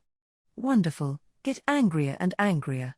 I'll burn your limbs off and then roast the other elves when you can't move. You'll be the only one left, if I'm the one you're aiming for. As if to oppose Emilia's rage, pillars of flame erupted from under him. The waves of heat set the man, who had fused with the spirit's surroundings ablaze, and the lake's remaining water and snow boiled and evaporated away. A sign of the fire season that hadn't visited Elior Forest in 100 years clashed head-on with a sign of the ice that froze Elior Forest for 100 years, and the shore was turned into a hell of absolute, hot and absolute cold. You are evil. You are a witch. You are a criminal. Criminal, execute judgment, leave the others out of it. The man yelled vigorously, and Emilia too raised her voice as if screaming at him. The two shouts collided, and in an instant bullets of flame and bullets of ice blew away the shore's atmosphere. The exploding red and white lights produced shockwaves, and innumerable explosions burned the forest white and froze it red. The fated battle between Emilia and the man had begun. Emilia, who unleashed the power hiding in her chest, and the man who fused with a spirit possessing immense power. The clash between these two mighty powers was already trending in a certain direction even though the battle had just begun. Endless flame bullets were fired incessantly, and jostled by the impact and hot wind, Emilia did not even scream in pain as she was knocked about. Emilia was also using magic to counterattack, but she could not even graze him. This was an obvious outcome. The opponent had fused with a spirit, and moreover a supremely powerful spirit possessing power on par with a great spirit. By contrast, Emilia could not even control her power, let alone use it properly. As a result, Emilia was one-sidedly tormented by her opponent's attacks, and was repeatedly blown away, gutless, weak. What's wrong? Is that it?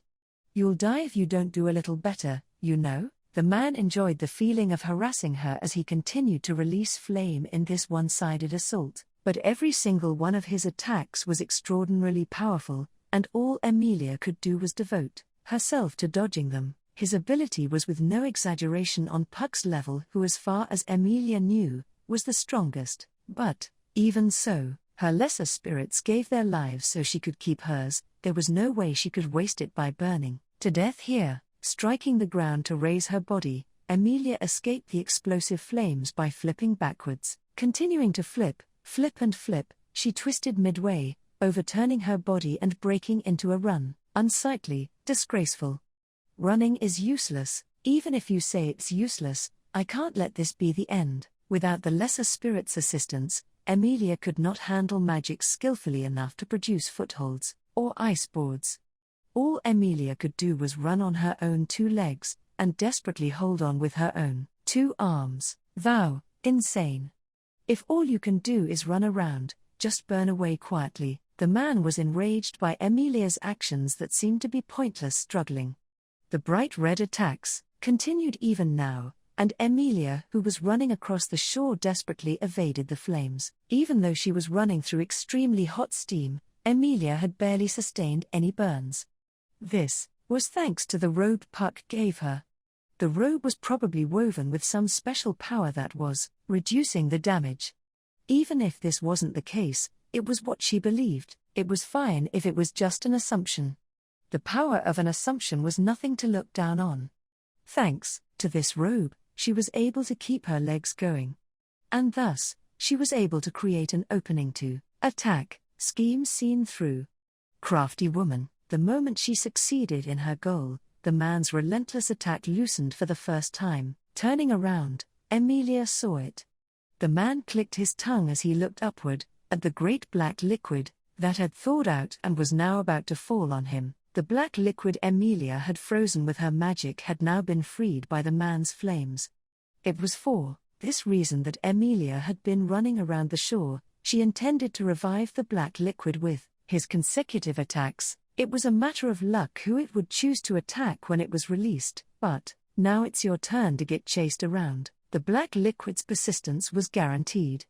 The once smashed great black liquid had now been reduced to a size of about 20 meters upon its release, but compared to the man, it was large enough. If it could create just the slightest opening, she could turn the situation around with one attack. Imprudent, shallow, is that it? He held up his billowing arms of flame and turned the world a deep crimson. It roasted the surface of the black liquid that was about to crush him, and in an instant the viscous liquid's entire body started bubbling as it boiled, after which it exploded, spreading a foul smell as it was vaporized. With the sound of water pouring on hot metal, the black liquid was mercilessly scorched by the ultimate flame. It bubbled up and burned away, completely vaporized. This was complete destruction, on an entirely different level from being sealed in ice. Emilia's strength immediately left her when she saw this. Emilia had to work so hard to beat it. She had gone so far as to rely on her power that was sealed away as taboo in order to bring it down. The man had finished it off in a matter of seconds. It wasn't a problem of compatibility. It was the overwhelming difference in power, utmost delight. This is it, this power. I was right to give the spirit my body. Absolute agreement, delight. Higher, ha ha ha ha ha. Tramping on the remains of the black liquid that had been thoroughly burned, the flame scratched its head and turned back to Emilia. His gaze made her shoulders jump, after which realized that she had collapsed to the ground. Her knees had no strength left, and her teeth chattered as she clenched them. Begging for her life would be pointless. Stalling for time would be meaningless. Then at least, if it's my life you want, affirmative. Yeah, that's right. That's exactly right. What about it? The forest, my companions, I'm begging you. Please spare them, Emilia pleaded with the approaching flame as its heat warmed her bangs and dried her eyes. If his goal was to exact revenge on her, it was inevitable that she would lose her life here. Even so, she, at least wanted to be sure no harm would come to her companions. She had to make sure nothing would happen to them. However, the flaming man's expression was one of joy as he looked down at Emilia, laughter inevitable. Don't make me laugh, you stupid girl. Why exactly should I listen to your request? If it brings you pain, I'd much rather. The man's sadistic words thoroughly mangled Emilia's heart one by one. His ill will caused Emilia's cheeks to stiffen with grief. And seeing this, the man became even happier as, that's right. I'll line up all your companions near this lake, and burn them all away. And in the end, I'll burn you. Unnecessary deed. Objective, thou, annihilation. Suddenly, the man stopped smiling and spoke in a completely emotionless voice. The sound and its contents caused Emilia to stare in wonder, and immediately after even the man himself blinked. The man then grabbed his own throat and started yelling at something she couldn't see. Hey, quit talking like you own the place. This is my body. Appeal refused. Objective, half-devil, annihilation. Thou, objective, half-devil annihilation. Objective priority. Thou, inefficient. The flame trembled before Emilia's eyes, and two voices emerged from the man's mouth. One was the man's voice filled with rage, and the other was a low, emotionless voice. They were currently quarreling. Don't screw. She put me through hell. No, destroy the half-devil swiftly. This existence shall bring harm to the world. Descendant of the witch. Half-devil, kill, right now. Grabbing his head, the man and the flame's voices mixed together. Emilia understood that that was the voice of the spirit he fused with. Right now, the man's will was being consumed by the flame spirit, but at the same time, she had heard something she couldn't overlook. The man's no, the spirit's objective. It's not just him. You want to kill me too? Inquiry affirmative. Thou, criminal. You are sinful. A criminal deserving of death. A half-devil. Half-devil? What's that? Half-devil, descendant of the witch. Your hair, eyes, appearance, everything about you is the same as the witch. Not just your appearance, even your bloodline is the same as the witch's. The same as the half-devil. Emilia could not comprehend the man and the spirit's chaotic, overlapping words. Words that she couldn't overlook just kept piling up. Witch, to Emilia and to anyone else in the world, that was an ominous word. Why are you suddenly talking about the witch? Half-devil, do I have some sort of connection too? Don't play dumb, half-devil. No, half-elf. You who bear the same appearance as the witch. Born from the same cursed blood as the witch, descendant of the witch. Reincarnation of the witch. Danger to the world, half-elf. The word the flame spoke was completely unfamiliar to her. It was supposed to be, but the sound of it melted into her heart awfully easily. With her breath taken away, her chest produced pitiful heartbeats, and her understanding deepened in tempo with this sound. I'm a half-elf, affirmative. Thou, half-elf. You alone are different. In this forest, you alone are an outsider, I alone. I'm different from everyone else in the forest. That's why I alone woke up? Emilia was most likely in the same state as the rest of her frozen companions before she woke up. Despite this, she alone was released from her slumber, and continued to live her life. There must be some reason, she thought as she battled the guilt that kept asserting itself within her. There must have been a reason that she alone woke up, unlike her frozen companions in the forest. This was probably it. Then, do you know what I did? You came to kill me, so you must know, right? What it was that I did, and why the forest was frozen. Facing the silent flame, Emilia forgot all about her unfavorable position and raised her voice. Over and over, whenever night came, she would see the same scene in her dreams, her nightmares. At the end of her battle with the black liquid, when the door to her memories opened ever so slightly, the scene she saw towards the end. If that was the answer, if that was the unforgivable sin she had committed, tell me what I did. What did I do to everyone in the forest? Why am I hated by everyone? Why am I alone? Why? Emilia shouted desperately as her voice quavered, as if she was crying, as if she was shrieking in despair. That was the doubt she had always carried within her, the guilt that kept smoldering in her heart, the people that detested and feared her existence, how she lived alone, unable to come into contact with anyone. She always told herself that it couldn't be helped. But even that had a limit. It didn't matter if it couldn't be helped. She didn't care if there was nothing she could do, but if it really couldn't be helped, then she at least wanted to be able to accept that. She was aware that she had committed a sin. Then using that as the reason, she wanted to put an end to this guilt, and she believed that the flame before her would give her that chance. If you're going to kill me, tell me why you're doing it. If you just tell me that much, if I don't know why, I won't just do as you say. The strength that had once left her once again filled her limbs as she mustered up her willpower. This was rage. Rage had given her this strength. Even though she was plunging into the depths of despair, even though the sense of loss was breaking her, her rage lit up her power. That was what was happening. Here, I protect the world's balance. You are a threat to this world's peace. I don't know anything about that. I haven't done or even thought anything like that. That's not the sort of thing I want you to tell me. I'm talking about the sin I committed. Your past, committed, crime, sin. In response to his argument that seemed like nothing more than a false accusation, Emilia expressed her irritation directly. Her objection caused the man and the spirit's voices to mix together as they fixed their flaming eyes on Emilia. Looking at her, they continued, I, unknown, as if I'd know. The flame's words burned brightly, and their contents momentarily rendered Emilia speechless. Seeing her reaction, the flame repeated itself, thou, sin or whatever, I have no clue, That can't be?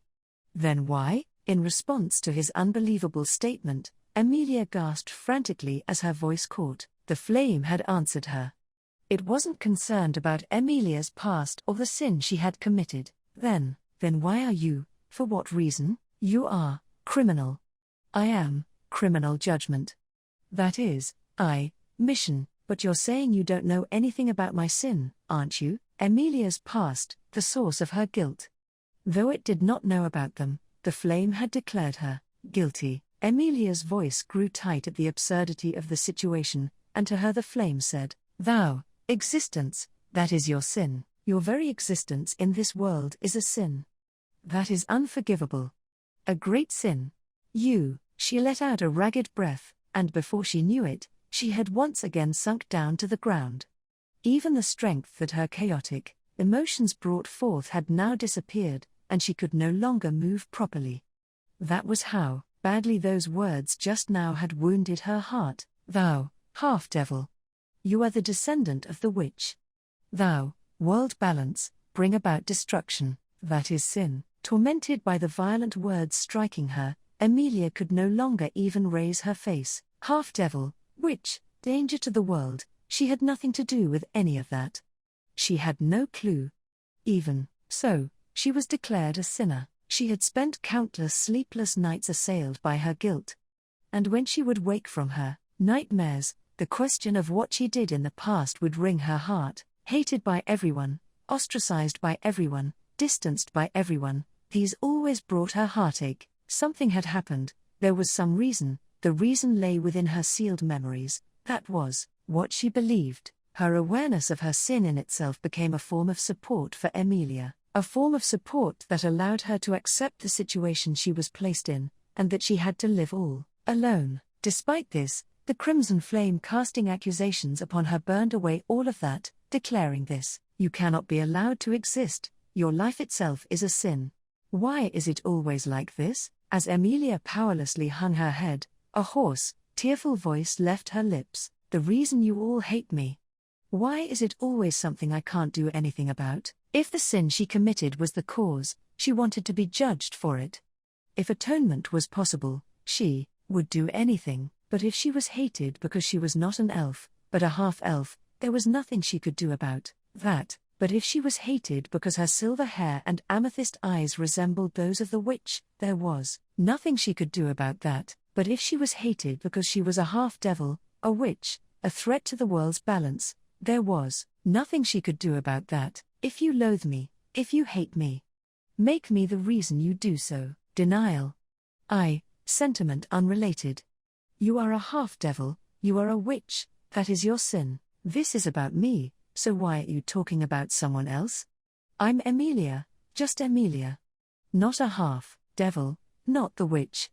Look at me, talk about me and not someone else. Emilia raised her head, voicing this desperate plea as tears streamed down her cheeks. With her hand on her chest, she faced the flame that burned away criminals as she declared that the girl standing before it was her own person. Amethyst eyes filled with tears and silver hair fluttering in the hot wind in response to this girl who possessed the characters of the witch who brought disaster. The crimson flame, the arbiter, spoke loudly. I, Arbiter Melacuera. Trial, arbitration, execute judgment. The unfeeling arbiter did not offer the slightest bit of sympathy to her plea that seemed to reach one's very soul. The flame's form then changed, its humanoid shape swelled up, taking on a half-human and half-horse appearance. The flame's hooves seared the ground, with fire hot enough to scorch eyeballs. The absurd heat it was gathering would completely and utterly burn away Emilia's existence, mercilessly, ending her with no remorse, sorrow, or anything. The tears flowing down her cheeks evaporated. Emilia simply stared at this countdown to her death. If it released those flames, she would disappear into nothingness. That was the man's Melacuera's, role as the arbiter, to mercilessly erase from this world with not a trace left. She would vanish, become nothing. The days she had spent living here were something no one desired. It wasn't even about how she lived. Her existence was, to the forest, to her companions, to anyone and everyone, completely meaningless. It didn't even matter who she was, that Emilia was Emilia. Nobody, not one single person, would ever even call her name. Puck, on the verge of erasure, Emilia regretfully mouthed that name, her life that no one desired. Within it, there was just one being who would call her by name. Imagining the familiar cat with her eyes closed, with this one and only warm memory. Arbitration, execute. Light rushed towards her. The swelling red light reached her in the blink of an eye, and then, that's enough. A grey cat appeared before her and brushed away the red-hot light. You properly called my name this time. That's great, Emilia. The cat smiled back at Emilia as he waved his tail. The cat's attitude, conduct, and smile were all familiar, and Emilia's throat tightened. Puck shook his head at Emilia as she repeatedly faltered, unable to even say his name because of how sudden this was. Relax, there's no rush. We'll have plenty of time to talk. After I drive this guy away, brethren. I clash with part, how noisy. This is between me and this girl, don't interfere. Puck's mood turned sour as he frowned, and the next instant bullets of light were fired at Melakuera. The centaur raised its forehooves to intercept this sudden attack, and trampled the approaching light, bullets with its blazing hooves. However, its hooves that touched the light were frozen in an instant, after which they fell off with a low sound. Of course, Melakuera was able to reform his lost hooves with flames right away, but in response to Puck's attack that declared further conversation would be useless, he made his entire body billow as he cautiously raised his firepower. Hey, did you know? It seems that those who get in others' way end up getting kicked to death by a horse. But if it's a horse getting in your way, that doesn't seem to make much sense, huh? Well, that's a saying about romance, though, brethren, appeals stand by. That half-devil, true nature exposed. Witch descendant, annihilation, necessity, I don't really care about any of that nonsense. That body is the bad beardy, huh? You deceived him, and borrowed his body to trick my barrier, I see.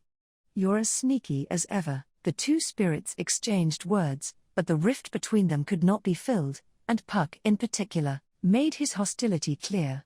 The cat used his tail to point to Emilia as his eyes filled with rage. Poor girl, she's about to cry. You hurt her with your heartless words. With your worthless suspicion and nonsensical delusions. With this, we've become enemies for life. That girl, half-devil.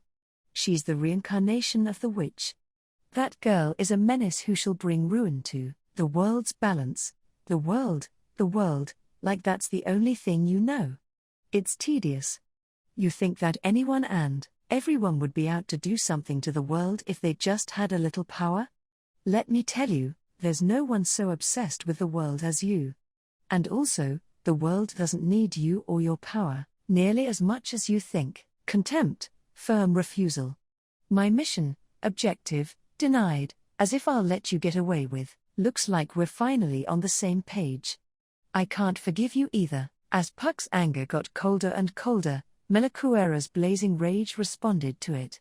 The two spirits who held extreme power were already beyond the point of reconciliation. A clash between them was now inevitable. However, Puck, no.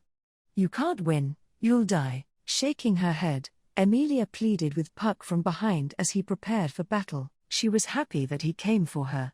She was truly happy. But, if you die too, then. No. It's going to be a bit of a problem if you underestimate me, Emilia. Sure, he might look a little stronger, but I have an overwhelming advantage when it comes to cuteness and fluffiness. As Emilia tried to stop him, Puck deliberately put on a carefree expression and raised his hands to encourage her. However, Emilia, who was a spirit arts user, understood. All over Puck's behavior, and in the corners of his smiling face, there were signs of exhaustion that he couldn't conceal. It seemed that something had happened before he got here. He had already used up a considerable amount of his power. That definitely couldn't be ignored considering his opponent was Melakuera, an opponent at the same level as him. Bluff futile. Your resistance is pointless. Your reserve, enormous expenditure, and this fact was clear to Melakuera as well. Despite this, Puck continued to face the centaur as he proudly threw his chest out, saying that sort of thing, considering how I just took out a part of you that you put quite a bit of effort into. It seems to me that you're actually scared on the inside, isn't that right? Cowardice non-existent. Imprudent, shallow, I'm disappointed, you damned cat, be disappointed all you want, you can go ahead and turn into shaved ice while you look down on me. Ending their conversation, the one who acted first was Puck, who overlapped his pause. and all freezing, light emerged from his linked paws, gushing out straight towards Melakuera. Melakuera countered the instantly approaching light with a flame bullet. The white light and crimson flame collided, and the space between absolute hot and absolute cold was ripped apart. The resulting explosion of wind ran amok like a typhoon, and Emilia desperately clung to ground on the verge of being blown away. As this happened, the cat and the flaming horse flew through the wind and clashed midair. How about you become an ice sculpture too, and get polished by that girl every morning? Firm, there's absolutely no way. His joking provocation was taken seriously and angrily rejected. Forming white light in the shape of a sword, Puck used it to attack the flaming horse. The light grazed Melakuera and slashed the world diagonally, and in an instant the sky, the ground, the forest, everything in the light's path froze. Puck then spun his body, swinging the sword of light all over the place as he spun like a top. His body was well suited to this high-speed rotation, and the tornado of light turned into an onslaught of countless attacks relentlessly pursuing Melakuera. However, Melakuera wasn't just going to sit there and take it. As the centaur dodged this extraordinary sword dance, it underwent a bizarre transformation, changing into a mass of flame, rushing to finish it, reserve non-existent. Proof. You're going to lose and die. Having changed into swirling hellfire, Melakuera's power and the hostility of the man it fused with roared. The swelling crimson flame struggled against Puck's sword of light, ultimately burning away the freezing sword with its extreme firepower, and the freezing waves were at once overwhelmed by the scorching heat. Puck, Emilia screamed in despair at this scene that proved the man's, Melakuera's declaration of victory. At this rate, the cat's small body would be swallowed up by the flaming horse's raging fire. A cornered rat bites the cat. I'm a cat, though. What? Puck was engulfed by the flames, and immediately after Emilia screamed, Melakuera, who was supposed to have the advantage, suddenly had his torso swell from the inside. His torso formed from flames swelled to the point of bursting, and finally flowers of ice bloomed from it as if ripping through the flame. Puck had slipped into the flaming horse's body, and created a beautiful explosion of powerful magic from within, and this is what you call roasting the flesh and crushing the odd. Impossible. That phrase, unknown, I just thought of it as I said it. You see, as the astonished flame ruptured, Puck, who was still in good health inside it, was holding a red light, a light that could be held by Puck, who was small enough to fit in a palm, that was the core of a spirit, the odd. To a spirit it was the source of their life, and when exposed it was also a fatal weak point. If their defenseless odd were to be crushed, any spirit would die. Even Melakuera. Any last words? Puck, who quite literally had victory in his hands, asked this as if offering his final sympathies. With its odd stolen by Puck, the mass of flame that was losing its form started blazing especially bright. This can't. With the spirit's power, get my revenge on that girl. You were just used as a Yoris hero, but I don't really pity you in the slightest. Don't sc. Arbiter Melakuera. Mission, carry out. World, protect balance, deterrence, I see. Those were both lackluster farewells, but I'll be sure to engrave them on your tombstones. Intense hatred and unshakable tenacity. Puck carelessly tilted his head at these two extremes. He then used his magic to mercilessly freeze Melakuera's odd, crushing it completely. Like a fruit being crushed, Melakuera's odd scattered into red particles disappointingly easily. At the same time, the flames drifting through the air also turned pale, and were blown away, unable to even resist the wind. There was nothing left. Not of the mighty great spirit, nor of the pathetic man it used. Puck slowly descended to Emilia, who was unable to believe what had just happened. With his tail swaying in the wind, the cat looked at her battered state with sad eyes. The emotions filling his round eyes caused dread to well up in Emilia, making her grab her shoulders. Reminded of Melakuera's outrageous accusations, she tightly embraced her slender body. Melakuera had declared this: the reason Emilia was ostracized by everyone was because she was a half-devil, a witch. There were many people who had called her a witch thus far. The people in that village nearby, the Scoundrels who came to commit evil in the forest, the Bearden man who was obsessed with her, and, finally, the great spirit Melakuera. Every single one of them, they were not looking at Emilia, they looked past her at the witch as they said those words, and that was probably, "Emilia, let's rest a bit first. You probably can't think straight right now no matter how hard you try." Puck's gentle, considerate voice made her afraid. She couldn't look him in the eye. She didn't want to find out what emotions were reflected in his eyes. She wanted to believe. Emilia wanted to believe in Puck. However, if even Puck was looking past her at someone else, what would she do? Emilia. As Emilia shook her head in refusal, Puck called her name in a lonesome voice. She couldn't raise her head.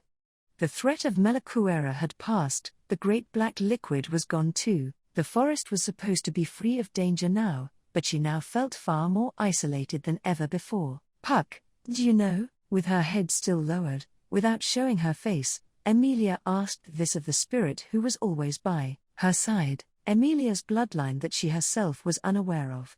Puck knew more than her about the world, the forest, and maybe even Emilia herself. Perhaps he knew about it. "That I'm a half-devil. That I'm different from everyone else." "Emilia, there's no such thing as a half-devil. Don't say that sort of thing. It's true that you're different from the forest's elves. You're a half-elf. That's the truth." Her breath caught, and she clutched her chest despite her heart's pounding. He knew. Puck knew about her origin after all. He knew, and kept it secret until now, never telling her. "It was something bad. Why didn't you tell me?" "That I have evil blood?" "Was it blood?" "If I knew I was descended from that sort of blood, that's wrong.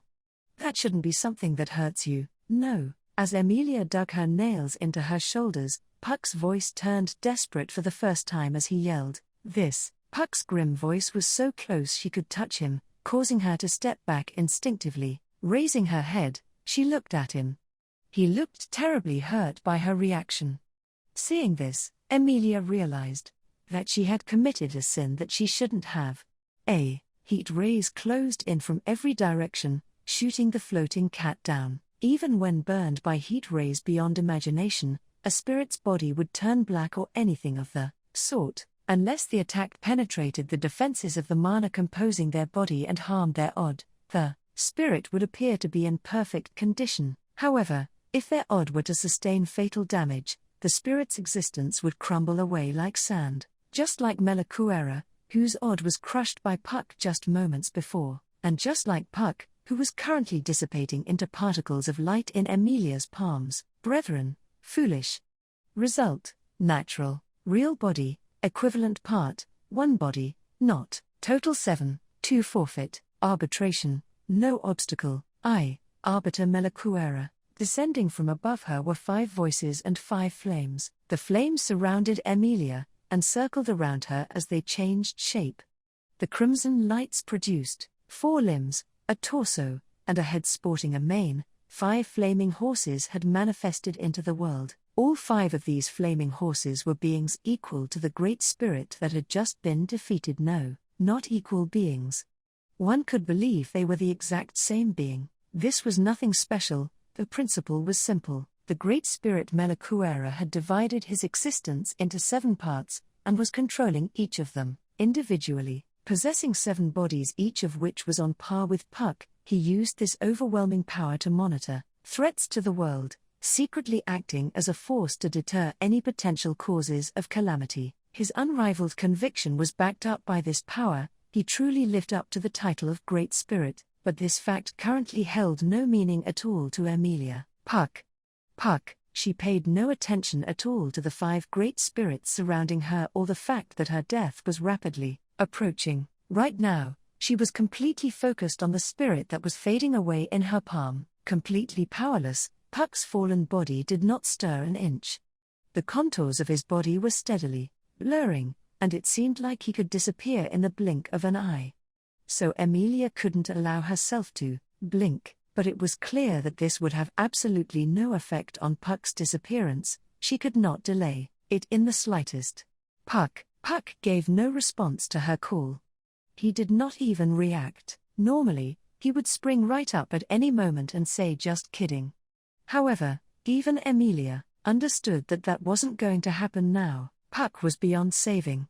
Just like the lesser spirits, he too would die protecting her, brethren. His death, meaningless. Brethren, his death, regrettable. Why? Did you? Puck's feeble warmth, feeling it to the fullest with her fingers, Emilia turned toward Melakuera, who was saying something or other. The tears on her cheeks were drying. Her eyes were fully open. The gaze of those amethyst eyes caused all 5 flaming horses to intensify their flames. It's fine if you hate me. Denial. Thou, hatred non-existent. It's fine if you loathe me. Denial. Thou, loathing non-existent. If you were only hurting me, I could take it. But despite that, the lesser spirits, and Puck, like this, denial. Deed, hindrance elimination. Brethren sacrifice, thou, sin, if my life was such a terrible thing, why did she alone awaken from the ice? Why did she live by herself in the forest? Why did no one tell her? Why, if her being alive was such a sin, was I born to bring someone misfortune, filling others with dread, hurting someone, losing her lesser spirits, and now losing Puck too, and after giving rise to all this sorrow, Emilia herself would lose her life? Affirmative. As Emilia trembled, Melakuera powerfully stomped on the ground as he affirmed her despair. The spirit announced this to the girl stricken by the grief and sorrow brought about by her existence. Thou, involve, another misfortune. Thou, acquaintance, calamity. Thou, world, balance collapse, threat. Therefore, thou, annihilation necessity. Thou, existence, grave sin. The 5 spirits spoke in turn, calling out the surrounded girl's crimes, and finally, the 5 voices spoke in unison. World consensus, thou, death, crave. Representing the world's desire, the 5 Melakueras simultaneously delivered their verdict.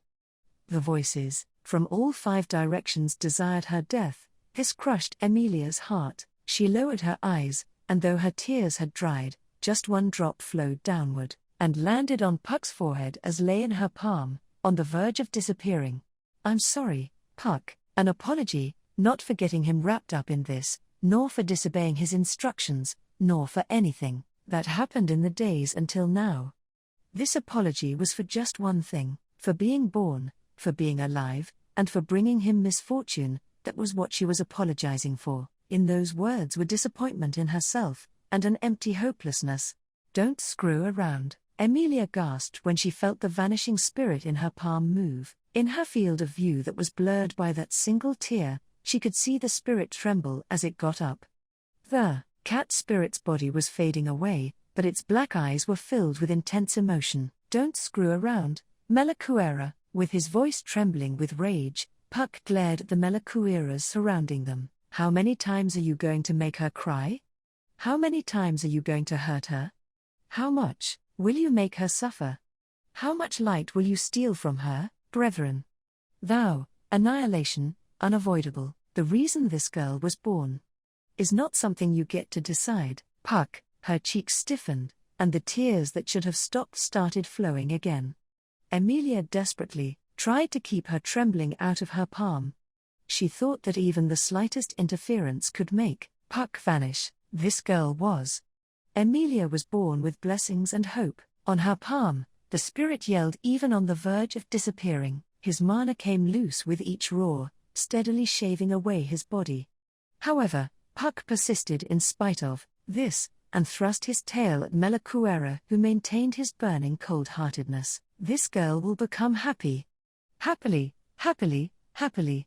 Someone's misfortune or being shunned by someone, there's absolutely no need for such things to hurt her. This girl was born to be happy. Emilia was born to be happy. Firm denial. Anybody, that birth, desire, I do, ridiculous. Firm denial, continuation. Puck struck his chest as he said this, and all 5 voices responded in unison. The 5 overlapping voices spoke the same words, denying Emilia's existence and Puck's screams. That power, which reincarnation? That appearance, which reincarnation? That existence, which reincarnation. Therefore, world, that existence, threat. That, history, spiral. Error, endless repetition, error, endless transmigration. Endless, world downfall, crisis, experience. You're not talking about me. Nor are you talking about this girl. Quit spouting off about whoever. No, one's talking about that. Now, look at the girl in front of you and answer me, Melakuera. Their turbulent emotions collided, and in response to Melakuera's roars, Puck pointed to Emilia, to the girl who had fallen to her knees sobbing, afraid of Puck's impending doom, wounded by the insistence that no one wanted her alive, plunging into the depths of despair even now. She's just a girl in tears. Where the hell is this threat to the world? That power, threat. That mind, immature, threat. Crisis, oneself, approach. Uncontrollable, magic, easily released. That state, threat. Threat. Threat. Chew. Emilia, weak-hearted as she was, thoughtlessly used the taboo power multiple times. Because of this, Melakuera had decided that he could not overlook her existence. In order to protect herself, she would use her uncontrollable power. He regarded this mentality as dangerous. That was an undeniable fact. Emilia could offer no rebuttal. However, the black serpent's poison at the bottom of the lake, weren't you the one who released it into the forest? Tricking a weak-hearted person into cooperating with your plan. You trapped Emilia. Melakuera's accusation enraged Puck even further. The cat examined their surroundings, and correctly deduced what had occurred at the ruined shore. You intentionally put her in a dangerous situation, and just waited to see if she would use her power, and in the end, you brought out the source of the poison and had it fight her, isn't that right? It's true that she used her power when she was in a bind. But the whole thing was just a farce of your creation, wasn't it? Details, argument meaningless. Truth, that girl, uncontrollable, magic, use, both of us would have done the same thing. If we were in danger, we would try to do something with our power. Despite that, are you trying to say this girl is the only one not allowed to do that? Affirmative. That is, fate. Fate. There was absolutely no room for argument. Melakuera firmly declared this, and Puck repeated the last word he spoke, fate, to the self-appointed arbiter Melakuera. This word truly was the be-all and end-all. It would not allow anyone to object. Because fate was decided by the world itself, this magnificence of this word that denied all resistance took Emilia's breath away. We won't lose to something as trivial as fate. Puck said this with a smile, and Emilia forgot all about having her breath taken away. Both Emilia and Melakuera fell silent at Puck's slight smile.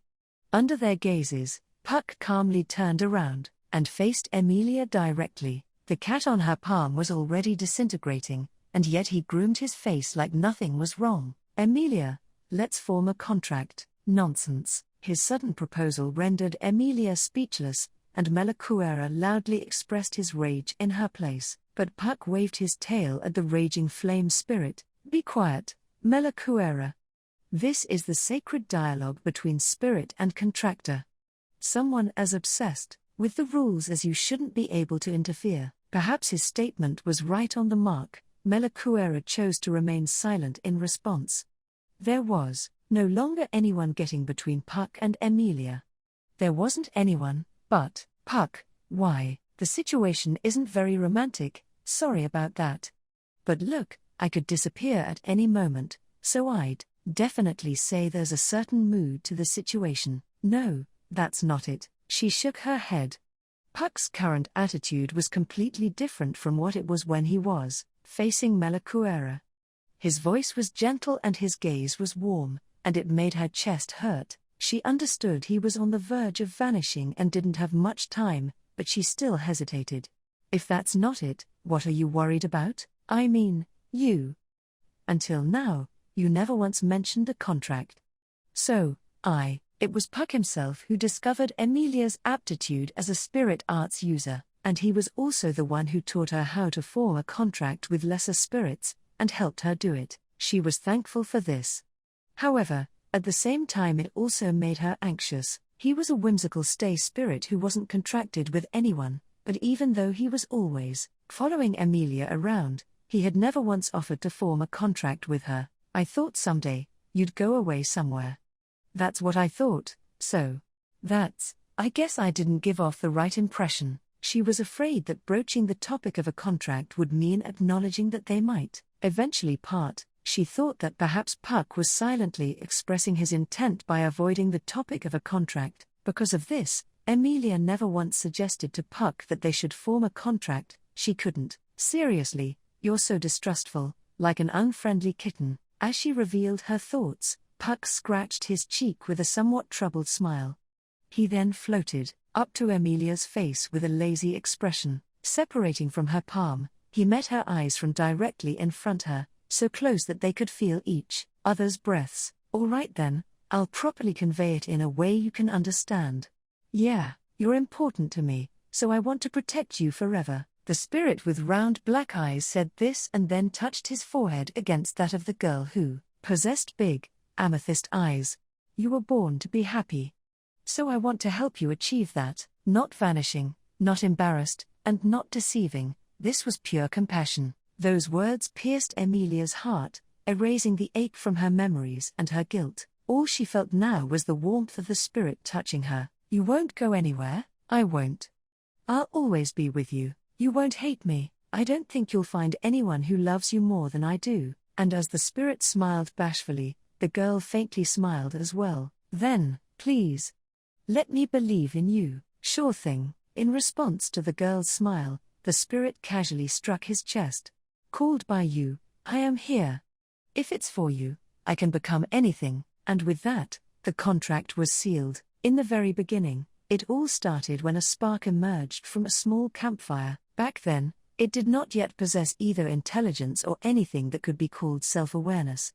It just remembered that this was its beginning. On a cold night out in the wilderness, surrounding the campfire it was born from, was a family seeking warmth. There was nothing about them really worth mentioning. They were a completely average family, a stern father, a gentle mother, a disciplined elder sister, and a mischievous younger brother. A kind of family you could find anywhere, a scene you could see anywhere. They traveled from land to land, living their lives all over the world. Over the course of their travels, fire was indispensable to them whenever they set up camp. Cold, bandits, unforeseen circumstances, fire would prove useful no matter the situation. It possessed universally useful power. Once we've chosen where to camp, light the fire. From now on, that is your duty. The father passed down the important role of managing the fire to the youngest son. The young boy would enthusiastically gather withered wood and light a fire whenever they set up camp, and when the campfire was lit, it would appear from the flames. A flame, a spark, a friend. From the moment the flames gave it life, it forever accompanied this family on their travels. It had no reason. It did not possess the intelligence to think of one. If it had to say, it was simply natural, going with the flow. It continued to accompany the family on their long, hard travels, extremely cold snowscapes, deserts full of hot sand, huge, rushing rivers, enormous, dense forests. There were far too many to count. However, no matter what hardships befell them, when he settled down at their campsites and lit their fires, the boy was at peace. The flickering, wavering flame provided the family relief and tranquility, and it was always with them. With the flame, with the family, always.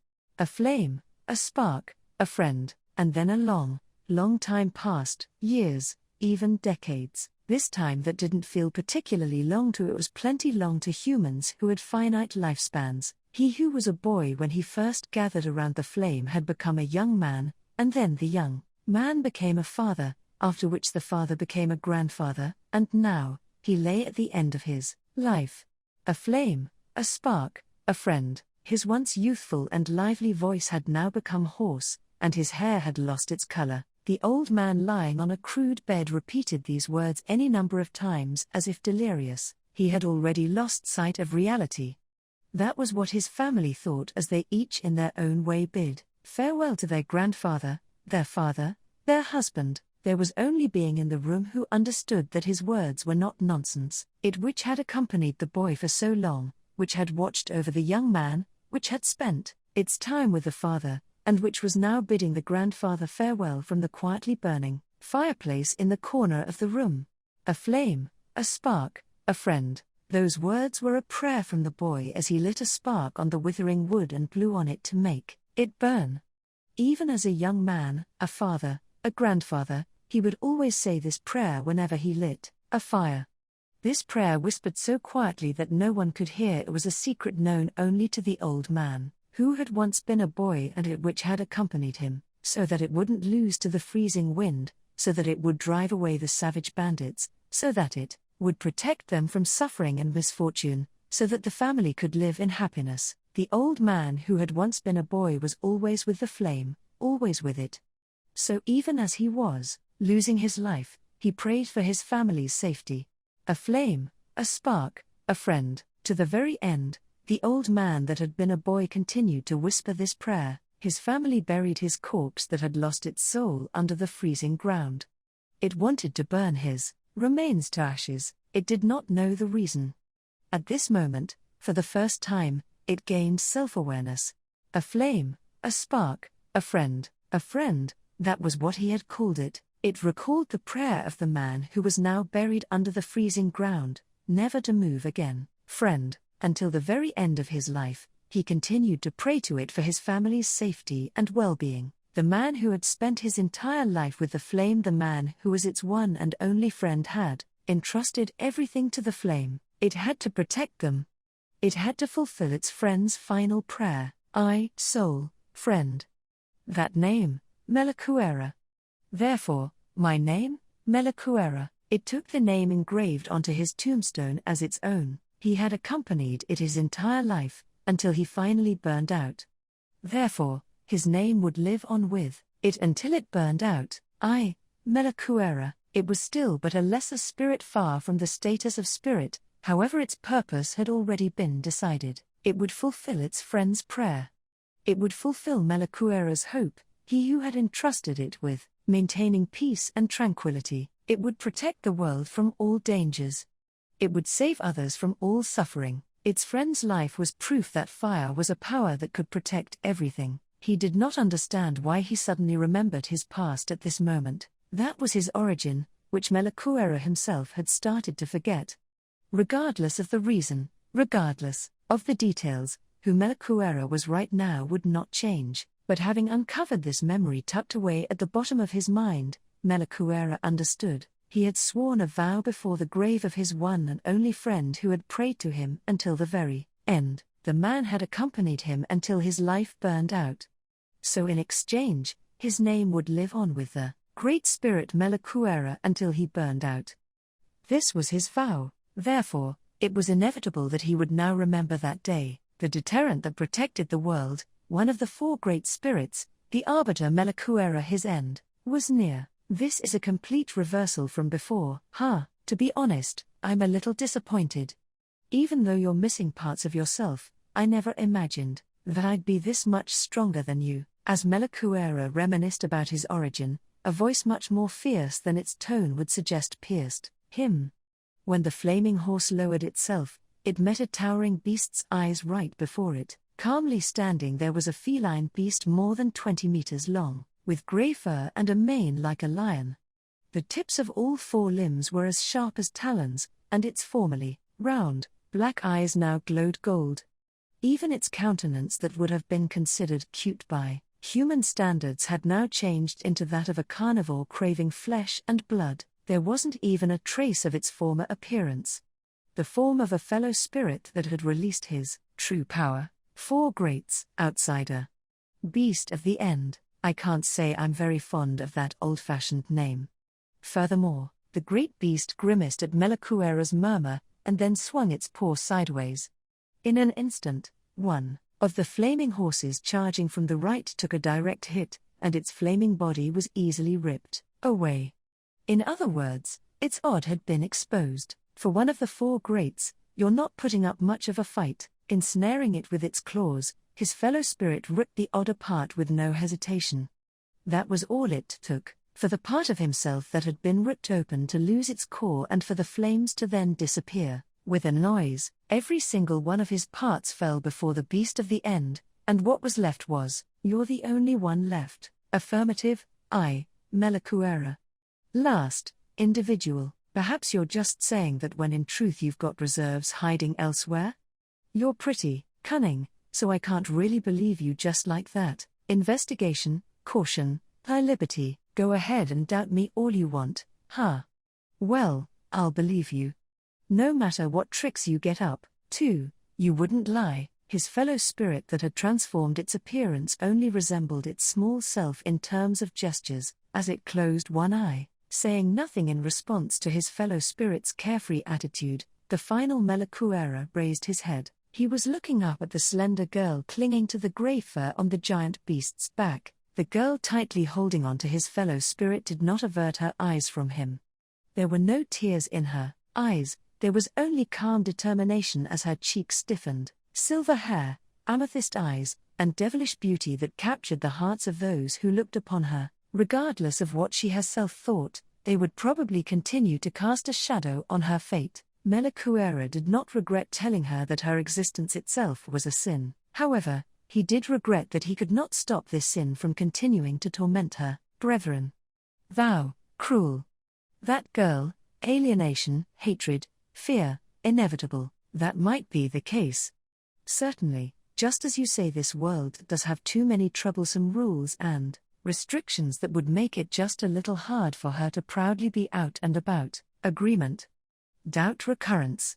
Why, thou, that girl, cruelty inevitable, world, push to. That's because I believe, a gentle and tender tone. This statement didn't really fit his current beastly appearance, but Melakuera waited for his fellow spirit to continue. Belief. Like Melakuera had believed in the power of flame in order to fulfill his friend's prayer, why did his fellow spirit that was worthy of the title the Beast of the End believe in the half-devil girl on his back? What did he see in her? I believe that this girl can strive for happiness no matter what kind of world she's facing. I believe she's that kind of girl, so I want to help her achieve that. It is for this reason, Melakuera, that your line of thinking was inaccurate.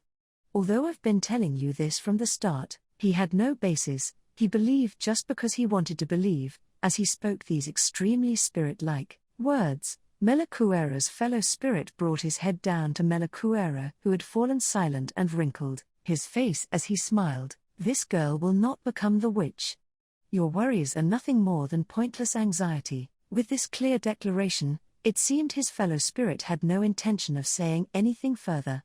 The flaming horse remained silent for a while in response to his fellow spirit's attitude, and then once again directed his burning yellow eyes toward the girl. His impression of the girl stiffening at his gaze had not changed one bit. Thou, half-devil. Thou, witch descendant. Thou, world, balance collapse, threat. Thou, that doubt, denial possible, that she was a half-devil, that she was similar to the witch, that she possessed a power that could destroy the world. Not one of these things would change. He just wondered how the girl and his fellow spirit would overcome these. Just as you said, it seems I'm a half-elf, different from everyone else in the forest, with hair and eyes resembling those of the witch, and, furthermore, with a really huge power sleeping in my body. I understand that you think that make me dangerous. I'm a weakling and a coward, so if I were alone something like this would definitely happen again. That's really scary.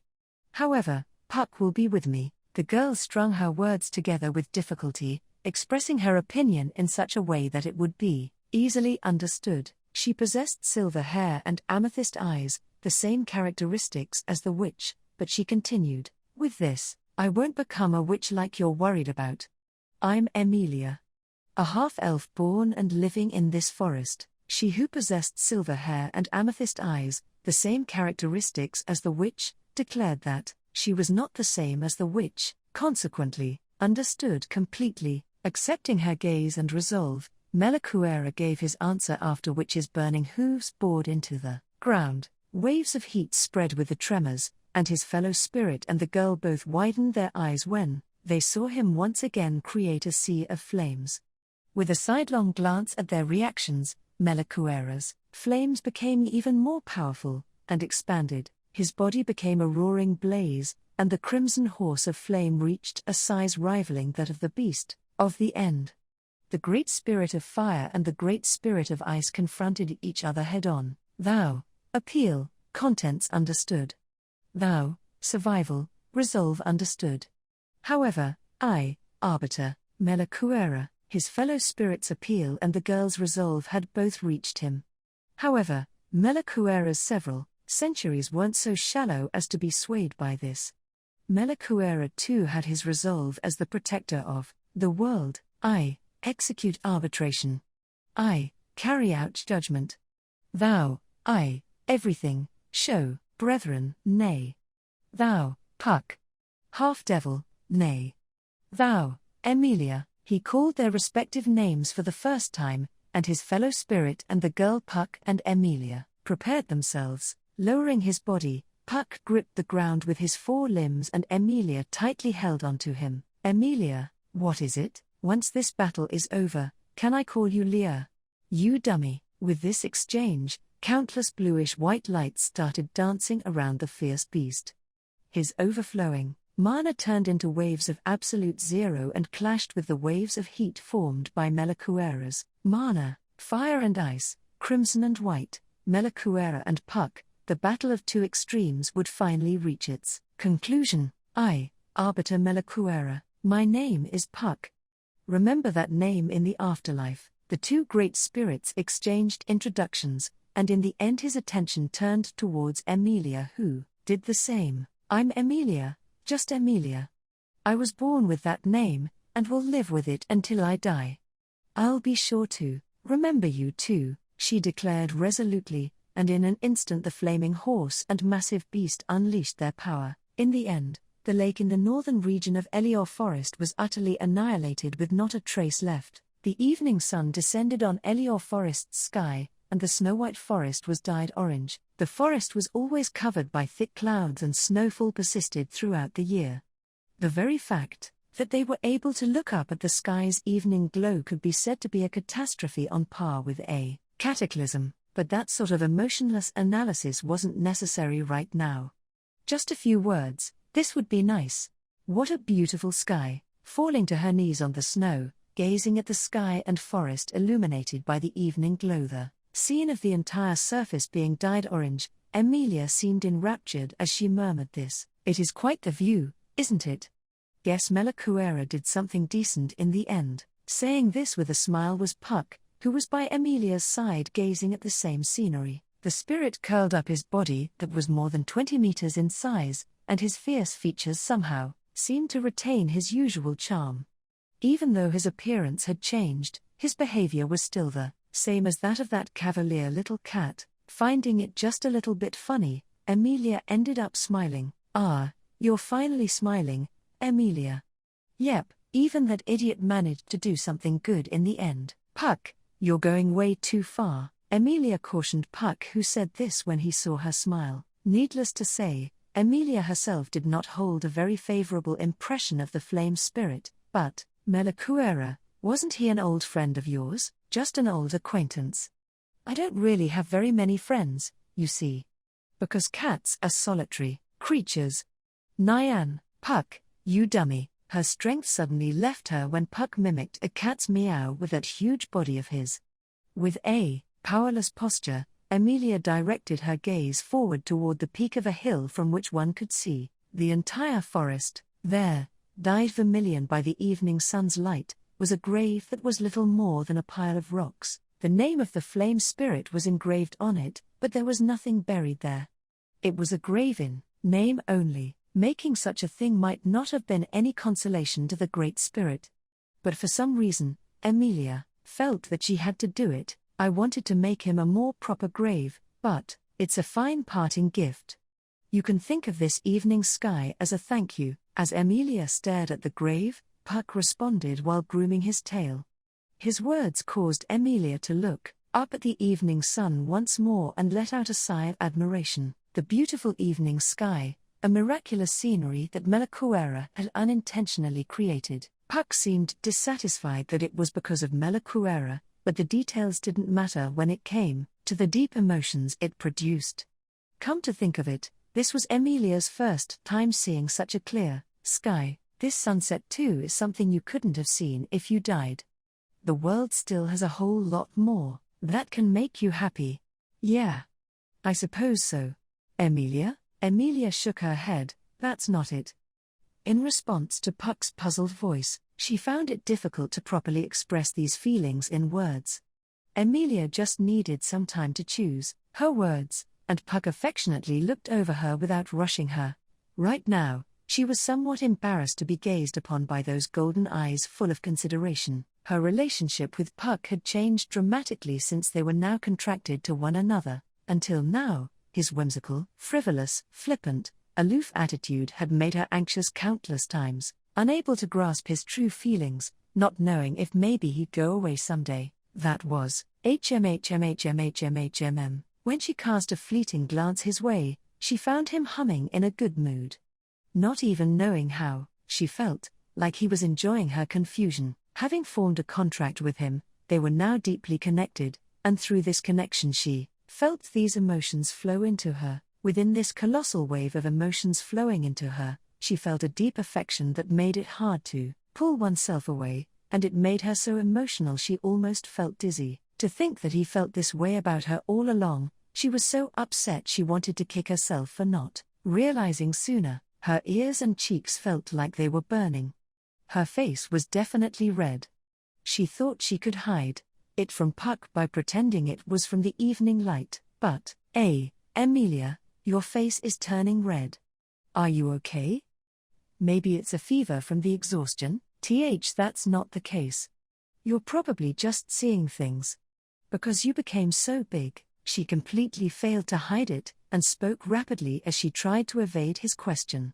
Puck grumbled, is that it I wonder, but she immediately cleared her throat and changed the subject. Hiding her shame and embarrassment, she asked something she needed to ask. Hey, Puck. Why did you form a contract with me? Maybe I shouldn't have? That's not it. That's not it at all. It's just, until now, even though you were jealous of those lesser spirits, you still. Puck had adamantly avoided the topic of forming a contract with her. What changed to make him choose to form one despite that? You're only sharp at times like this, and you just won't give up until you get an answer, huh? In response to her sincere gaze, Puck muttered this with the nuance of a wry smile. He then directed a distant look at the evening sky. The reason I never spoke of forming a contract with you was because I made a vow. I can't tell you who, to, but the vow basically restricted me from entering a relationship of spirit and spirit user with you. Vow? That you wouldn't form a contract with me? But, Puck, it was a really important vow, you know? But compared to losing you, the choice was obvious. Puck spoke as if it was of no concern, but the weight of this made Emilia fall silent. To a spirit, a vow was of utmost importance. They had to keep their vows even at the cost of their life. When she formed her contract with the lesser spirits, it was Puck himself who taught her that. Doing something like that, are you okay? To be honest, I don't really know what's supposed to happen. I imagine there'll probably be a lot of fallout. I'm not talking about my fur. Don't joke around at a time like this. You don't even know what's going to happen, and yet, but it's fine. You don't need to worry, Emilia. In contrast to Emilia, who was panicking at the seriousness of the matter, Puck's laid-back attitude showed no signs of crumbling. His attitude made her anxious, but Puck continued, even if something happens, we're already connected. No matter what happens from now on, we'll be together. So you have nothing to worry about. Puck's manner of speaking was so cheerful it was as if he truly felt no unease or worry. Because of this, Emilia restlessly looked around any number of times, and finally gave in to exhaustion. It'll be okay because we'll be together. You don't even have any basis for saying that. You're really not worried? Not really? I mean, I'm satisfied as long as I get to be with you. So I don't really care about any of the other stuff. The way you talk is so unfair. He talked away her unease and anger. After all, he had something so joyful that he wanted to be with her. Surely Puck had said something like that before. She let out a frail, strained breath. Puck's affection was slowly opening the lid to her memories, and the contents were pouring out. Her dim, blurry memories connected, and were revived in that moment. Whoops, that was dangerous. Puck supported Emilia's body with his paw, and her sudden dizziness made her stumble. But the paw he had extended was the paw of a terrible beast. It was somewhat risky, even though he skillfully caught her with his pads without letting his claws touch her. That was close. I got careless because I haven't used this form in a long time. Sorry about that. Sorry. Yeah, sorry. I'm sorry. Puck, you were apologizing to me back then too. Still leaning on his paw, Emilia looked into the giant cat's eyes that were right beside her as she said this. Her words caused Puck's eyes to widen, after which his pupils contracted as if he realized something, and then the spirit that had turned from a small cat into a big one awkwardly averted his eyes.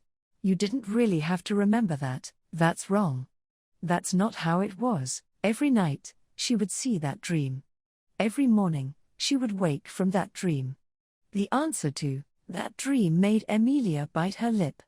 She grabbed the spirit who was still holding her, clinging to his fur, as if to keep him from running away. Puck, back then.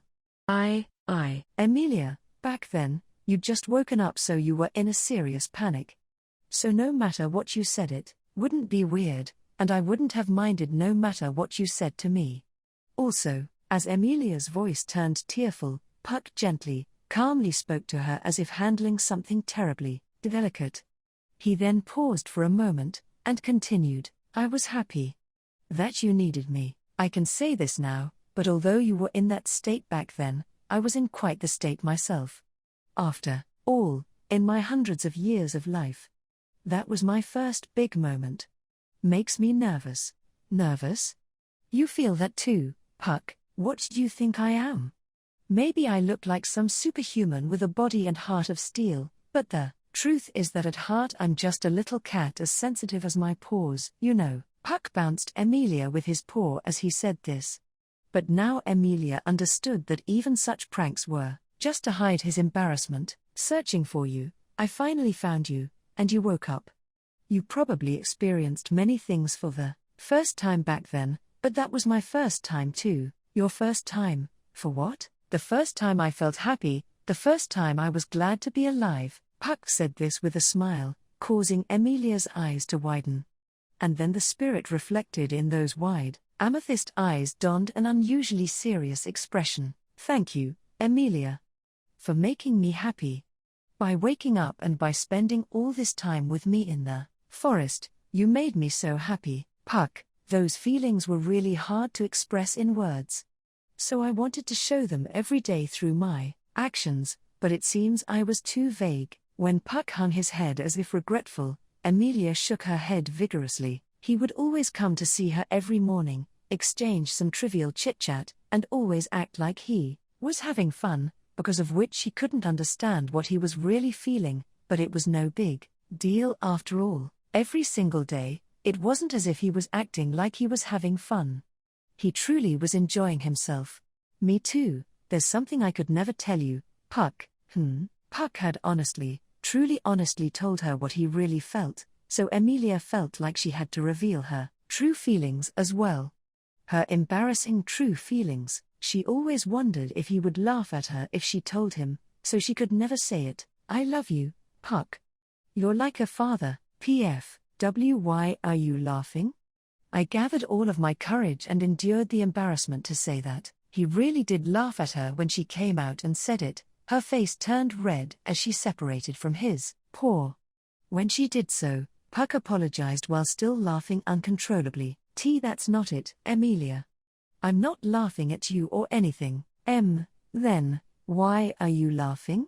You said you could never say it, but you already told me that at the very beginning. Puck's face was still wrinkled with laughter as he said this, astonishing Emilia. Though her memories seemed to have returned, she had no recollection of any such conversation. Don't tell me you're just making stuff up because I can't remember. You're saying something absurd again, my daughter. You're already treating me like a daughter. You remembered. Isn't what happened, but but it looks like you felt the same way. I was actually holding back my affection too." When Puck winked at her, Emilia averted her eyes in embarrassment. The same conversation back then, ahead of the memory in her dream. Her consciousness suddenly flickered, and the events of that day were revived in her mind. Back then, in the scene her young self saw, there was a cat spirit hanging his head. "Why are you apologizing? Why are you crying?" "Because I left you alone." "You left me alone?" "Because I could never find you, but you're right here." She held out her hand and shook her head, telling him he didn't do anything wrong. "Your name is?" "My name is." Her dream would always end at this point. But today was different. What happened next, what they talked about, what they promised, she remembered all of it. "I'm Puck. Until now, and from now onwards, a spirit just for you." "Spirit? When you're afraid, when you're sad, I'll protect you. When you're having fun, when you're happy, I'll celebrate with you."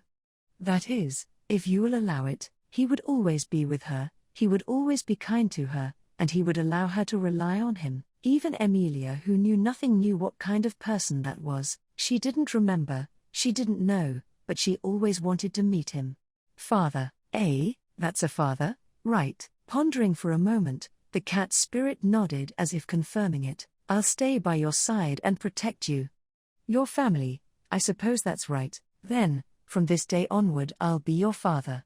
You can depend on me, Emilia." She remembered how she always depended on the spirit who said this to her. "Emilia?" Emilia blinked several times when her consciousness returned to reality, causing Puck to call out to her. The synergy between the voice and her memories made her face turn completely red. It was to the point that she couldn't even blame the evening light. Not just her face but even her neck had turned crimson. Emilia? Are you all right?" "Not Emilia." With her face red and her cheeks warm, Emilia pouted as she said this. When she saw Puck's eyes widen, she stared at him while turned to the side as she repeated herself. "Puck, you said you'd call me something else." "Yeah, I did say that." "Is that all right?" "That's, it's obvious. I mean, you formed a contract with me, so we have to be more, affectionate.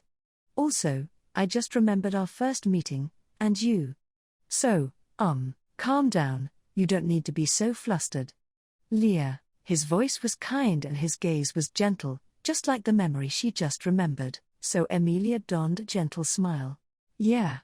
Understood, Puck," and with the evening glow behind her, she nodded. The girl and the spirit then affectionately cuddled up to one another and happily watched the sun go down. As they felt closer to each other than ever before, the two once again became family. Frozen bonds, bonds of ice, Epilogue, the meaning of happiness. The signs of dawn breaking made Emilia wake up, after which she sat up in her bed, cold. Murmuring this with a drowsy look, she pulled her sheets toward herself. She drew her knees closer and placed her chin on the sheets she'd pulled, whiling away her time while in a half-conscious state. She wasn't falling asleep again. She was already awake. Her mind and body just hadn't caught up yet, so it was still okay. Time slowly continued to pass by while she idly. "Leah, get a hold of yourself, or you won't have time for your daily routine." As she nodded off, a voice suddenly slipped into her ears. But this didn't surprise Emilia in the slightest. She just grimaced. "Just a little longer." "That little longer is no good, I'm afraid. Come on, get up already, noisy." When Emilia buried her face deeper in her bedding, Puck made an elongated sound in a dissatisfied tone, but the grey-coated cat soon regained his composure and landed on her shoulder. And then, while she kept her face lowered, he pulled hard on her ear. "Hey, wake up, wake up. Wake up, wash your face, and brush your teeth. Once you're done with that, move on to your hair. A braid would look nice today. Pretty please, braid. You do it, all right." Emilia left her hair to Puck, who was hurrying her, and rubbed her eyes as she left the bed. Fixing her sleepwear that was sliding down her shoulder, she seemed somewhat annoyed as she stepped into the chilly morning air. The scenery of the garden, which she could look over from the huge tree she was living in, hadn't changed a bit over these past several years. At the spot where she dried her laundry, She had constructed a simple storeroom that had her daily essentials crammed into it. The stream in which she washed her face and bathed was close by, and at its shore was a memorial she had built from obsidian. "Good morning, everyone. Looks like we've got good weather today as well." Emilia made sure to greet this memorial with no inscription on it every single morning. This memorial was an offering to the lesser spirits she had once bonded with, who she suddenly lost. Her contract with them was severed one-sidedly. But still, she had to keep her promise. This was her sincerity towards the nameless memorial. Whoa, cold, splashing it with water from the stream, she cleaned the memorial. She then washed her face, getting rid of any remaining traces of drowsiness. She rinsed her mouth as well, and with this she had done everything she was instructed to. "All right, braiding complete. You're super cute today too, right. Puck had been working hard on her shoulder while she was busy cleaning the memorial and washing her face. He puffed his chest out with pride. When she cast a sidelong glance at Puck, who wiped his forehead with an expression that looked like he had done something incredible, her braided silver hair entered her field of view. "Wanna have a look in a mirror?" "No, that's fine. There's nothing to worry about since you did it for me." Shaking her head at his proposal, Emilia, who had been toying with her braided hair, let go of it. It wasn't just limited to her hair. Puck knew more about Emilia than Emilia herself did. She didn't think anything weird would happen if she just left it to him. To begin with, Emilia didn't really know much about fashion. Furthermore, Emilia still lacked the courage to step in front of a mirror. "It's so adorable too, how unfortunate." Puck crossed his short arms and sulked, causing Emilia to force a faint smile as she separated from the stream and headed back home. Puck would fuss over her and compliment her appearance like this, but Emilia knew her appearance was one that inspired dread in others. She took Puck's flattery with a grain of salt. Having returned home from the stream, she approached her change of clothes placed on the bed. Picking out her clothes was also Puck's job. Emilia cheerfully shed her sleepwear, baring her body with no hesitation. "How immodest. You're the only one around here, and you've got your back turned to me. I keep telling you that that's not the problem. I guess you just won't learn no matter how many years pass. I think you're really stubborn to keep repeating something I haven't listened to for so many years." Her clothing today was worn like a coat, so there was no risk of it ruining her braided hair. She had a reliable family member called Puck who wouldn't overlook such things. Puck prepared her towel while she changed, and Emilia took her shoes out of a shelf. "Those shoes, do they feel all right?" "Yeah, they're fine.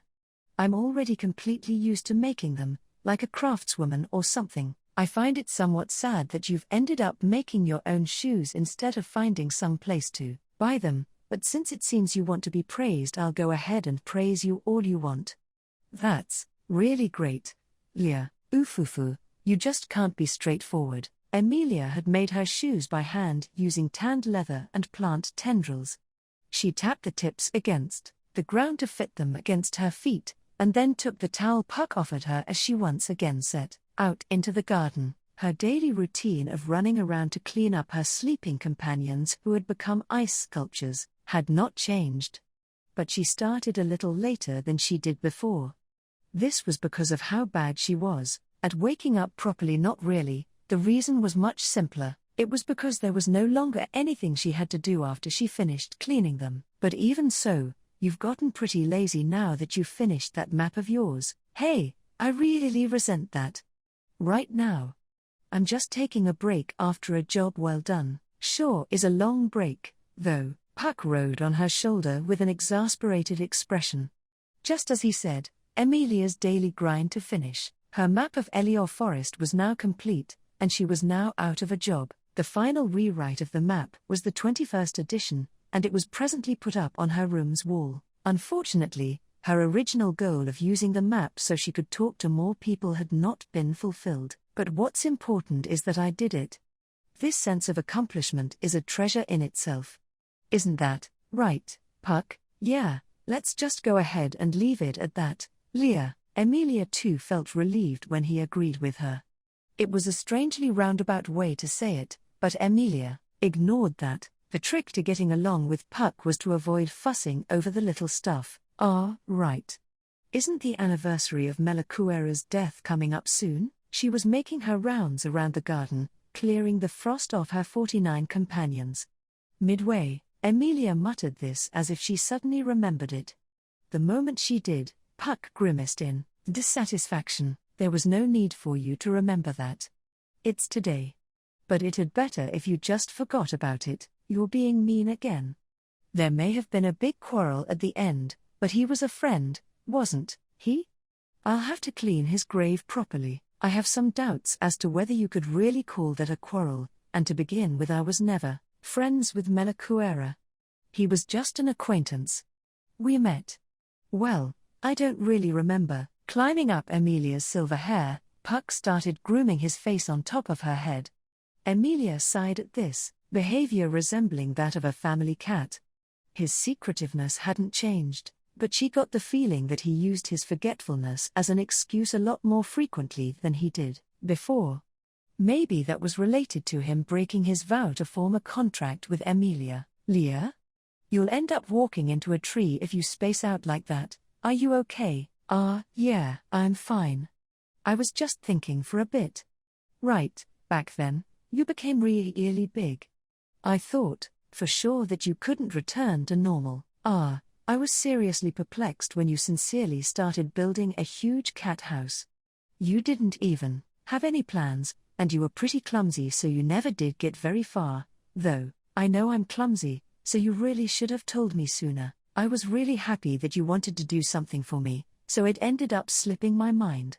And your red face when you got all embarrassed and angry was super cute, so it slipped my mind then as well. If there were that many slips, you were just playing a prank on me. When Emilia's face turned completely red as she got angry, Puck nodded several times in satisfaction. During their battle with Melakuera, Puck had formed a contract with Emilia. This restored his odd and allowed him to use her excess mana to return to his true form. Since then, she hadn't once seen that giant, monstrous form bearing golden eyes, because it's not very pretty, you see. That was what Puck said, but she didn't really understand what that meant. However, Emilia also thought that this small form was more Puck-like than the big one, so she didn't complain. It was cute. Gosh, just come here already, Puck. I'm mad, so let me touch your ears and tummy. You don't really have to come up with that sort of excuse. You can go ahead and touch me whenever you want. It's not like I want to touch you. This is your punishment. I'm punishing you for being bad. She pouted as she hurried him, and Puck descended before her, saying, right, with a blank expression, even though he was being punished. He spread his arms out as if telling her to do whatever she wanted, and Emilia reached out to his defenseless body to enjoy his fluffy fur, his stomach, his ears, and even the base of his neck. A connoisseur like Emilia wouldn't overlook the tip of his tail either. Here, take this, Nyanyan, so ticklish, hee. How was it? You're done? You give up, right? I lost, I surrender. I just can't win against you, huh? After she toyed with him to her heart's content, she looked upon his wilting, exhausted appearance with satisfaction, after which she put him back on her shoulder. Good. Now, stay quiet just like that until we get home. And start making preparations. Once we get back, we'll be visiting Melakuera's grave for the first time in a long while. It might take a while. Should we bring lunch? Sure, I do quite like your manly rice balls. Manly, didn't that mean something like openly talking about secrets? You remember something from that long ago, huh? To be honest, I'd forgotten. She didn't really understand the connection between secrets and rice balls, but it didn't seem like Puck had any intention of explaining it, so she'd have to think about it on her own. Although she already had many such doubts she never could find the answer to. Anyway, she had decided what she was going to do once she had finished her daily routine. Once she cleaned off the final one, she went back home while playing with Puck, leaping over the stream, ascending the tree's roots, opening the door to her room. That's quite the splendid map you have here. I couldn't help but admire it. The instant she entered her room, completely devoid of caution, an unfamiliar voice greeted her, causing her to stop. The voice came from the tall figure standing in the middle of her room with their back to her. The figure, with long indigo hair flowing down their back, was looking at the map of the forest affixed to her wall. It must have taken a great deal of time and effort to create this. Considering the scale of Epilogue Forest, and the witch beasts that dwell within it, it is easy to imagine how hard it must have been. You possess adequate literacy. The drawings and names are perhaps what one might call creative, but that's down to individual taste. Now, all that's left is to look upon the creator.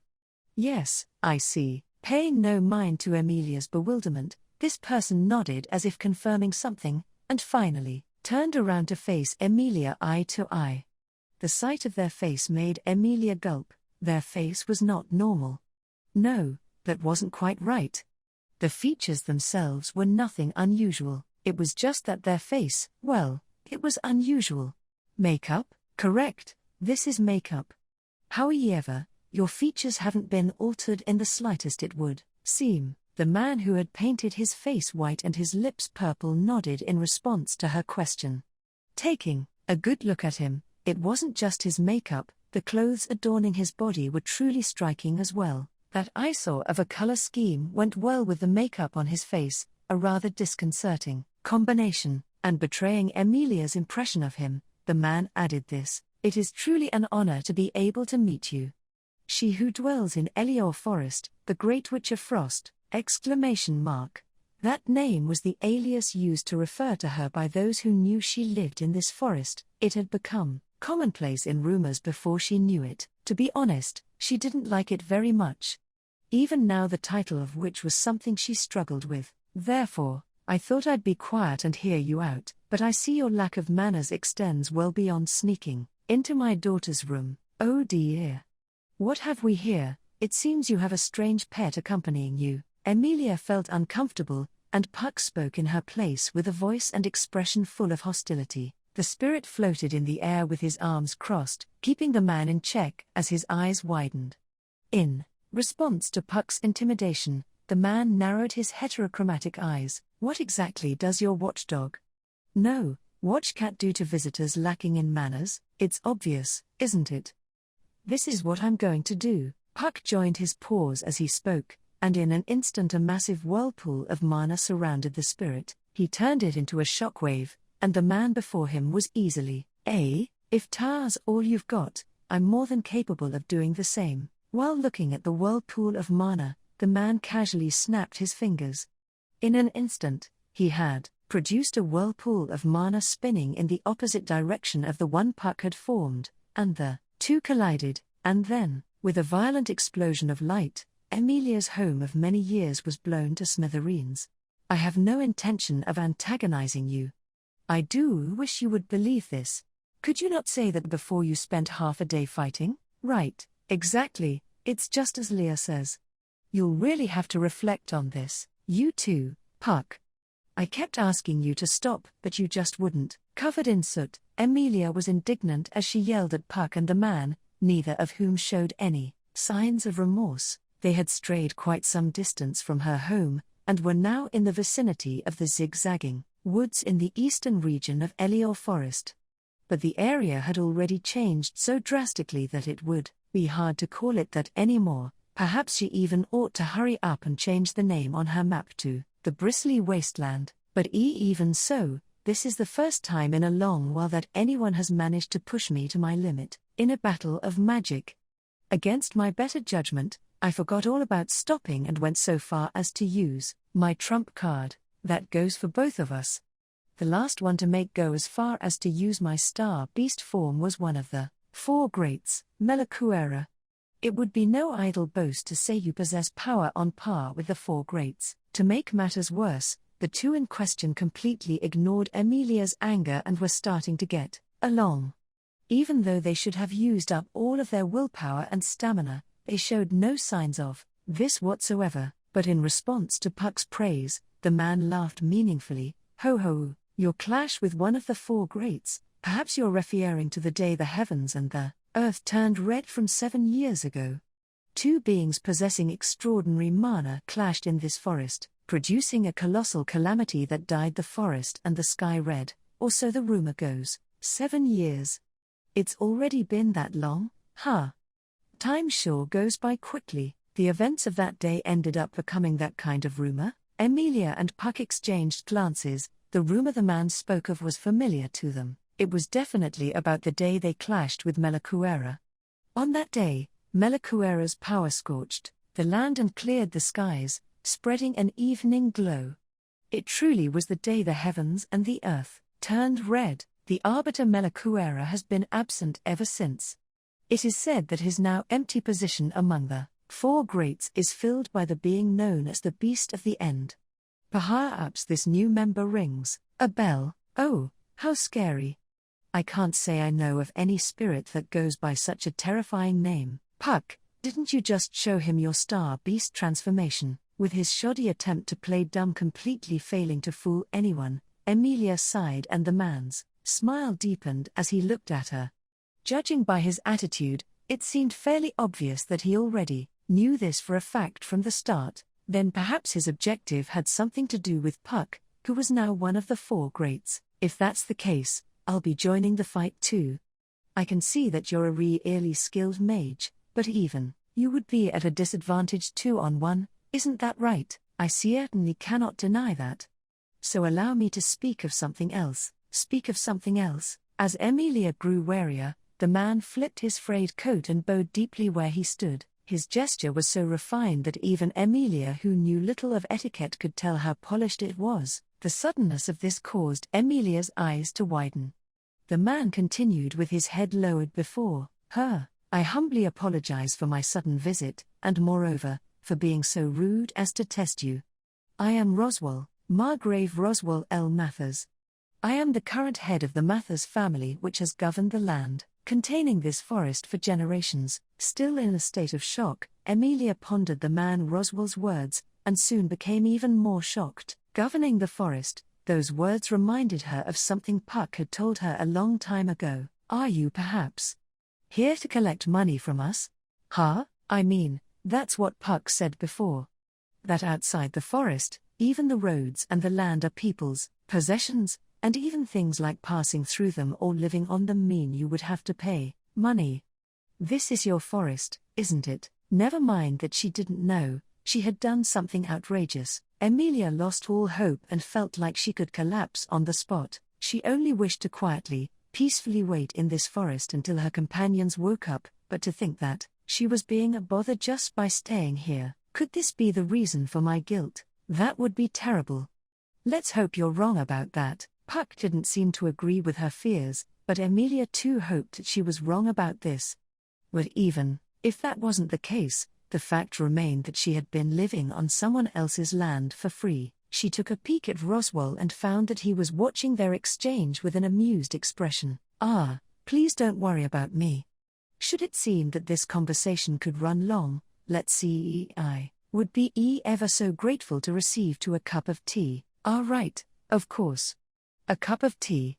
Ah, my home. About half a day ago, her home had been annihilated when the battle between Puck and Roswell began. The scale of the magical battle following this made her forget about it, but considering how long she had spent there, it was only natural that it would sadden her even now.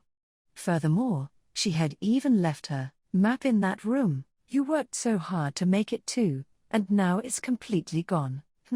So no tea then. And it would appear that the two of you cannot pay the rent you owe for the time you spent living here, is that correct? Yes, that appears to be the case. Money, the problem was money. Just like before, she was purchasing her daily necessities by taking the shiny stones she dug up to the nearby village and using them to trade, so she didn't have any money on hand. That's right. How about instead of money, I dig up these pretty rocks? Leah, calm down and think about it. The forest belongs to this Roswell, so naturally, everything you could find in the forest would also belong to him. That goes for those pretty rocks too. Then I'm a thief? And me, I guess I was the real homewrecker. She had just lost her home, and now it turned out she was a thief all along. The devastating truths just kept coming to light one after another, because of which Emilia just about reached the limit of what her heart could handle. Perhaps feeling some pity at seeing her like this, Roswell clapped his hands. Understood. Then, let's say this shall substitute for all the rent you owed until now. Ah. That's my map. Roswell pulled a rolled-up map out of his breast pocket in an exaggerated manner, surprising Emilia. Roswell smiled in response as he casually waved the rolled-up map. In truth, this map is a very precious item. Because of the countless witch beasts prowling around Elior Forest, there has not been one single person so reckless as to attempt to make a map of the area. Really? It is really dangerous, after all. That's certainly true, but that's not the only reason. For instance, the fact that investigation groups are unable to enter the forest in the first place. It seems that a barrier surrounding the forest repels those who would attempt to enter, and if one were to force themselves through, they would be attacked by a hollow appearing out of nowhere. I didn't know about that. I've never even met anything like a hollow. Well, that goes for me too. You see, I too passed through the barrier to get here, and I did not encounter any hollows. Emilia's white cheeks turned pale, in response to which Roswell nodded as if concerned. Right next to Emilia, Puck's expression turned sour. I ended up relying on the barrier too much. I wasn't cautious enough about the possibility that someone would get past it. Although he said such things, Emilia took no notice. Anyhow, so, you want to take that map as compensation for all the charges until now? Yes, that is correct. Of course, if you believe this to be unfair, we could always discuss. No, that's fine. Keep it. You'll probably make much better use of it than I would. Emilia interrupted Roswell before he could say whatever he was going to. She then transferred ownership of the map to him. This made Roswell's eyes widen, but Emilia had already turned back to Puck. Take a good look, it wasn't useless or anything. Because I made that map, we just barely kept our lives, so it was a good thing after all, wasn't it? Is that right? That might be the case. Even I can't refute that, right? All right. I managed to beat Puck. Who did? I did, I suppose so. You did indeed do that, Leah. The map's unexpected usefulness made Emilia happy, and she was in high spirits as Puck put on a bittersweet smile with a defeated expression. And then, I see. This cold certainly pose a problem. As he watched the two, Roswell muttered this in a satisfied manner. Did you just say something? Unable to hear what he had muttered, Emilia turned towards him and tilted her head. But Roswell did not answer her question. He instead stared at her intently with his yellow eye. His gaze somehow felt uncomfortable, like he was observing her, like he was peering into her. As his gaze overwhelmed her, she suddenly realized, thinking about it clearly, this was the first time she had been able to converse with someone like it was natural. She didn't even have her robe on right now, so her silver hair and amethyst eyes were out in the open. Are you not afraid of me? This was so unexpected to her that she ended up asking him this up front. The moment she said it, she started to wonder if she had been too direct. But, if I had to say whether or not I'm afraid of you, I'd have to say I'm not. In response to her question, Roswell solemnly shook his head. He then continued, the reason being that I knew from the very start that a half-elf possessing silver hair and amethyst eyes dwelled in this forest, and it was in order to find this person that I came here. Then, don't tell me, you're like those guys. When she heard that he had come to this forest specifically seeking her, a half-elf with silver hair and amethyst eyes, the characteristics of the witch, what first came to mind was from a long time ago, when those scoundrels invaded the forest. Those people had brought a caged witch beast with them, and said they were going to make Emilia and her companions slaves. You need not worry. My goals are far nobler than those of such a bunch. You sure like to dance around the subject, huh? Setting Leah aside, I'm not a very patient guy. Because I'm a cat, you see, I would rather avoid your ire. I shall get to the point then. But first, Leah Summer. Do you wish to be addressed in this manner? Shrugging his shoulders in response to Puck's intimidating words, Roswell directed his gaze towards Emilia. Receiving his gaze, Emilia realized that this was the first time anyone had ever asked to hear her name. Come to think of it, she never did introduce herself, and Puck only ever used his affectionate nickname to refer to her. So, no, my name is Emilia. I have no family name. Just call me Emilia. Introducing herself like so, she seemed to thrust her chest toward Roswell with pride. And Puck was sitting on her shoulder as she did so. She had nothing to be afraid of right now. One person and one animal. Roswell drew in his chin when he saw the spirit arts user and spirit line up, side by side. He then took a step backward, and got down on one knee as he respectfully bowed to her. Very well, Emilia Summer. Allow me to start over. I am Margrave Roswell L. Mathers. As a noble affiliated with the Kingdom of Lagunica, I have come to visit you on this occasion in order to enlist the aid of your esteemed self. Aid, yes, that is correct. Emilia Summer, would you please accept this? Roswell took something out of his pocket and offered it to Emilia, who was somewhat troubled by his respectful stance and tone. In his palm was a small object with a red jewel embedded in it. There was a design engraved onto the triangular black object. It seemed to be a dragon. She could tell at a glance that it was of great value. Still uncomfortable, Emilia nervously extended her hand towards the object in Roswell's palm. When her finger touched it, she momentarily withdrew her hand as if scared. Leah, she heard Puck call her name as he gently snuggled up to her cheek, and she gave a slight nod in response. She then took it from Roswell's hand. It's beautiful. What is this? She instinctively sighed as if entranced. The jewel she accepted somehow started to shine in her palm. The red jewel glowed brilliantly, illuminating the forest cloaked in nightfall. This is proof, Emilia Summer, proof. This proves something? What does it prove? That's right. It proves that you cannot escape your fate. Roswell answered her question as he brushed the dust off his knee and stood up. It was not Emilia, but Puck, who was somewhat offended by this answer. I can't say I like that word. Is that so? That's unfortunate. Phrases like fated meeting or fated partner are a different matter, though. Because Leah and I have a super strong relationship, a bond bound by fate itself. Tight, super tight. Right, Leah, sorry, I don't really understand what you're talking about. Ignoring Puck, who was clinging to her cheek, Emilia turned back to Roswell. Well then, Roswell, what exactly do you want from me? And once I tell you, I think I want to help you if it's something I can do. But she wasn't sure whether or not she would be able to do whatever it was. Roswell smiled in response to her attitude. Then I must request your cooperation with all my heart.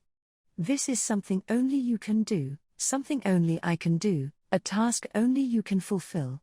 There will be a reward, of course, you don't really need to. The reward is a method to awaken the people frozen in this forest. Emilia was about to turn down any sort of reward, but Roswell's words completely drowned that out. Taking notice of this reaction, Roswell nodded deeply. I see your eyes have shar-anged. Could you explain in greater detail what exactly it is that you want me to do? Of course. Well then, let us sit down and... Oh dear, it would seem your home no longer exists.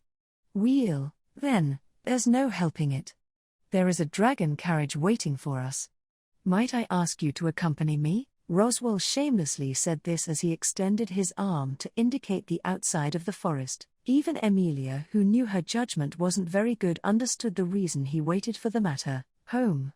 He was planning to cut off any path of escape from the very start. You didn't need to go that far. Even if he hadn't cornered her like this, Emilia would not falter. If by following him she could free her frozen companions, if she could just find out how to do that. Leah, having received her assent, Roswell started walking ahead of her.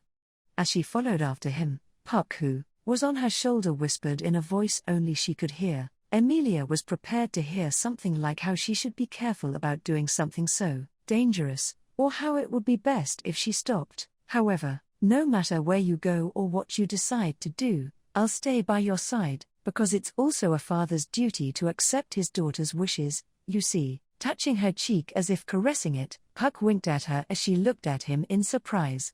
His unchanging attitude and behavior saved her, and she nodded. Yeah. I'm counting on you.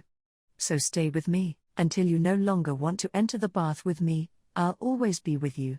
You dummy. Emilia suppressed her laughter as she said this in response to his carefree and facetious tone. As they had their exchange, Roswell, who was walking ahead of them, stopped and looked back at them. Sorry, I'll be right there. Saying this, with Puck by her side, Emilia started running. What awaited the girl and the spirit beyond the forest? That's a story for another day.